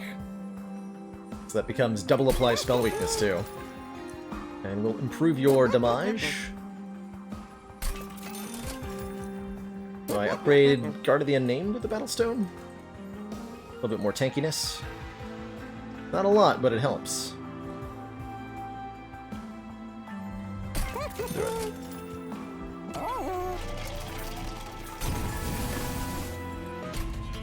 Battle. Harvesters of Death. Non-boss enemy units get multi-strike for an artifact. Super willing to do that. Artifacts are very good.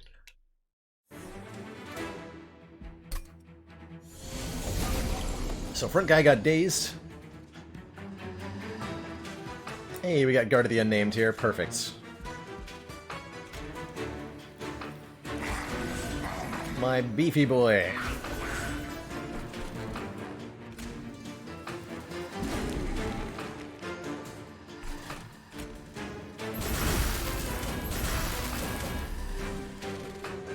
Seven times 2. I could kill him, or I can summon the Custodian.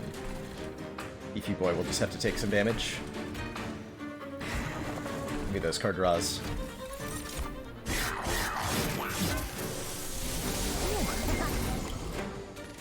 Okay. Actually want to kill you. There we go.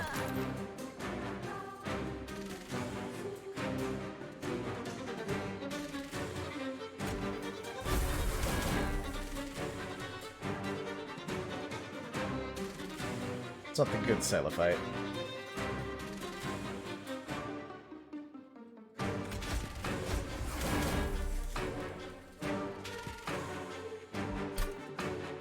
So I should be able to dunk everybody on this floor. I think so.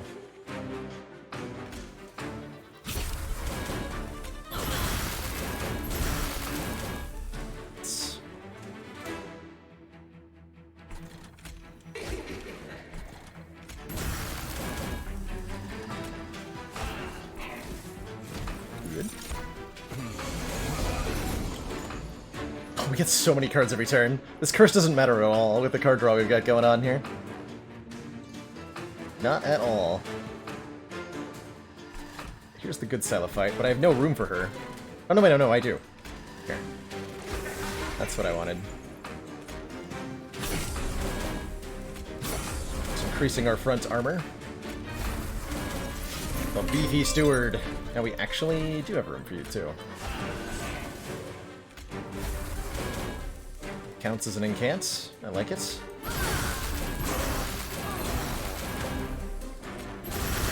Dunk all the enemies with Ice Storm forever. I like it. I like it a lot.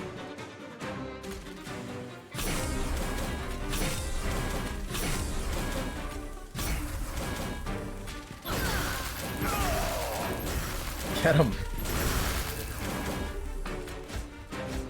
Get them.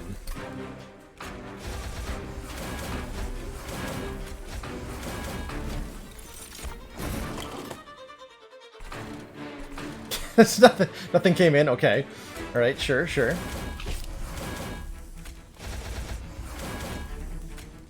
Keep playing the stings.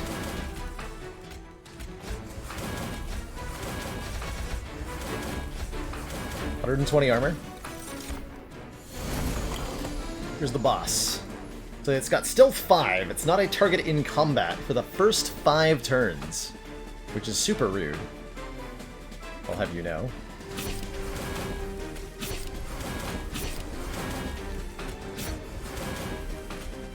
So I question whether it's going to get a turn.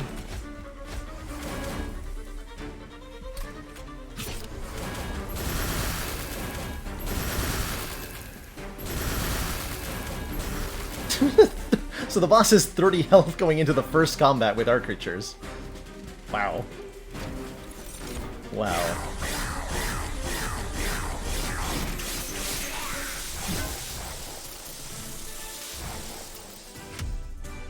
Yeah, the problem with the units that apply spell weakness is that the enemy is never going to live long enough. Indeed. Sting spells get 20 magic power! Oh! Oh, okay, that seems good. Sure. Yes, absolutely, I will take that. Like, dazed one to enemy units, skipping their next attack. That's pretty good. Still worse than Ice Storm. It is. Like, maybe? Discard your hand. Kind of like Vault, but not really, but also yes. Try it. Never actually tried it. Send a unit and restore 10 health. Descending is cool. You can target enemies with this to force them down 1 floor.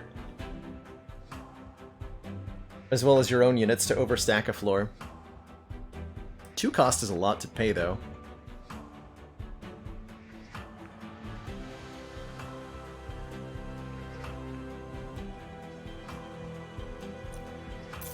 Skip that. But yeah, Descend is a really powerful effect. That's for sure. 75 coins. Upgrade units and events. Man, events are apparently, like, potentially very strong.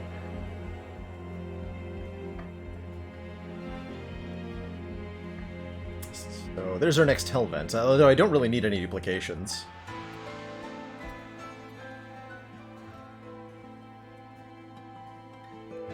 Five more Ice Storms, that's right. Go this way. They got for me terrain. Rail spikes from the Rings of Hell have been driven into a stone near the rail like some sort of monument.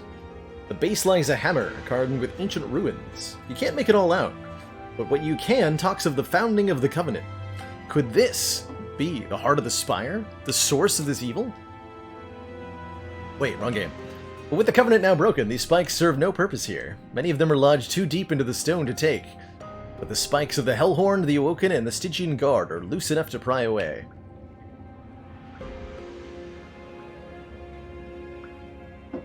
So we can get the Rail Spike cards from each of these. They're each X cost. Apply double rage and armor. Draw X? Enhance all cards drawn this way with -2 cost? What? Draw X. Wow. We'll definitely take that over skipping. Or apply X Sap and X Frostbite. Ooh, Sap is really good. But I'm going to take the Awoken one, because, I mean, yes, more card draw, please. For quite some effort, you remove the spike from the stone, its original power still evident in the glowing ruins. This ancient piece of the Covenant now in hand, we head back on our way. Doppelganger and Bullet Time in the same card. Isn't it weird? I like it. Spike Endless. When it dies, put it back on top of the draw pile. Definitely upgrade you with the Battle Stone. I think I want to pay for removals here at this point. Lots of good cards to remove. Brain Stewards. That's fine. How fun's this game? Pretty dang fun. Been having a blast with it. Bell the Wings of Light. So we're up to a boss with 1,200 hit points. Like I said, the enemies get really strong. So these hot nonsense that we're doing with our spells are pretty dang important. Alabaster Guardians have multi-strike, and Fel makes opponents stronger. So this boss's gimmick is that there's a statue on each floor that are going to be buffed with damage by our boss here. You're a bit of a problem. So you're dazed. You're probably dead. Set up on the first floor.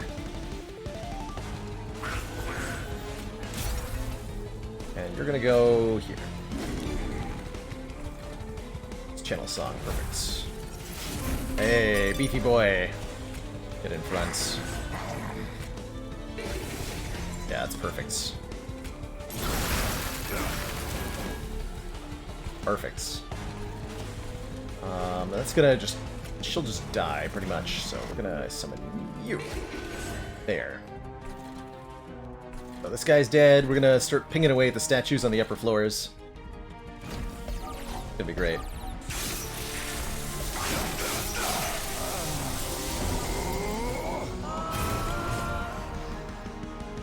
So these empowered statues have to be dealt with, or they will become a problem for us pretty quickly. Commander, one of our most valued supporters. Says oh, you also gain armor. Fair enough. Project. Zudis, thank you so much for 8 months. Tier 1 support. Oh, I see that I have the Awoken thing in my hand. Excellent. Most excellent. More cards next turn.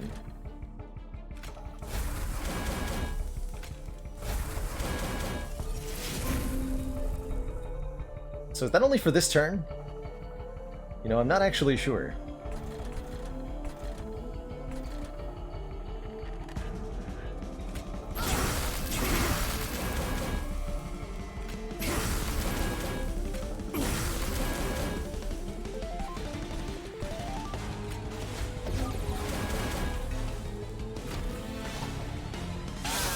For the rest of combat? Oh my god.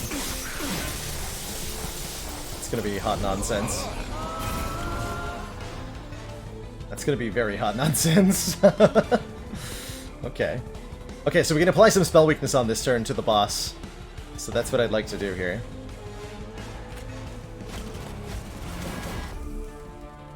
So we get to activate that for free. Our Wildwood Custodian. Go here.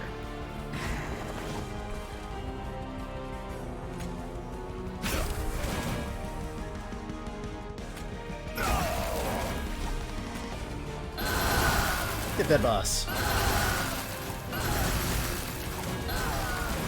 Cool. So we've already done a huge amount of damage, and we're going to get some spell weakness applied here, and 10 frostbite, meaning the boss will take 10 damage. And then, it's like poison, essentially. 10 damage, then 9 damage, then 8, so on and so forth. So we applied 4 stacks of spell weakness to the boss, which means that a storm could do many damages to them. Even more so if I can get rid of the Alabaster Guardian, which I can with 3 stings here.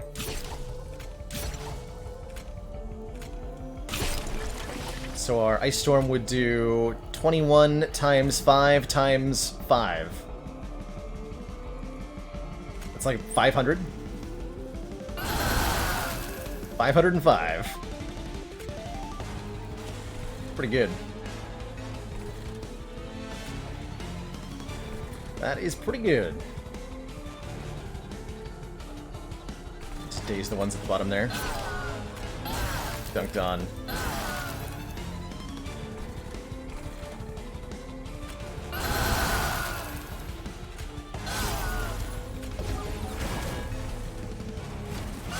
got him. Boss is not even going to get to enter the train before death occurs. Yeah, boss is having bad time now. GG. GG. So we got ourselves a rare pack, some stuff. Hey, it's the Spike of the Stygian back. Well, I have 1x Sap and 1x Frostbite. Sap is good, but I don't think we're gonna need it here. Don't think we're gonna need it here.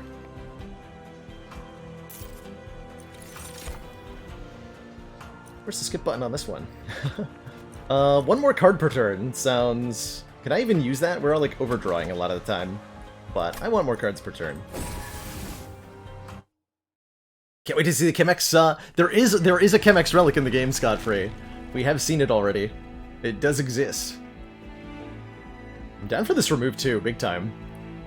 This is floor number 7. There's one more after this. This is our last non-major boss fight. Yeah, I want the remove too. The Hell Vents duplicated card. Who needs it? We have 5 Ice Storms. 6 Ice Storms. 72 Ice Storms. So, upgrade the champion. Spell weakness 3. Sounds good. Not that we need that. Not that that's ever done anything. But it might. Hey, Vision, full version of this so far is a blast. It's got a lot of nonsense in it. Purge a card, gain a card. Sure, that's transforming, basically.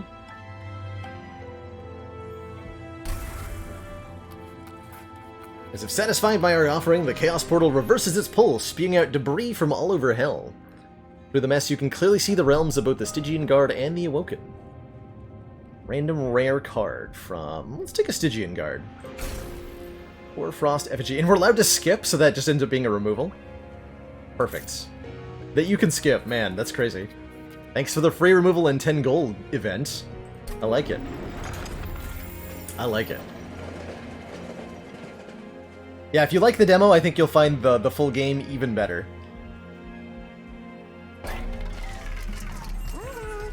See this playing this game over Slay the Spire long term? Maybe not over, but I could see playing it alongside Spire in some fashion.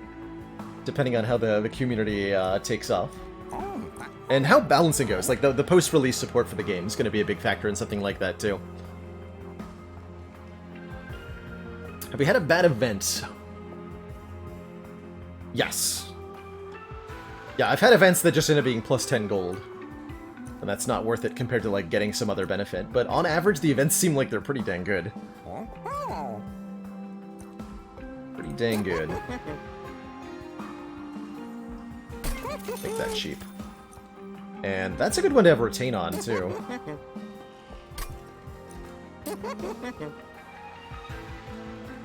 And rail spikes, nice. 20 in consume on the Titan's Gratitude's nice. So that if we don't draw it again, I'm not gonna be able to remove those.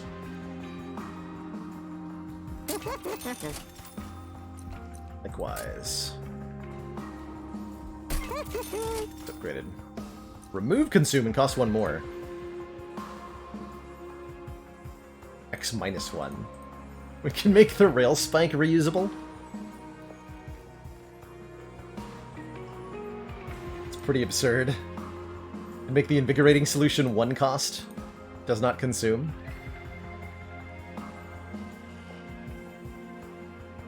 Interesting. Well, that's gonna be worth it. Battles are so short usually that it feels like consume cards are fine.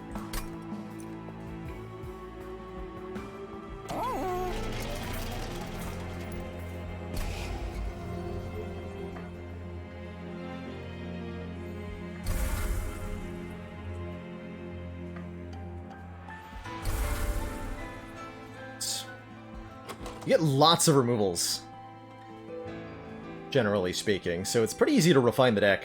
Got almost all upgraded cards now, which I think is the goal you want to be shooting for a lot of the time. The Penitent! 300 coin. Sort of battle enemy units appear on each floor? I can deal with that, right? Armor 80. Let's try it. We haven't taken damage all run. Could be spooky though. Okay, what are these? On death, deal 5 damage to the front enemy unit. Okay, so those are easily taken out with Ice Storms.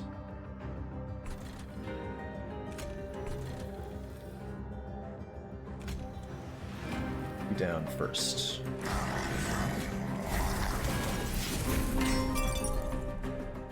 Beefy lad.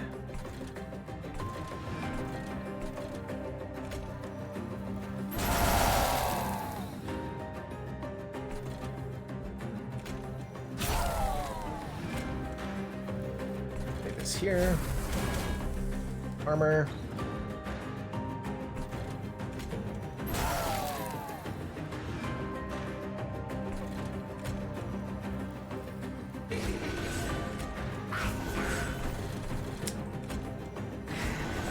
KO one of them. Okay, that's pretty good turn 1. We get really well set up here. Spell weakness to these nerds.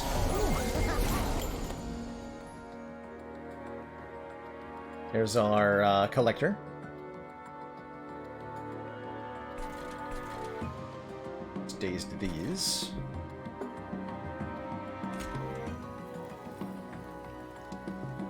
Makes quad damage.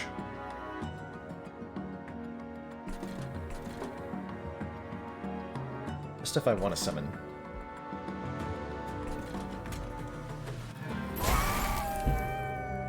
Perfect.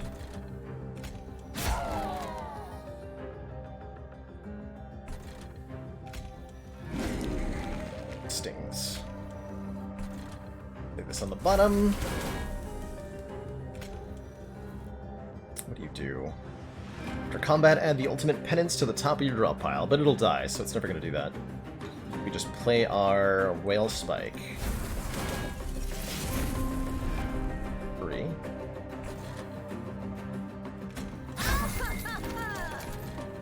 Dunkery-doo.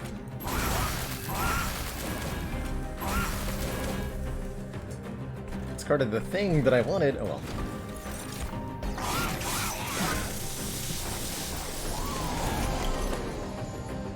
It's so powerful. Daze all those, you're super dead. 125 from a sting. Seems okay. Draw 2. I have to do that in a different order, that's alright.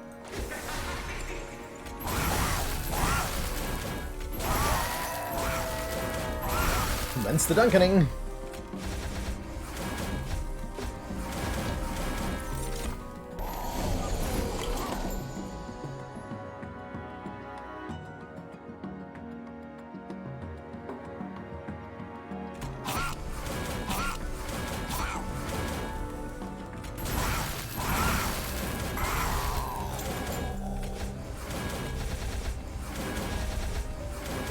So just want to play all the cards out at the end to give more armor to our guy.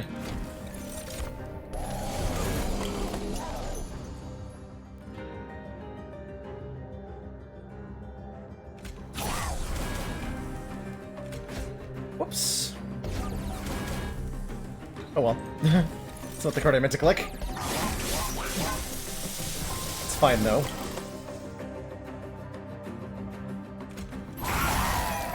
Just dunk them like that. I missed out on some armor, but I don't think it's gonna matter.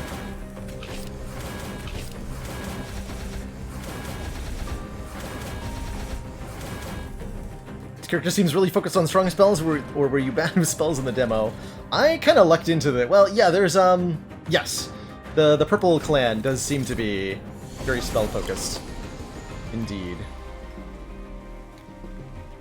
Does seem to be very spell-focused indeed. So I think this guy's actually going to survive long enough to get to the second floor here. It's very unfortunate for them. They're going to have many bad things happen to them.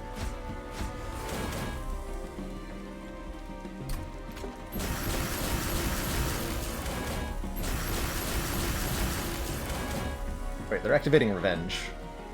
Oh god, that makes them stronger. Hold on, I don't want to do that. Yeah, they're gaining attack power every time I play a spell here that damages them. Let's just daze them. They skip their first two, and we are going to lose this. But we are going to stack a lot of spell weakness on it. Many spell weakness.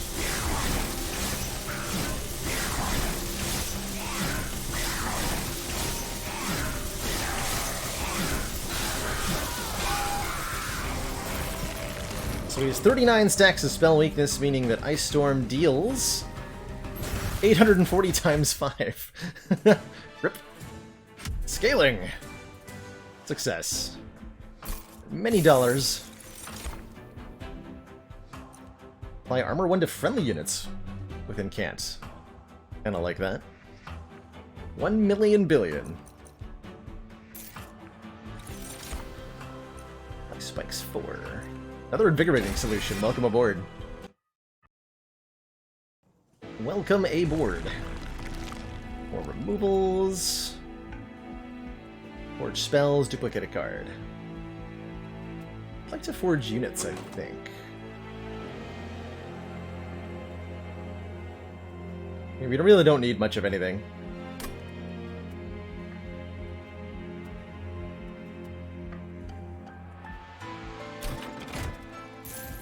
You got for artifacts. Incant abilities trigger an additional time? Oh my. When you play your third spell of the turn, all cards gain +1 magic power for the rest of the battle. Those are both pretty good. All cards? I'll take both of those, thank you very much. What else you got? 50% chance to swap the front and back enemy units when they enter your train. Interesting. Regen restores more health. Interesting. Really want any of these. Love these two we picked up, though. Very, very good relics. Artifacts, whatever they're called. Good upgrades. Multi-strike. Multi-strike's good. Flat multi-strike on the other Icy Celophyte. Or we can just purge an extra card. Heartstone's nice. 15 extra health. Create a tankier Vine Mother.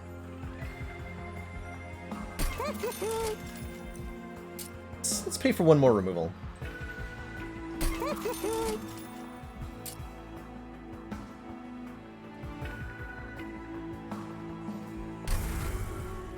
Not good enough.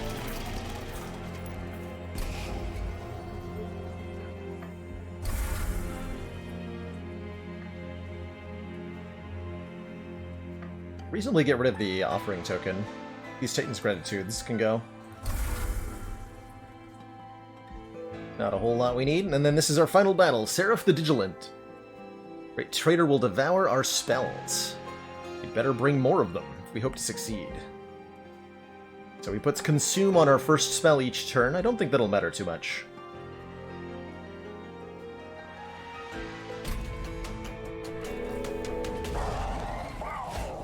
Yeah, he's just gonna devour stings that we're generating, right?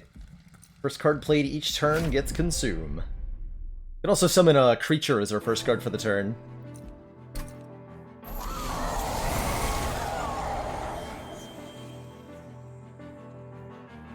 So he gave me 3 Vengeful Shards. We can also play these. Like, you're counteracting yourself, dude. This is my first card of the turn. What?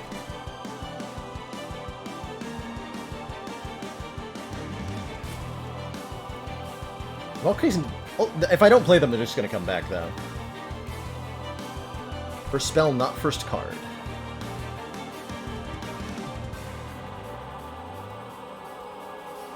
First spell card, okay. Gotcha. Spell card. Well, this is the first spell card. And then it shows whether it's been activated or not. That's cool. That's cool.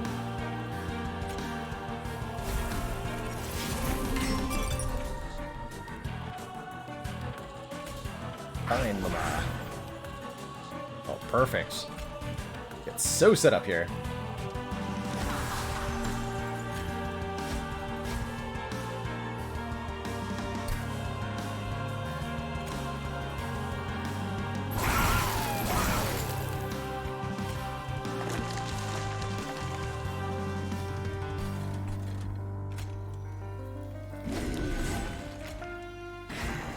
Hit him a little bit. It's got 1900 health.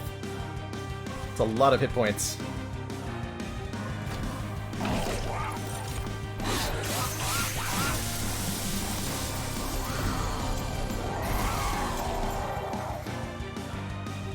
Sapping us?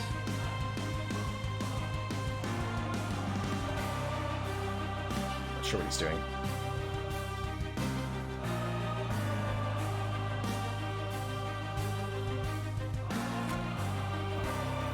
So you're just kind of doing whatever on this turn. Wait. Unless you were here. So Incant goes off twice, so he should gain 8 armor per spell I play on this floor. Yup. And play that sound effect 4 times. Brilliant. So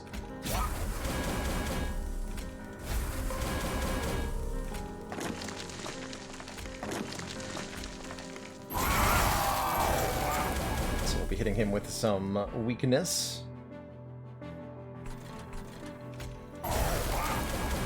Perfect.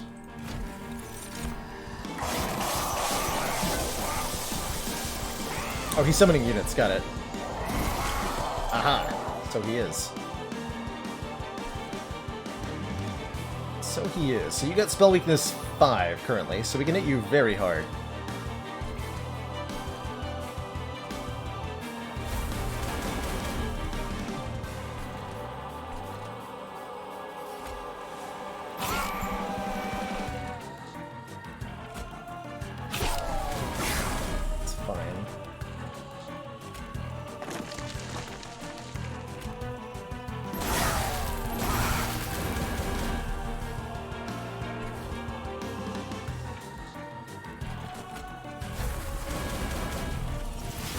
Hey, I made that Vengeful Shard cheaper.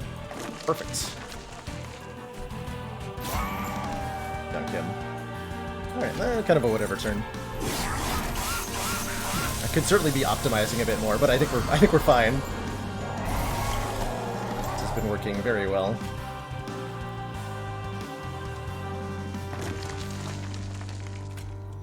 Oh, these don't purge. Oh, I understand. You're just gonna get out of control. I understand.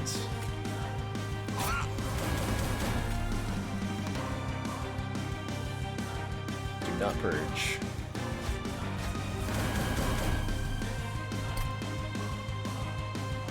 So we can discard our hand and avoid having to play it. That's good. Yeah. Dunked on.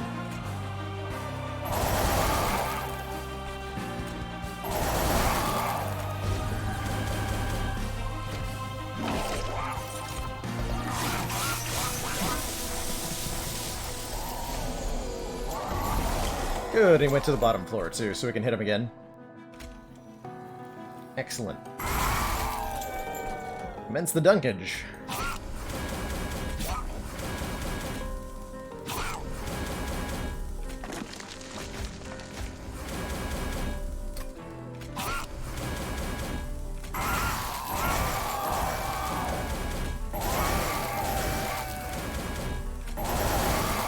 It's like already almost dead.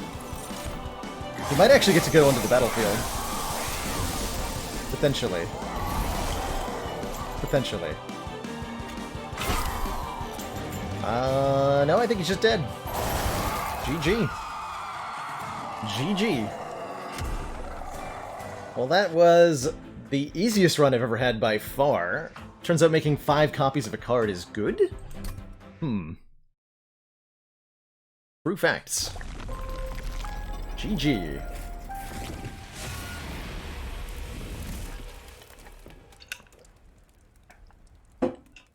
GG. It was a completely perfect run. We never took a single point of fire damage there. Major bottles now... Bottles have additional enemies, Covenant rank 3. And we put some gold borders on 9 additional cards. Sweet. Hell yeah. Do the one thing and keep doing the one thing. Scale it so hard. Cancel spells with 5 magic power. Draw 1. Whoa, and can't draw 1, and this unit loses 5 health. Wow. That seems very strong.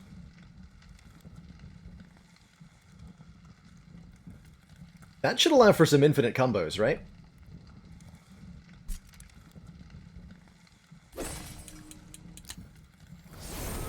Crazy.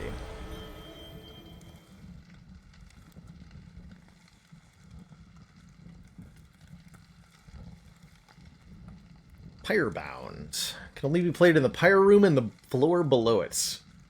Ascend all enemy units on this floor and apply dazed 3 so that the pyre can kill them. Okay. I like that. Totem Fragment. Apply spell weakness 2 to enemy units when they enter the floor below the pyre room. Cool.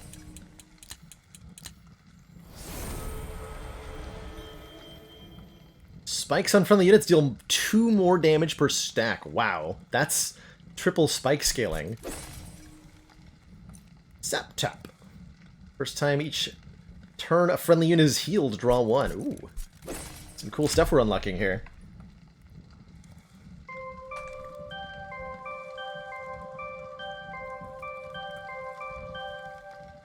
I like the sound effects that makes. It's very satisfying. And we're finally beating Teak with our Covenant rank. Excellent. As it should be. As it should be. There's a third upgrade. Conduit. Damaged. Neat. I'm only at 25. That shouldn't be too hard. Let's start a new run.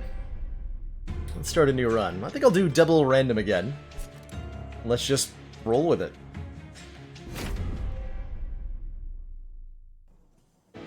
Right on into another one. So we are green-red, looks like. We have 2 Vine Grasps. Deal 3 damage, move that unit to the front. 2 Welder Helpers. Apply 15 armor to the front friendly unit when summoned. And Pyre Shards, which apply spikes 4. I can see some use for... I can see some of the use for this. That's our artifact. Friendly units enter with armor 5 or trained stewards get damage shield 2, multi-strike 1. Giving our starting units a lot of power.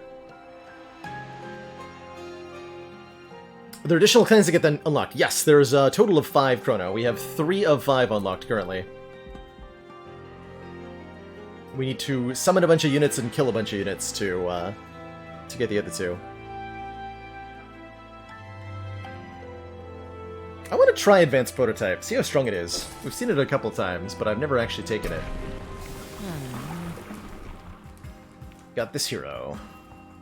When healed, deal 15 damage to the front enemy unit, or when damaged, draw a card. Got Pyre Spire Shards, which we can probably use on the Sentient. Several Restores, several Torches, several Trained Stewards, Vine Grasps, and the Welder Helpers.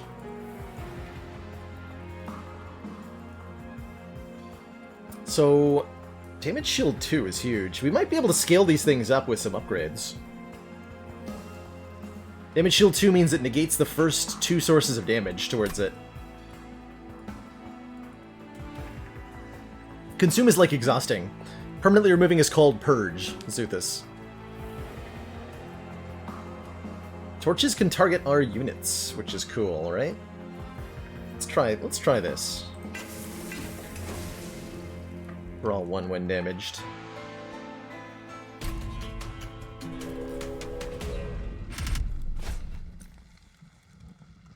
Ooh. Clergymen are nasty. Chill units on every floor could be nasty.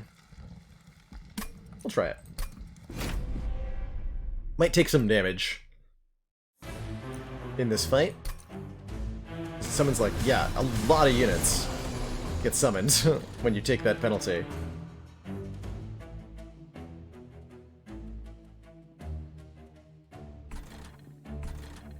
So we're gonna set up on the top floor here.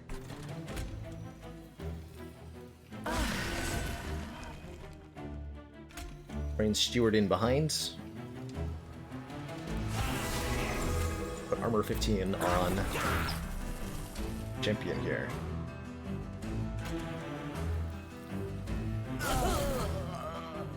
So we'll kill all of them. These will come up with less rage, so that's fine.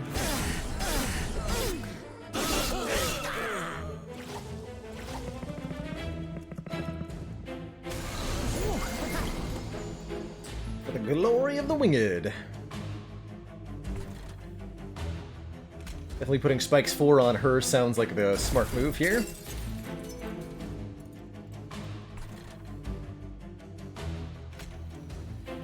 I want to kill you.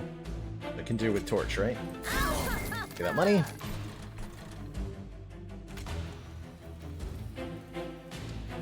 Oh, I can also target with Fine Grasp, too.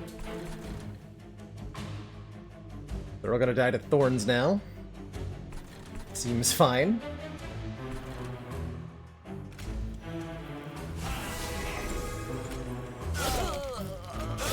Have this steward take out these nerds as well.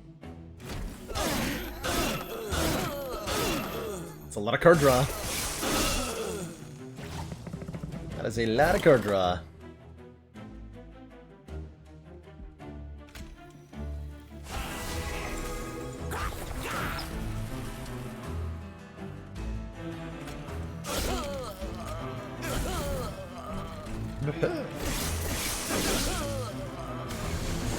Here's our boss. Snipe off his minions. And we can put healing on you.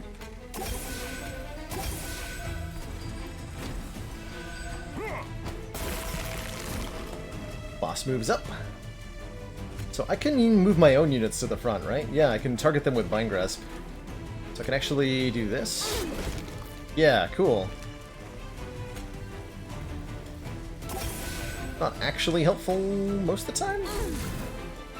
Well, maybe.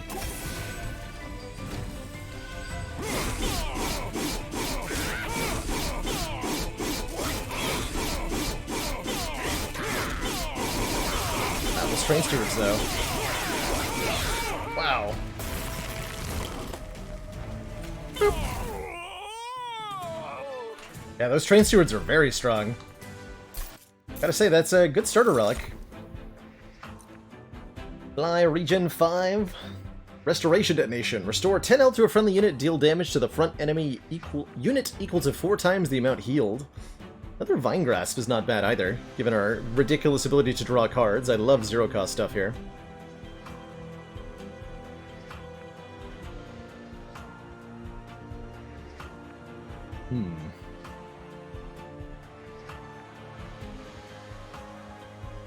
We want another Vine Grasp. Apply Rage 3 to friendly units, apply Armor 5, or another Welder Helper. Not bad. I already have 2 Welder Helpers, right? I don't really need a third one, I don't think. This one might be a skip.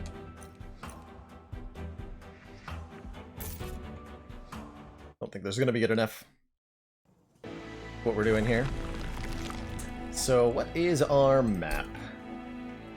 Okay, we have a Hell Vent, so we have the opportunity to duplicate something next floor.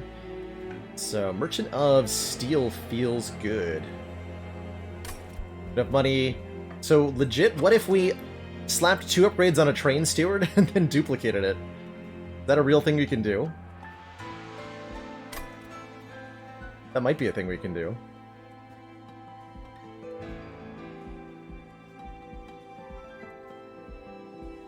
20 fire health.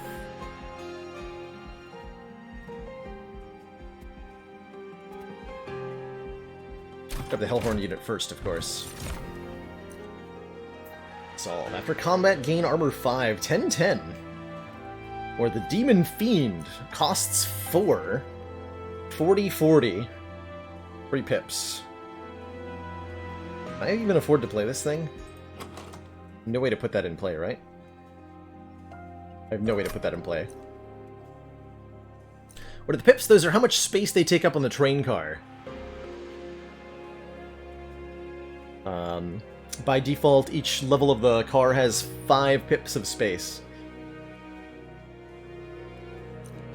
So we could only put one of these in a particular floor then. Yeah, a lot of multi-strike potential, right? I want the Steelworker here. Seems like a decent line holder. Should go to the shop first because we can revisit it. That's true. Oh, and then I could know what upgrades we'd have available. You're right. Go to the shops first. We'll take Steelworker, see how they do. Multi-strike 1. I don't think we want to put that on a train steward, do we? We make it multi-strike 3. 15 health could be good. Not thrilled with any of these upgrades, quite frankly. I just like flat numerical upgrades on that, like numerical damage upgrades. But maybe we'll go Frenzy Stone. Could put more thorns, but we can't upgrade the Sentience. I guess putting thorns on the Steelworker would be okay. But you cannot upgrade your champion, so we can't put thorns on the Sentient here. Champion gets upgraded separately.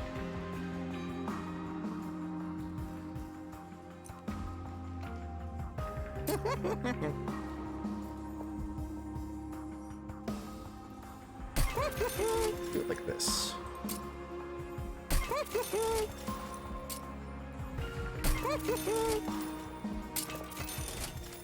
Battlestone, Strength Stone. 11 times 3. 8 health. Damage shields 2. That's pretty good.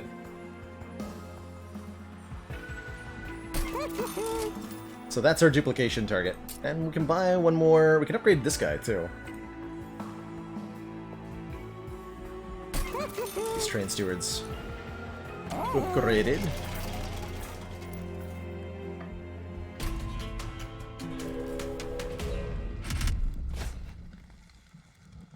A unit draft if I can deal with armor 5. Gonna make these conduit redirectors annoying to deal with.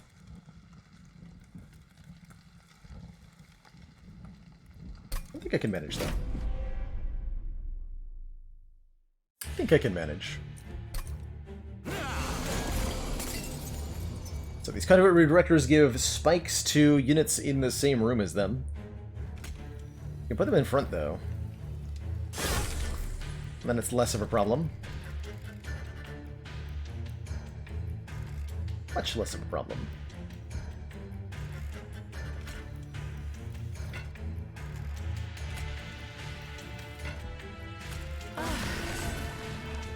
You just give me card draw. We'll put you on floor 2. So I want her to hit me because I'll draw a card that way.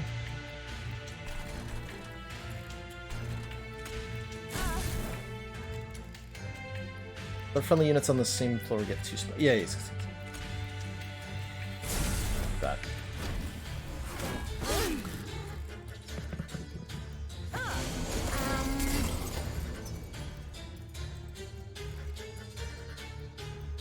So there's our super upgraded train steward.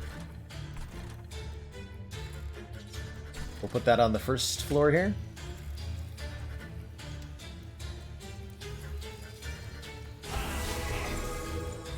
Oh.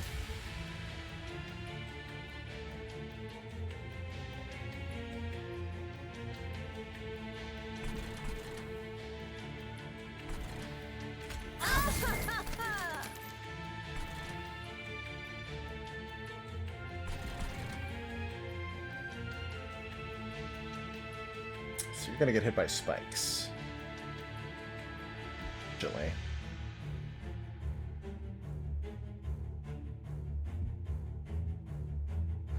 Not much I can do about that.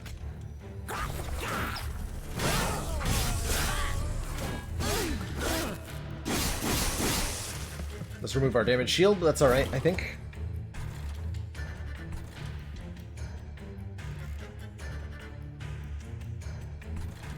Slap some spikes on her.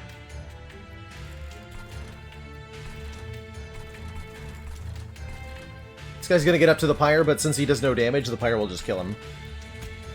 Enemy units that don't do any damage are no threat. No threat to your pyre.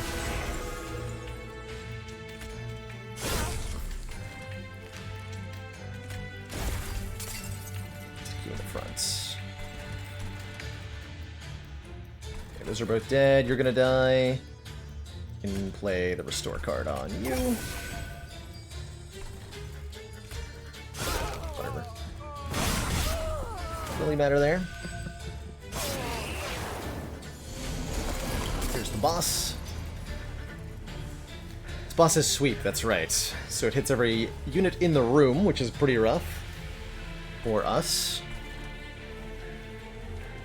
I'm gonna draw so many cards. I'm gonna draw so many cards.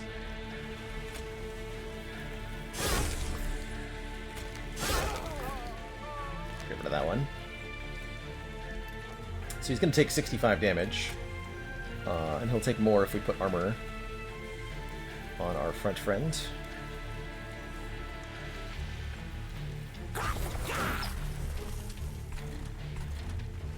We'll put you on top. So we're gonna have a full hand of cards here, that's for sure. Ooh. Thank you for that. So he's gonna die, that's good. He's going to die.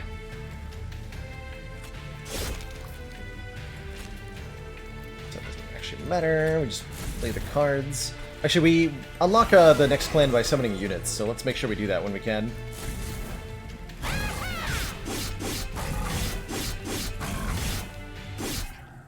Get train stewarded, nerd. Select the spoils. Enhance a unit with +8 damage and -2 health. That's really good for our train steward. Add 3 sting spells to our hands. That's kind of neat. Or +3 damage and +3 health. I think it's razor sharp edge here. That's really good scaling with our multi-strikers here. As long as we can keep them safe in the back, it'll do huge damage. Apply Rage 6. That's it. That's what we need. Although Hidden Passage also very good. Ascend a unit has proven really good. Damage shield is like buffer. That's right, Zuthus. That's exactly correct. So Rage 6 is 12 additional damage, and then it goes down by 1 every turn. So then 12, then 10, then 8, so on and so forth.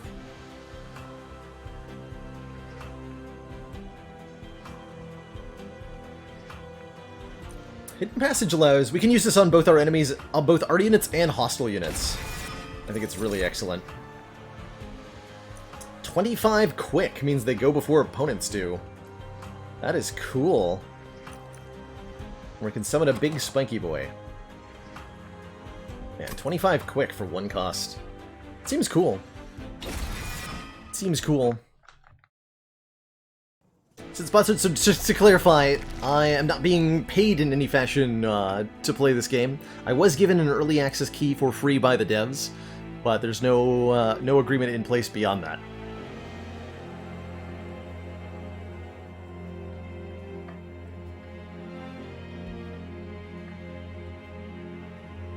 Doesn't make any sense to put it in the title if I'm just gonna have the key for free.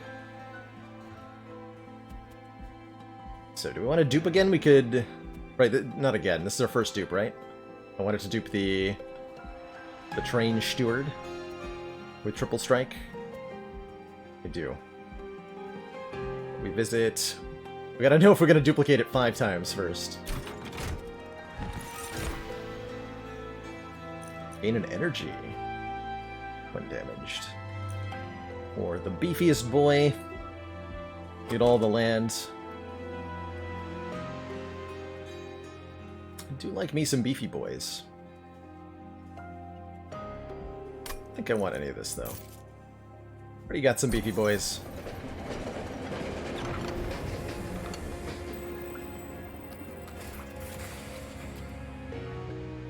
Train jerks to a halt to avoid the chaos portal that spontaneously appeared. And do we throw something in? Hell yeah, we do. As we found out before, you have the option to skip the new card.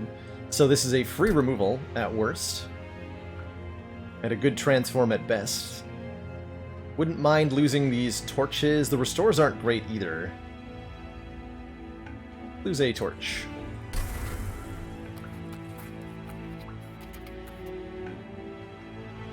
Give me the rare Hellhorn card, I think. Impolate.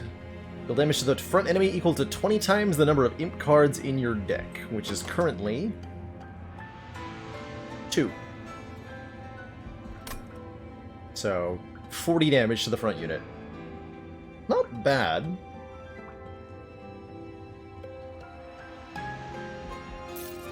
Skip it, though. It's not an imp card itself. It says spell at the bottom, not imp. So, like, every card has a tag at the bottom. Spell, spell, demon, machine, imp. That one said spell at the bottom. Imp deck ruined forever. It's true. Alright, we're duping you. And we're gonna see how that works. It's Daedalus time. Mr. Bomb Crater Man. Our, enemy units deal 1 damage to the front unit on death. That could actually be good for us.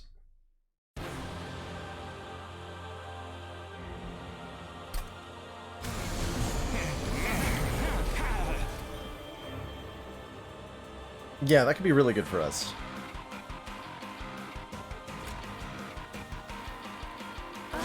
Would like to do that, please. So I'll draw a card if I do that. No? I guess that one didn't have the extinguish property. Fair enough. Fair enough.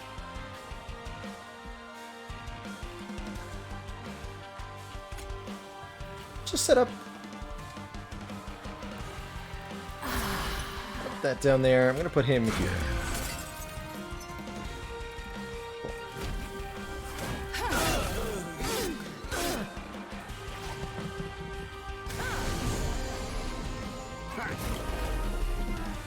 So these bombs will go off and dealing 10 damage to our front unit. We don't really care at the moment about any of that. Hey, there's the good train steward. Summon them, buff them. 19 times 3, that's pretty good damage. Extremely good damage.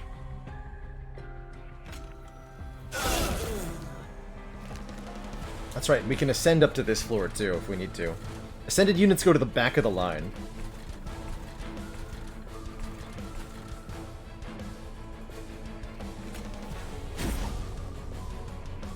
Notably.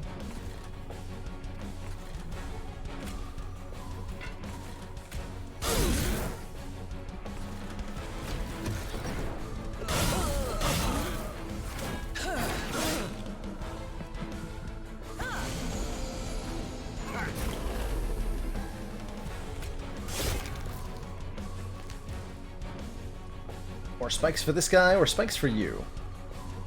Spikes for you.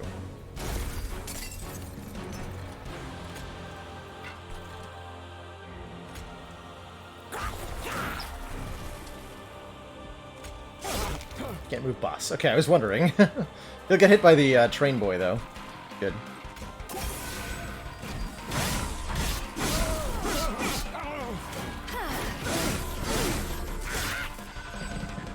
Give me the card draw. Oh god. Ascended does work on the boss, though. Hey, Black Hat, this game will be $25 US on release when it comes out in a couple of days. As far as I'm aware, this is original, an original world, Mathematician.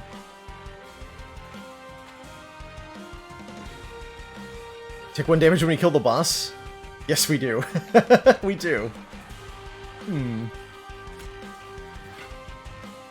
Yes, we do. Pretty funny.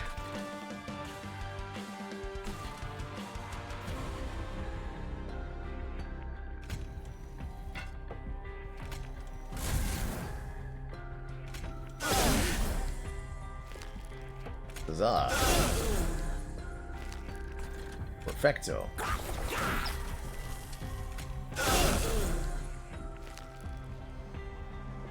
Perfecto. So these are both gonna die. Would like to get some more of these down, I guess. Sure, just keep summoning.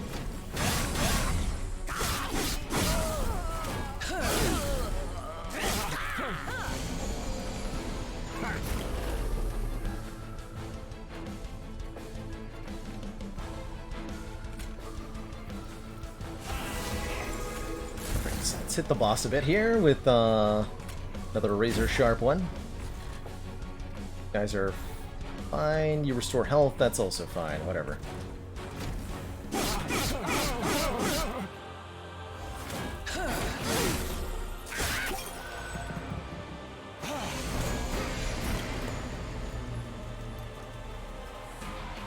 So here's our boss. Bosses are relentless, so they attack over and over and over again.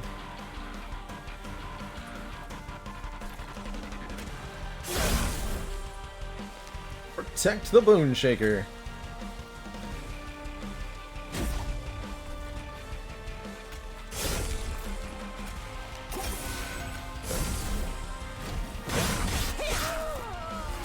First line will fall, but that's fine. Boss will take a lot of damage and he'll definitely die on the next floor. Definitely die on the next floor. Relentless, you say? We could ascend the boss, by the way. It does work on them. Not really something I want to do, though.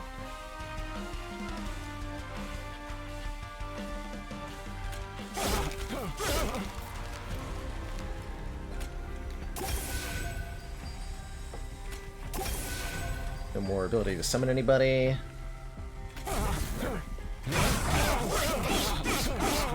27 times 3 is a lot of damage. It's stewarded, nerd. Ooh, Spike of the Hellhorn applied 2x rage and 2x armor. Perfect way to scale our multi-attackers. Is descending a boss to a frozen floor possible? I don't think so. Quick could be good to apply to our train dudes as well, but I'm going to take Spike of the Hellhorn here. Several points of rage sounds great. Rage 3. Apply Rage 2 to friendly units when this kills an enemy. Interesting. Not sure we need more line holders, though.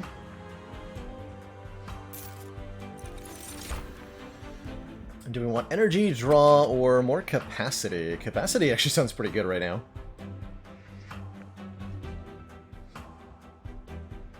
Although energy for Spike of the Hellhorn's nice. I mean, we have Ascend, so we have ways to overstack a floor. Just take more energy this time. Make that Spike of the Hellhorn stronger. And then probably draw as our next boss reward. Definitely down to remove 2 here. Spells, get an Awoken unit, 75 gold. I want to forge units. And the 2 removals, icing on the cake here. What upgrades can we give our champion? 100 health. Or 55 health, and when... Man, 100 health, that's so good. That's such a good line holder. Hell yeah.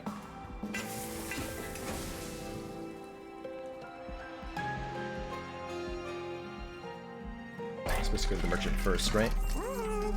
15 more health, upgrade a unit with quick, upgrade a unit with rage 5? I'm sorry, what? Didn't know that was an option. Hell yeah.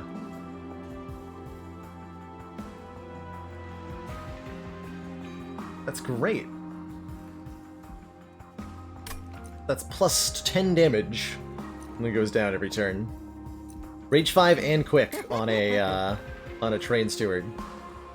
Let's do that. Rage 5, damage shield 2, multi-strike 1, quick.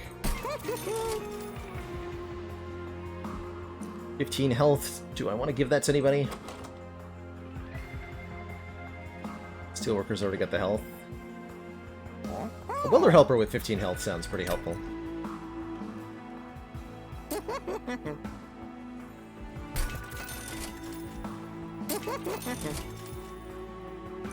That must would have been good.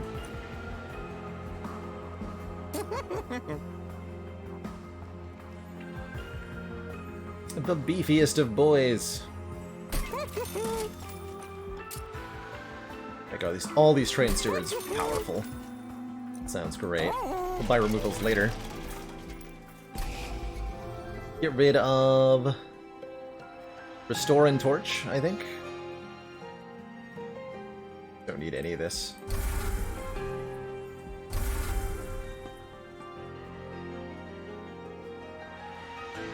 Do my train stewards get a buff compared to the other day? Yes, because we have the Advanced Prototype artifact, which gives them Damage Shield 2 and Multi-Strike 1.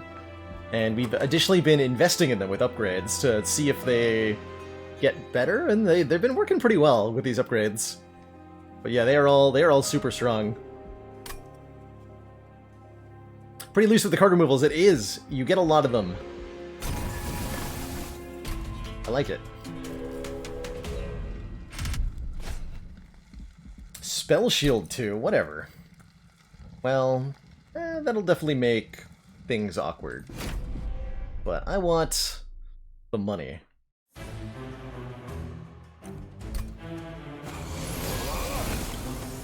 It's definitely gonna make these haste guys a bit problematic. Although they still get pulled to the front, right? So going straight to the 3rd floor, we're gonna put you here. With you here. Gonna go on the top. And I don't want to use that now. Give you one.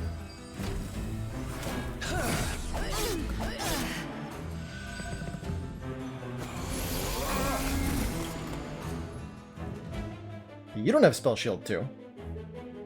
Means I can Vine Grasp you no problem.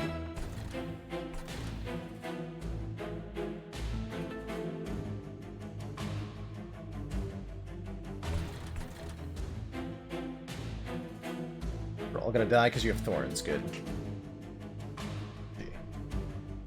Give him more thorns, maybe? Or give you thorns. That'll cause these to die, and then we don't have to deal with them anymore if you have thorns. Good. That is good. Do this. Back.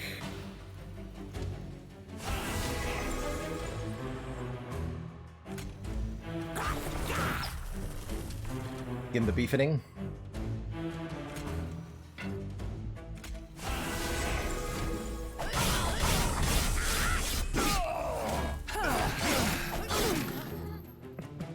Draw. So here's the quick one with Rage 5.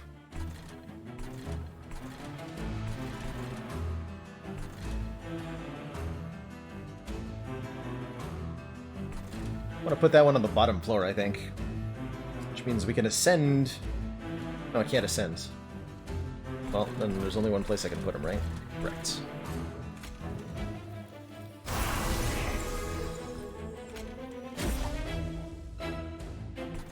Very well.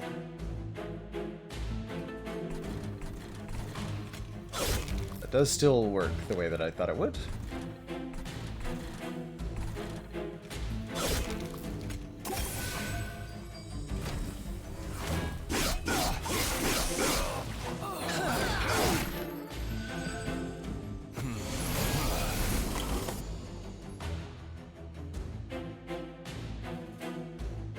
Where's my Ascend card? I need that.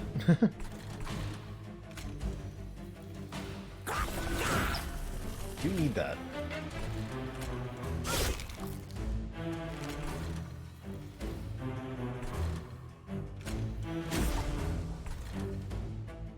Yeah, now this now does anything? Fine. We're really well set up here, so we should be totally fine. Brief respite. Here's the ascend. So let's put Mr. Quickman at the top. Next.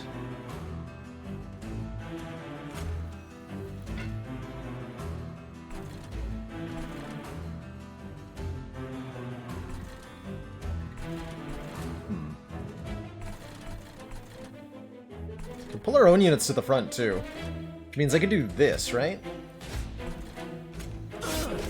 Aha! That's pretty cool. That's really cool.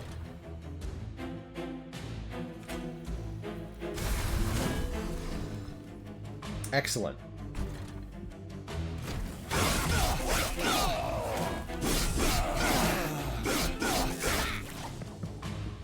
Really like the vine grab with the stuff we got going on. Super cool.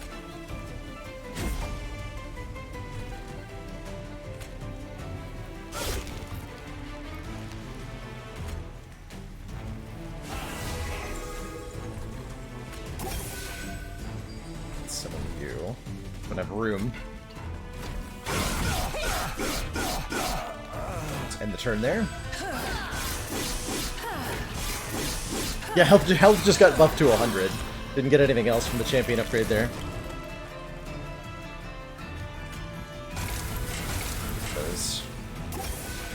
So he's super dead here. Because the train stewards are going to dunk on him.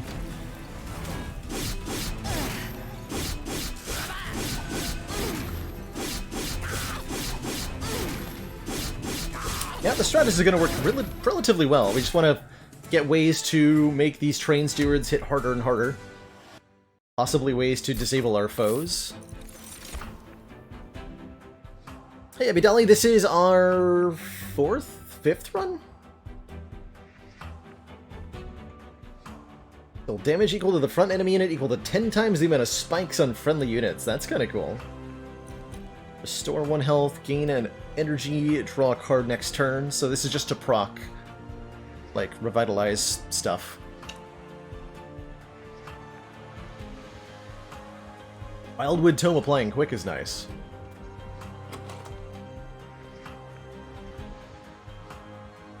Strike before enemies do. We'll take one. We get to the front and apply armor 10. 0 cost consume, apply rage 3, or another spike of the Hellhorns. For 2x rage, 2x armor. Give me another spike of the Hellhorns. Thank you very much. I'm not playing any of the newer clans yet. Don't have them unlocked. Or, well, I have the third purple clan unlocked. I'm playing random clans. We want to duplicate another card. I want to get spell upgrades. And an artifact and 75 gold. We'll skip that Hellvent. We have another Hellvent coming up, right?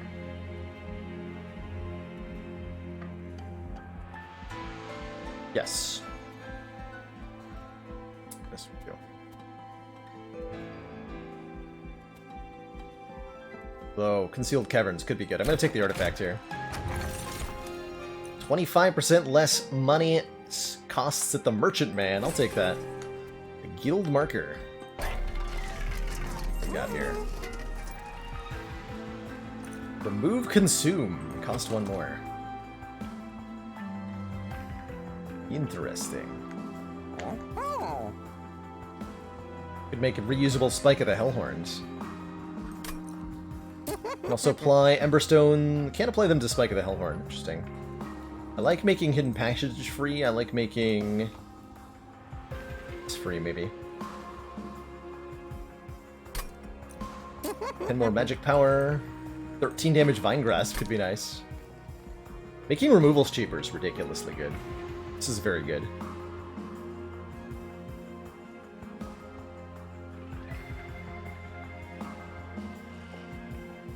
Reusable Quick Tome is interesting, too.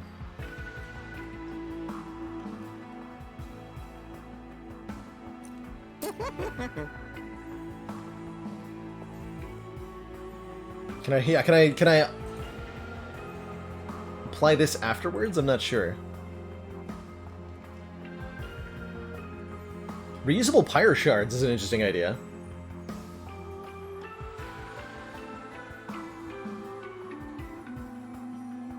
It's not the kind of scaling we're using. I might even remove Pyre Shards at some point. We'll upgrade one of these Vine Grasps. It's only 15 gold.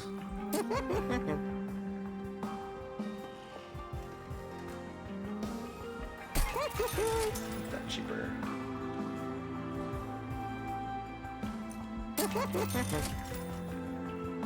Double stack.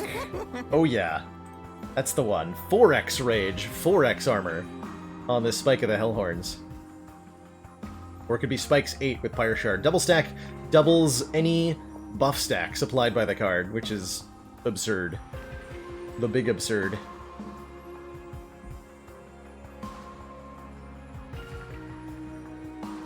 Can you Eternal Stone then Emberstone the same card? Not sure. There are some restrictions on what you can do.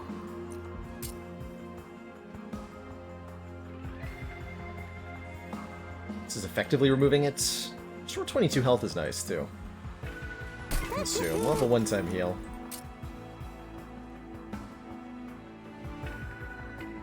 Make this free. Get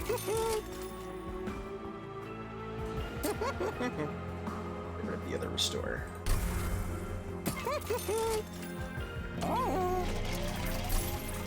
Could remove more.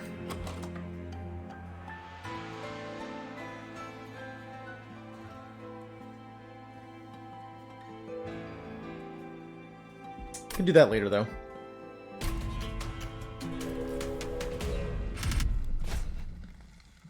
Armor 10 for 150 gold. Not a target in combat for the first thing, and this guy is stealth 5, I think? Yeah, stealth 5. 12 damage.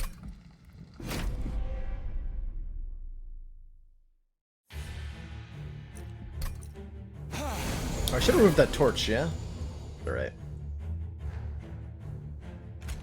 So they're just gonna draw. So they're not valid combat targets, so we'll deal with them on the second floor here.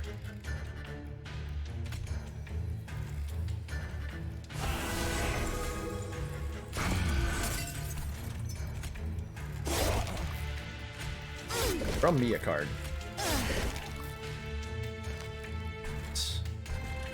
So this won't actually be able to attack, but I'll put her there anyway so I can ascend her.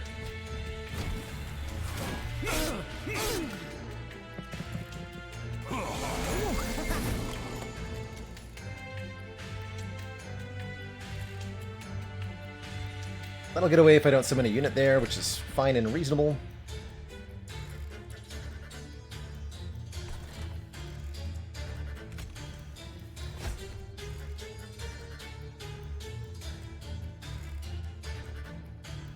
These are not stealthy. Going to become strong. I'll kill that.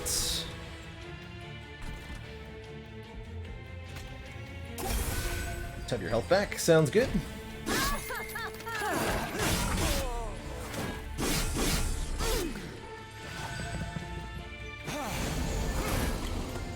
Okay, more stealthy boys. That is okay.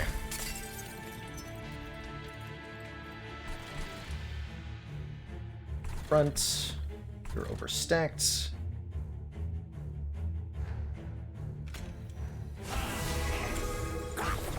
All these units down. I'm gonna keep this one around. Later in the fight.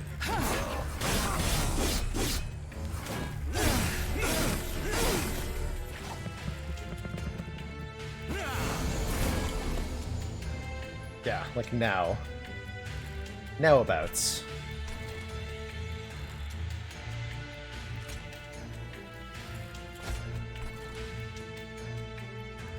So you are already quick.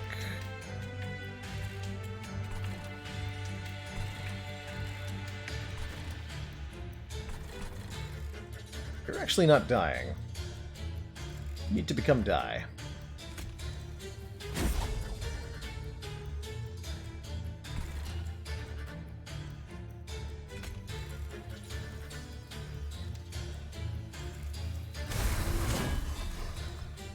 I'm angry now.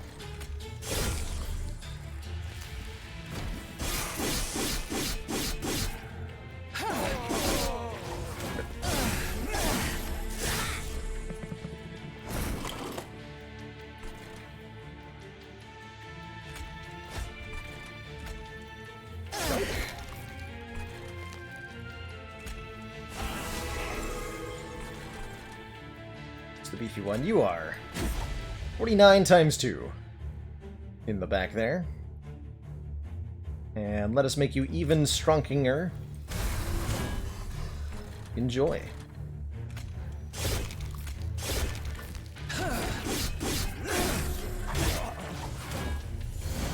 There's our boss.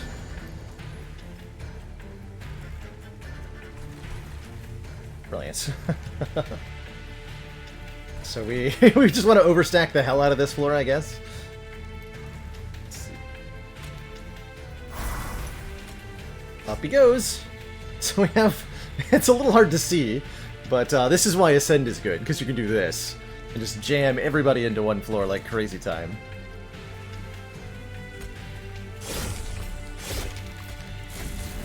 Could have drawn cards with that. Maybe you should have.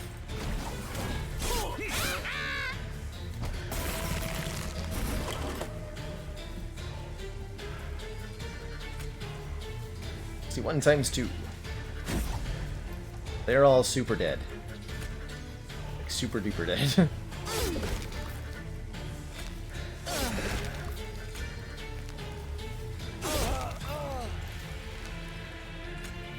Whoop. Could move the boss up 1 floor, but then I might lose. Probably don't want to do that.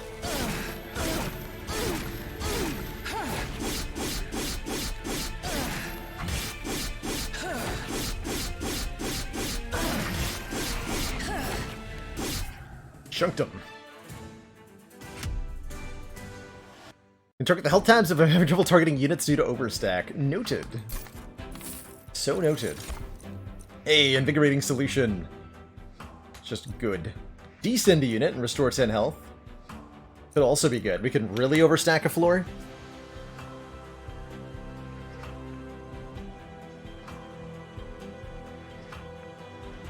Deadweight is basically Ascender's Bane. That's right. It comes from Ascension 2. Or, what's it called? Prestige 2? Whatever. It comes from number 2. Numero dos.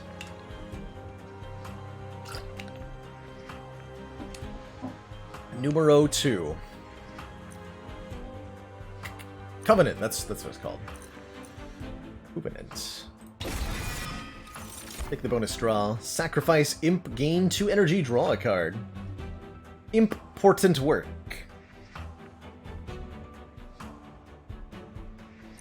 Mage 3, armor 5.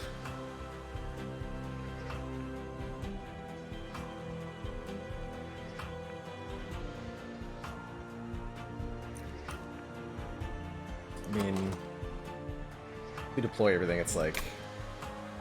Try it. We'll try it. 2 forge spells. Oh, offer artifacts. And we have cheaper stuff? Oh yeah, let's get artifacts. That sounds fun. So we go first to the merchants, see what's there. Sting spells get 10 magic power and piercing. Wait, there's 2 relics that apply sting? They're at +1 stack of spikes each time it's applied. Chance to deal damage when an enemy unit enters the train. Mr. Spoke. An accurate depiction, I would think. I think the mallet's really good in the first couple of fights, but here on Ring 6, it's not going to be that good, right? Might be. Not thrilled with any of this. Let's see what the event has before we make any decisions there.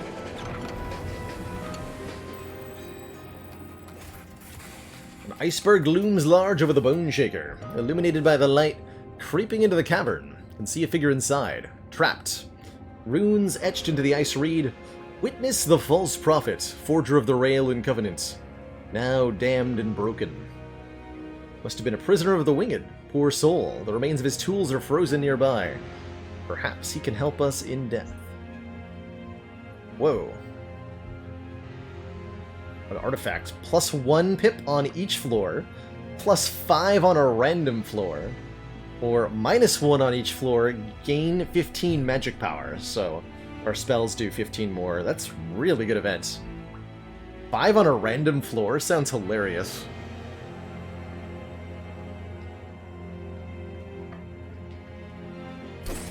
We'll take it. History of the world. We're able to retrieve the tome from the ice. The page is still somehow dry after all this time. We leave the man behind. False prophet or not, we have a feeling he's helped hell. More than you know. Hey, is a snail? Indeed, I did. Clearly inferior to a flat +5. That's right. Right.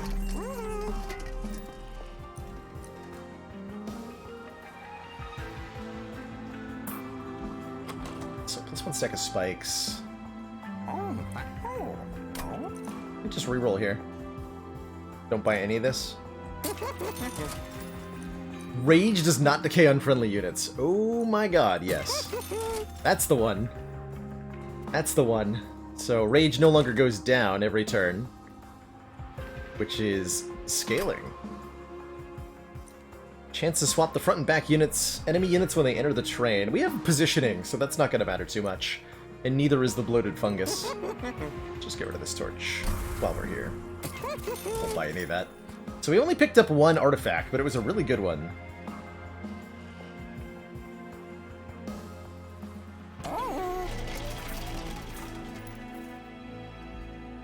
And propel the wings of light. So we have a stable vortex. Yeah. Stuff is happening. To the battle! To the battle. Okay, so we got the multi-striking Alabaster Guardian's multi-strike variant of Fel here. So the statues that she summons, there's 3 different variants of each boss, 3 different like special abilities they can get. This boss relates to what her statues do. Okay. That is ridiculous. That's just ridiculous. That's ridiculous.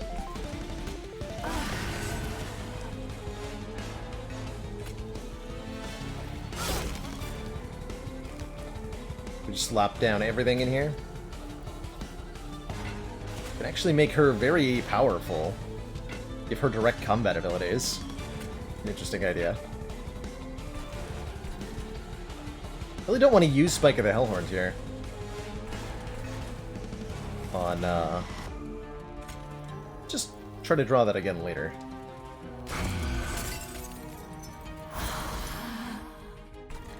It's fine.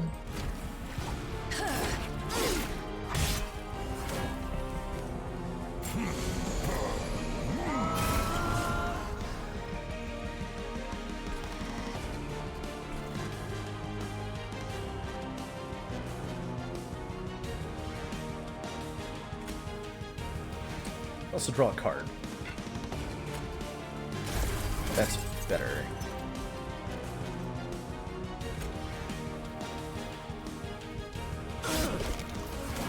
Okay, we want to get set up on the top a little bit. Do we, though? I mean, well, we have to deal with this guy. The pirate could deal with him, potentially.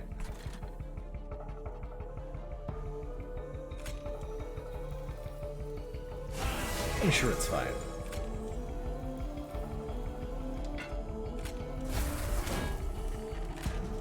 Just jam everybody on. Well, we want to summon a second train steward here, so let's... This is probably fine. Meep.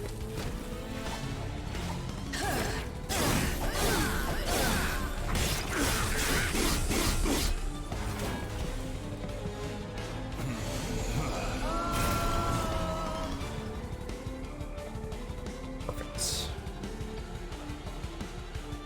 So much going on. Yeah, we do have to deal with these. So let's get train stewards up top here.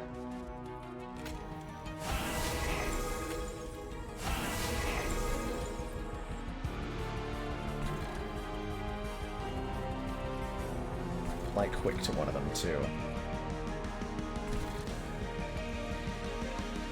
Actually, don't want quick down here, because then we won't be drawing cards.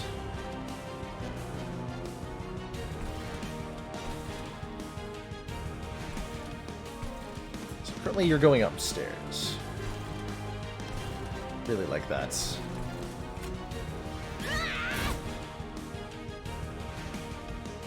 No cards in the draw pile. Fair enough.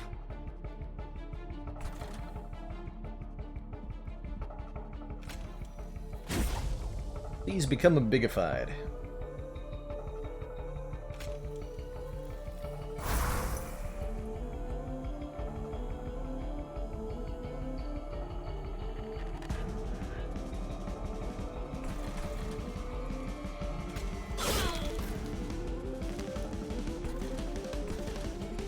We're still not dying.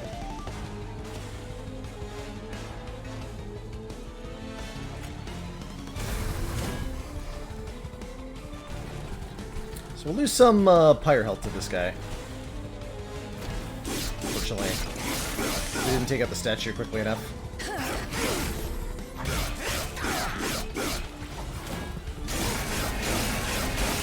Not too bad, though.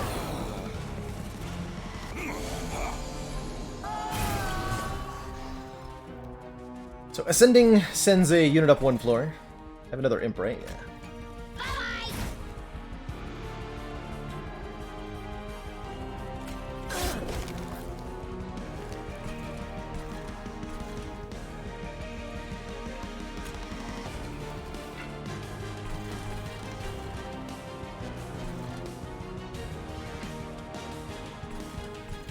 Overload the top floor here.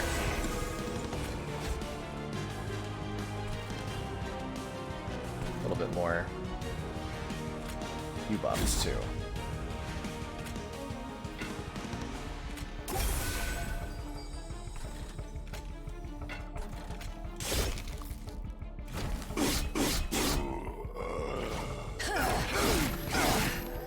Actually might have been okay to make the boss go up by one there. So you're dead to quick, no problem. So there's our double power.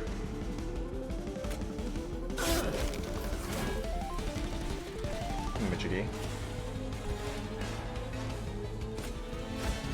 Okay, those are immobile. Can't move or change position, noted. I was wondering how that would work. Kinda cute.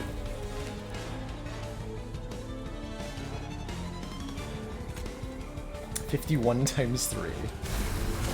Don't mind if I do. Don't mind if I do. Get them, stewards.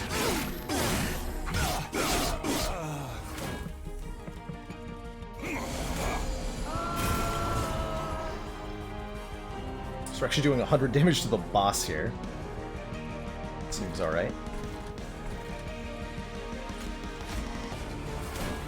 You go up so that you may die. Summon units. Barely whatever.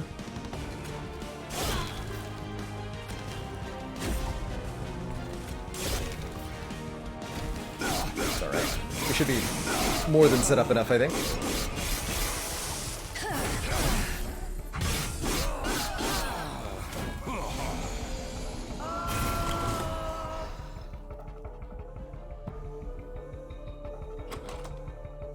Really don't have any cards to do stuff with after a certain point.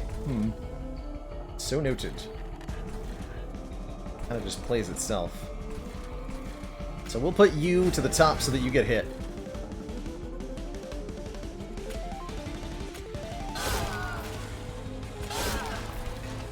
Setting up on top could help with the Ascend feature because of that.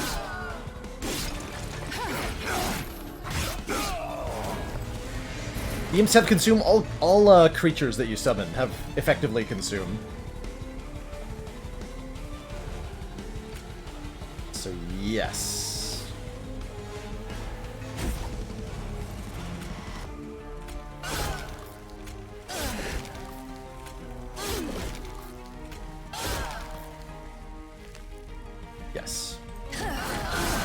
The boss come back down to the bottom.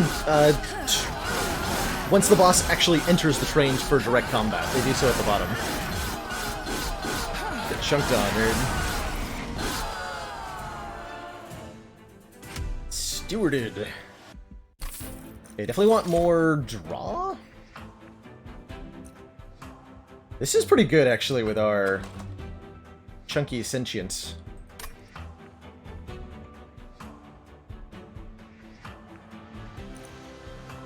Maybe?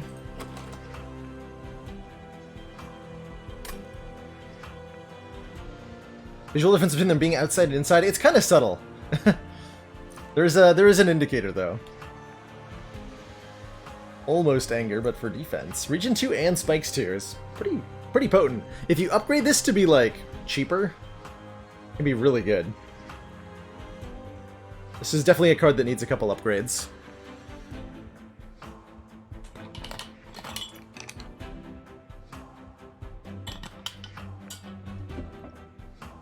We could try it. If I look at the map. So we're here. Forge units. Forge spells. Perfect. Yeah, this is where I'm going to go. Okay. Let's try it. But I think I do want one more draw per turn. Although more energy just makes the Spike of the Hellhorn better.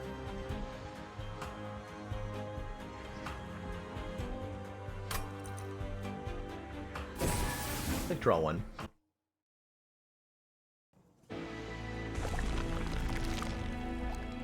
So go to the merchant first, see what they got. Is -1 cost guaranteed? I mean, I believe that. It feels like it's always been in the first slot.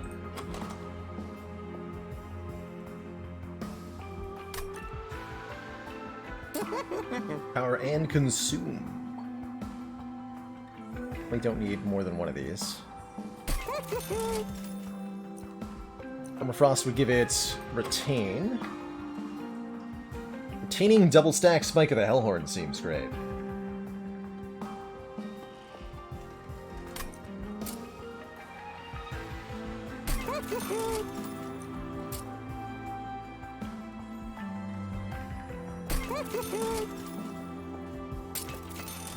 Yep. Or double stack. This is now Regen 4, Spikes 4. Add a copy of this card to your discard pile. Dang. Or we can have a second double stack Spike of the Hellhorns. And then just this is free. Let's get the double stack Spike of the Hellhorns. Make this free. So we have infinite copies of the free cards. And might as well make that a deal 23. Seems pretty okay. What's in the event? Choo-choo! The Bone Shaker makes its way through an abandoned train yard. Well, there's a train in it now. The once bustling workshop is now eerily silent and empty, picked over by scavengers. Though in the rubble, you're able to make out a couple of things that may be useful. A large hook and some quick-release doors. Trap Shoot card. Descend a unit to the bottom floor, apply Dazed 2. Oh, cool. Or Steel Pulleyclaw. Ascend an enemy to the Pyre Room and apply Dazed 3. So the Pyre will attack it 3 times. I think we want the doors.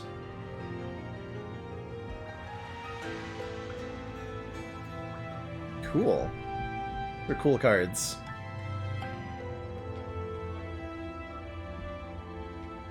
Enemy units. This one can be any unit. Including our own. You enlist the help of the crew to install the doors, giving you more control over the location of any invaders in the Bone Shaker via a quick ejection.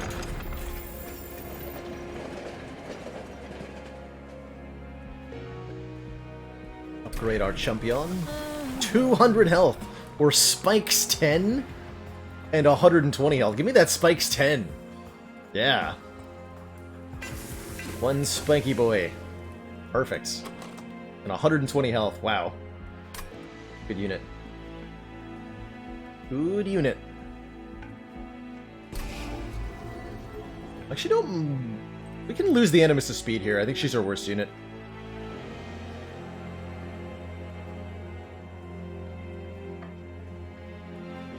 Spikes 10,000 million.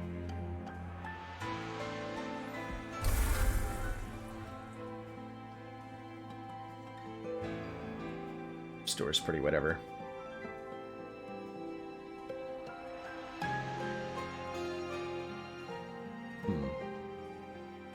This.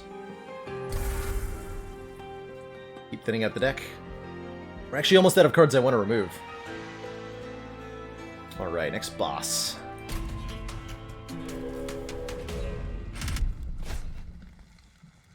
Non-boss enemy units enter with spikes 5. For 300 coins. What can we buy next area? There is a merchant of trinkets, so we can buy artifacts. I'll do that. We'll figure it out.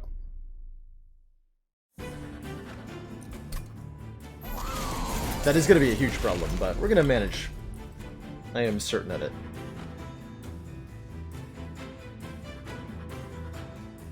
Are we, though? 160 health and 5. That's going to be a problem.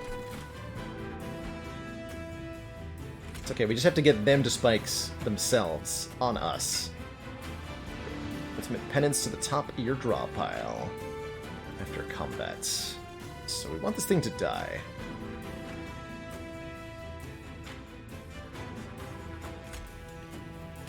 Which it will to our thorns. Perfect. So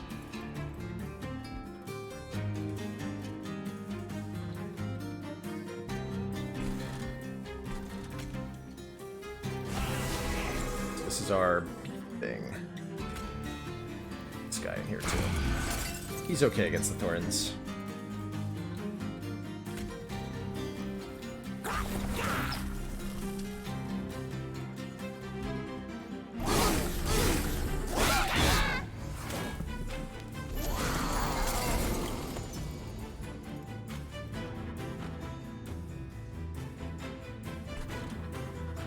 Sacrifice Imp!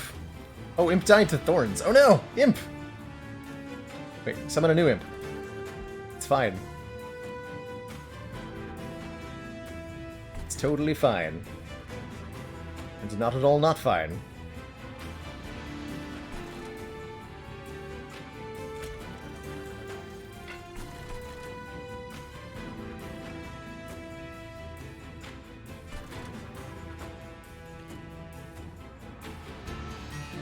Get spiked on.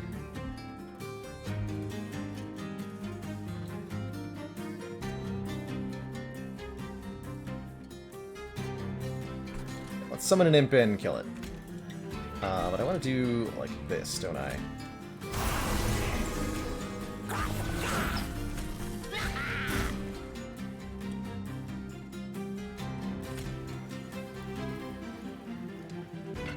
I do enough damage. I think this is getting away. From the looks of it.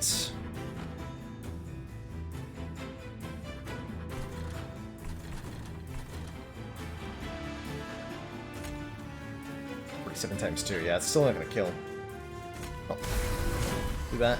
Make ourselves a tanky boy.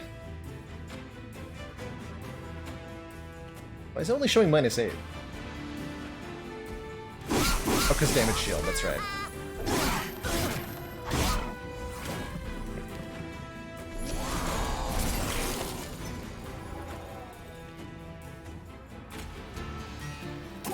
Spiky.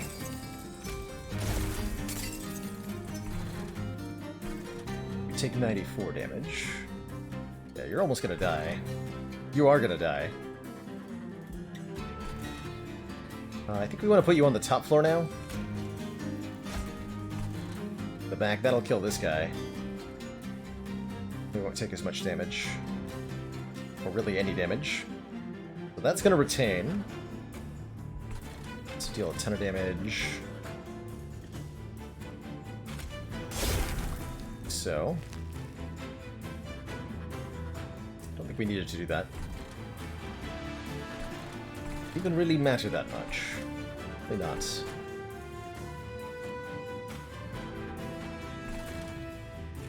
Just keep buffing our boys.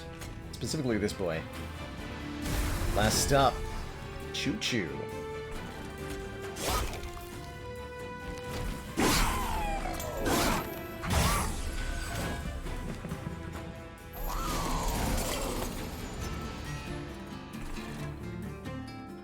So everybody who gets to the top is going to get dunked by this guy.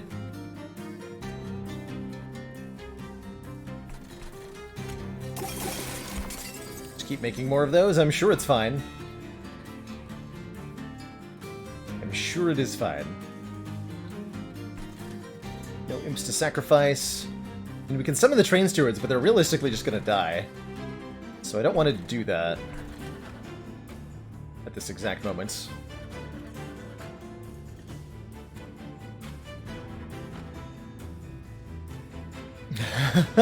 Want to feel bad about me getting beat up by the thorns? It's fine. Spikiness does go both ways. We just end turn? Ending turn is reasonable. I send you. Bad times, right? Yeah. Kill one of them.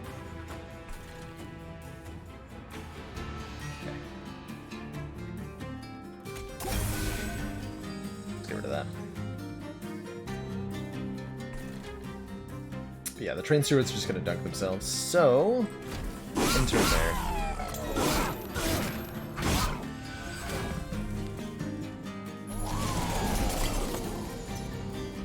Spores are spreading.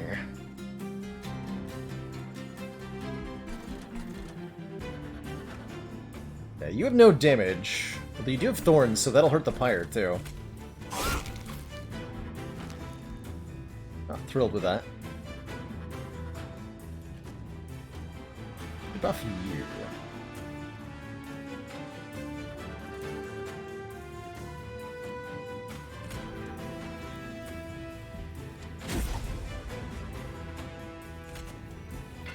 See, turn 3. You're quick. You should be quick.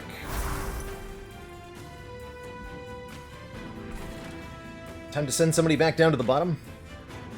Might be. The stacking region in spikes is going to get way out of control. Yeah, you know what? You go back down to the bottom. It's fine down there. Life is good down there.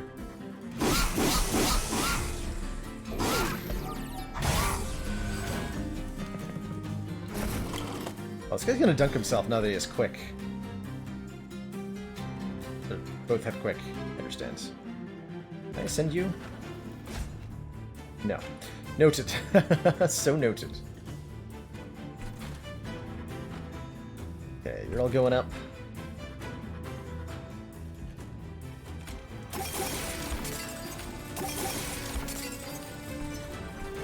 Slight problem.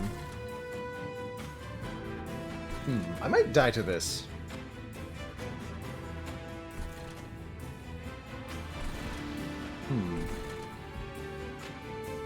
That would be bad.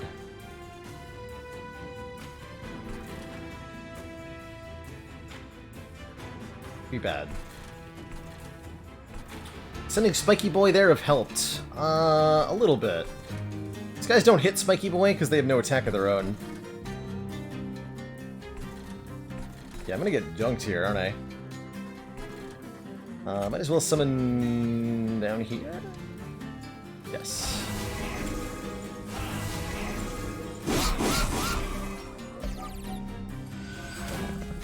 These guys get to the top though, they might kill me. Though I win as soon as the boss dies, right? So does it really matter?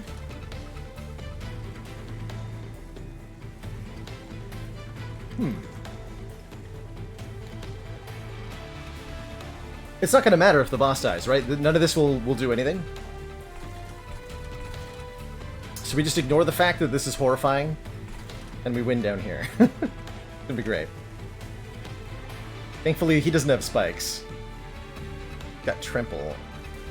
This damage is applied to the subsequent enemy unit 25. Jesus.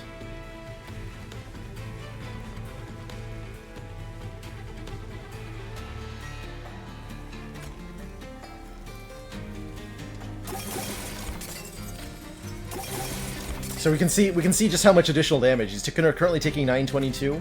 One more stack of this brings that to 1035.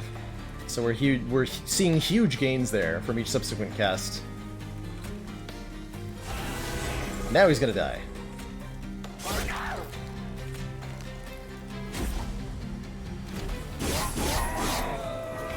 Okay, good. So the top does resolve, but they don't go up until this happens.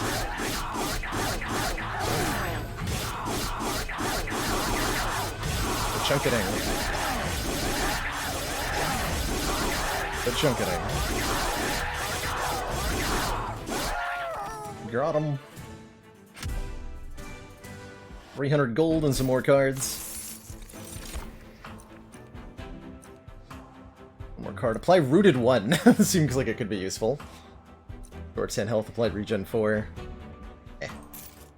Skip all that. 40 damage. See, it's a spell. Wouldn't work. Sacrifice Imp. Deal 50 damage to the front enemy unit. 3 Imp cards. I like it. But none of that we need.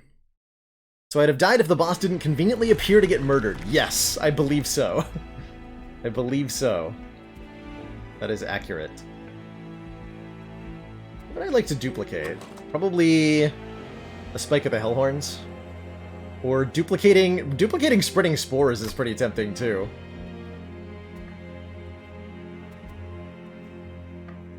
Our spells. Okay, so we're gonna get Consume. That's not gonna matter though, right? Not gonna matter.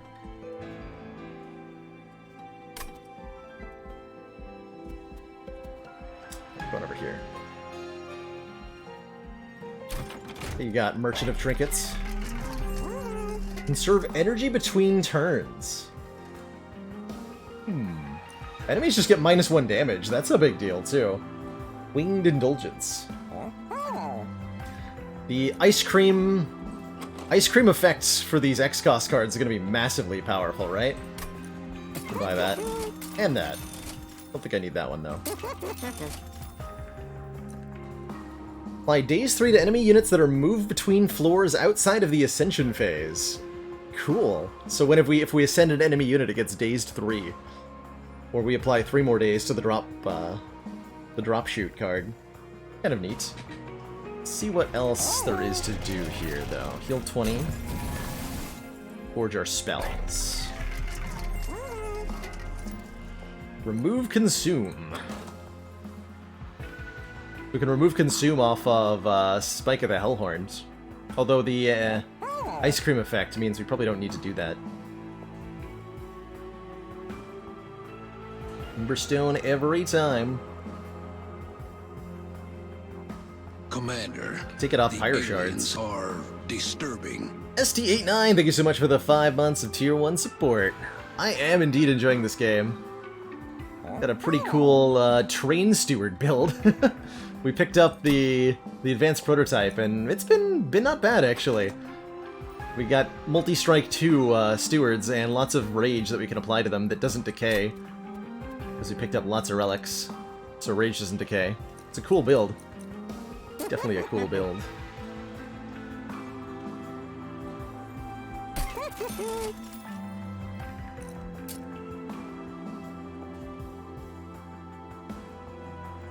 X -1.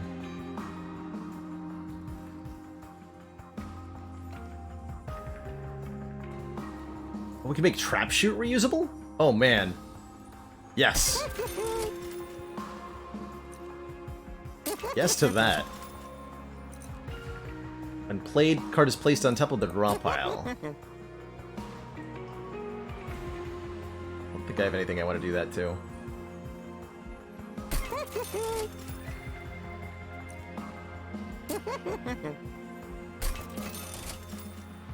Whatever.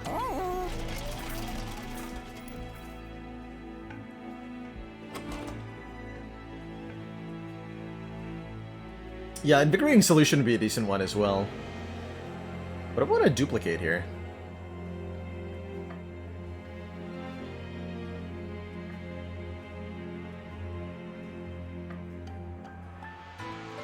Duping the trap shoot sounds hilarious. Shame we can't also afford the buff too. The artifact to go with it.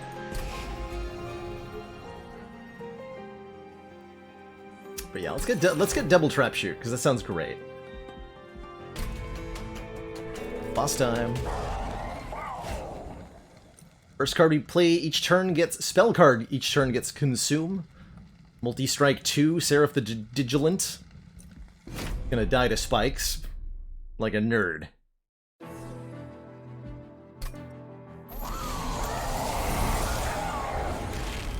It's always been the bottom floor that got the extra pips. I'm not sure if that's, like, random or what.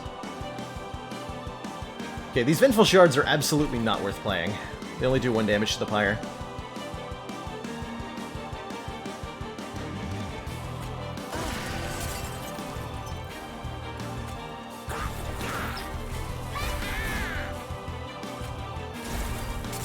Commence the spiketing.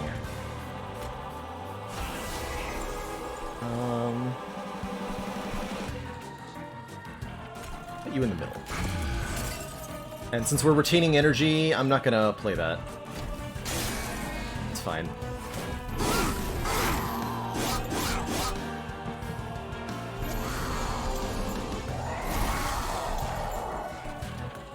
So we can just say, you go back down to the bottom. Got the consume keyword on it, though. This is fine.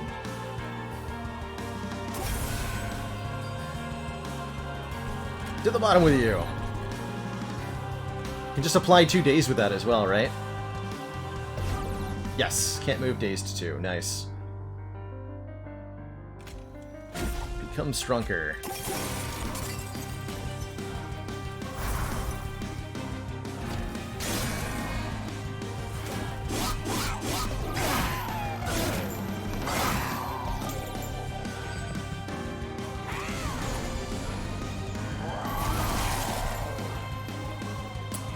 What do max cost cards do? They apply many stacks of rage, which causes our units to hit many, many times.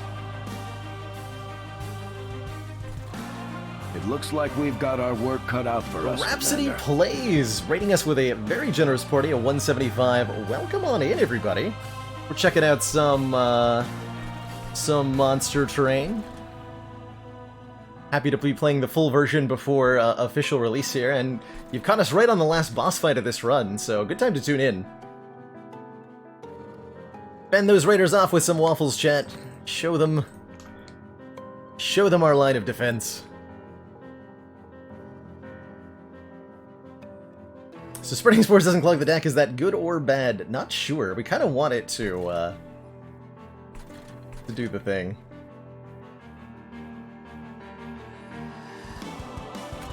Some more damage up here, or do we just put that all on the first floor? Let's send them back to the bottom. I'm a little bit worried, though. Let's send this guy back to the bottom, too. That's right, too.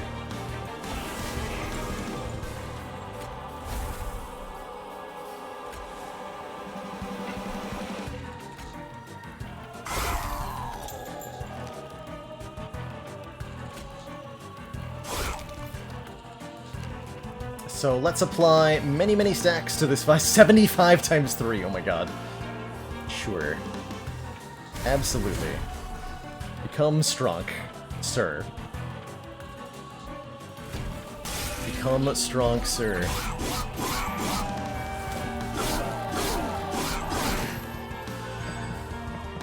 So the strategy we have with this this deck is that we try to load up one of our cars with lots of units.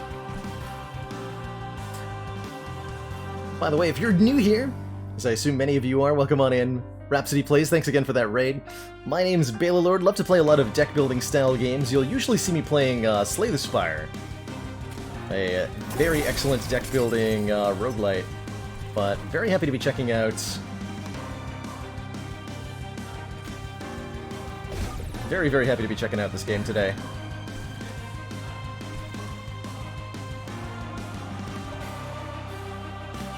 So let's get our next imp down. Don't really need more train stewards at the moment. Gonna dunk this guy at the top here. You die now. Make you even more stronger.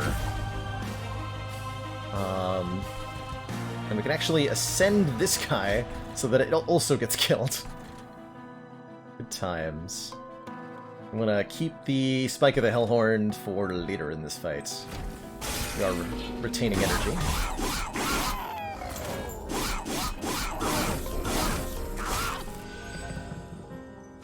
Come Dunkified. Yeah, I see that we have many units happening. Let's consume this. We want the spreading spores to be duplicating, putting more thorns on our spiky lady.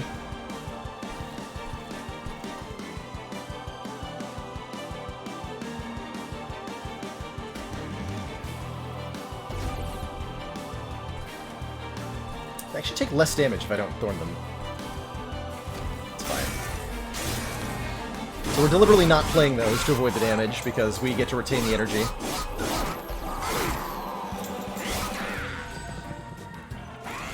You get him, Imp. They're all dead.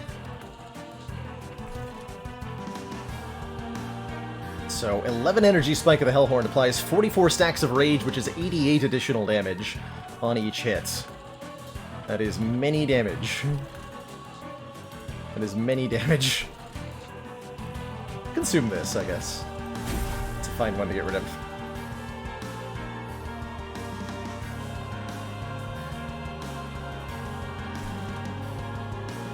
We have a lot of positional control here. It'd even be better to buff this one so we can clear out everything on this floor too. Let's do that.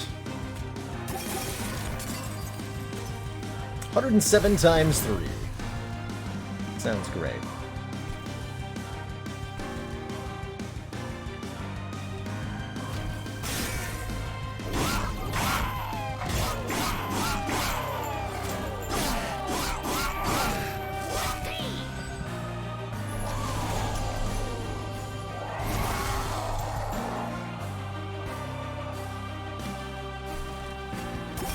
Just have the spreading spores. The first one we play in the turn can be consumed, that's fine. So that'll kill. You're all gonna die.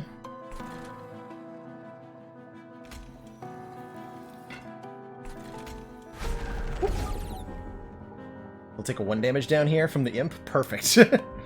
As intended. I guess we can start playing these now, because there's no reason to. We already spent our X costs. Those aren't coming back. Alright, Boss Boy is here. That means we want to descend these two. Currently already losing the fight, mind you. But we can do better than that.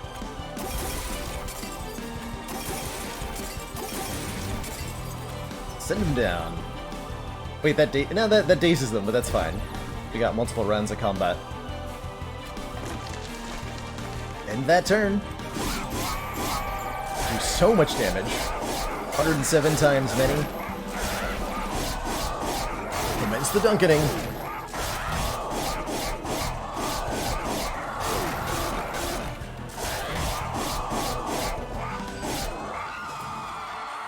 GG. Not too bad. Not too bad. Balanced!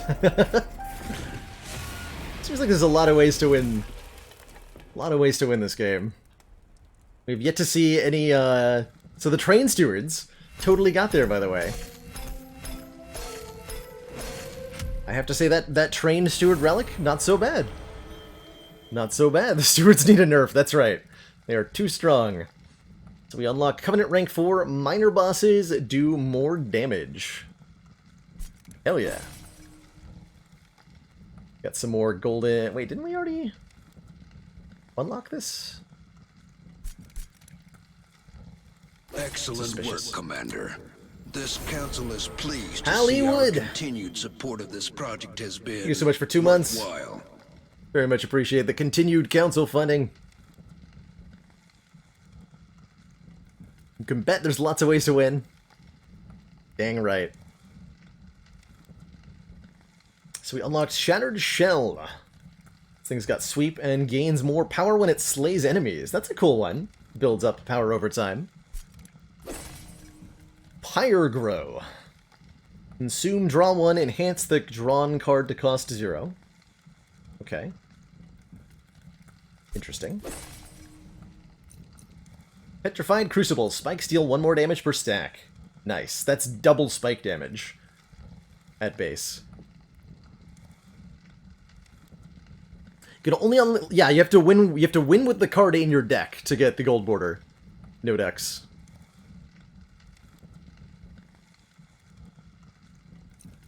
Hell yeah. Good evening, Zenthulu. Elhorn unlocked the Rail Beater. Push the attacked unit to the back. Interesting. Alloy of the Ancients. 25 armor. Hell yeah. Hell yeah. GG.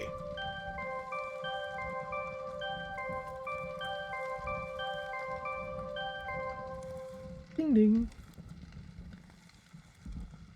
Great stuff. So we're more than halfway to unlocking Umbra. Melting Remnant I have not seen yet. Look at all this content. There's so many things to unlock, right? So many things to unlock. Actually have no victories with Hellhorn as our base. Interesting.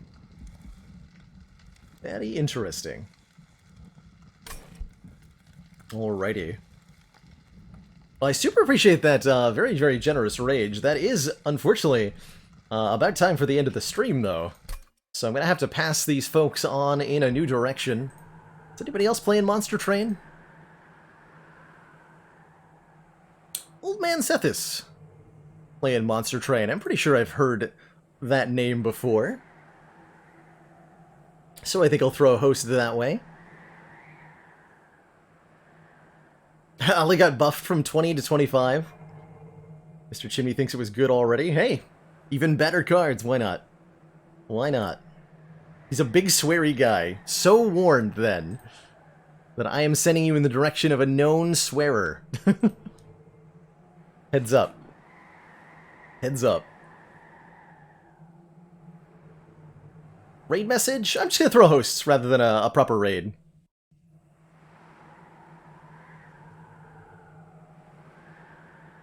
Just a host. But thanks so much for joining, everybody. If you're, like I've said, if you're new here, I'd super appreciate a follow to the stream. If you like what you saw and you'd like to be notified when I'm live, you can also join our Discord. Work, Commander. That's not how that This works. council is That's pleased definitely to not what see I meant to our do. continued support of this project has been That's the one. worthwhile. Twitch.tv/Discord. Yes, that's how you get to the Discord. So the difference between raid and host is that a host doesn't put you directly into the other streamer's chat. You'll just be brought to their channel for the watching. Whereas a raid puts you directly into the other person's chat room. You should raid Discord. That's right. All right. That's going to be it for me tonight. We'll be back tomorrow, not later than 4 p.m. Eastern Standard Time. Probably with some more Spire, and then perhaps more Monster Train as well. But that's going to be it for me tonight. Thank you so much for watching, everybody. See you all later, and ta-ta for now.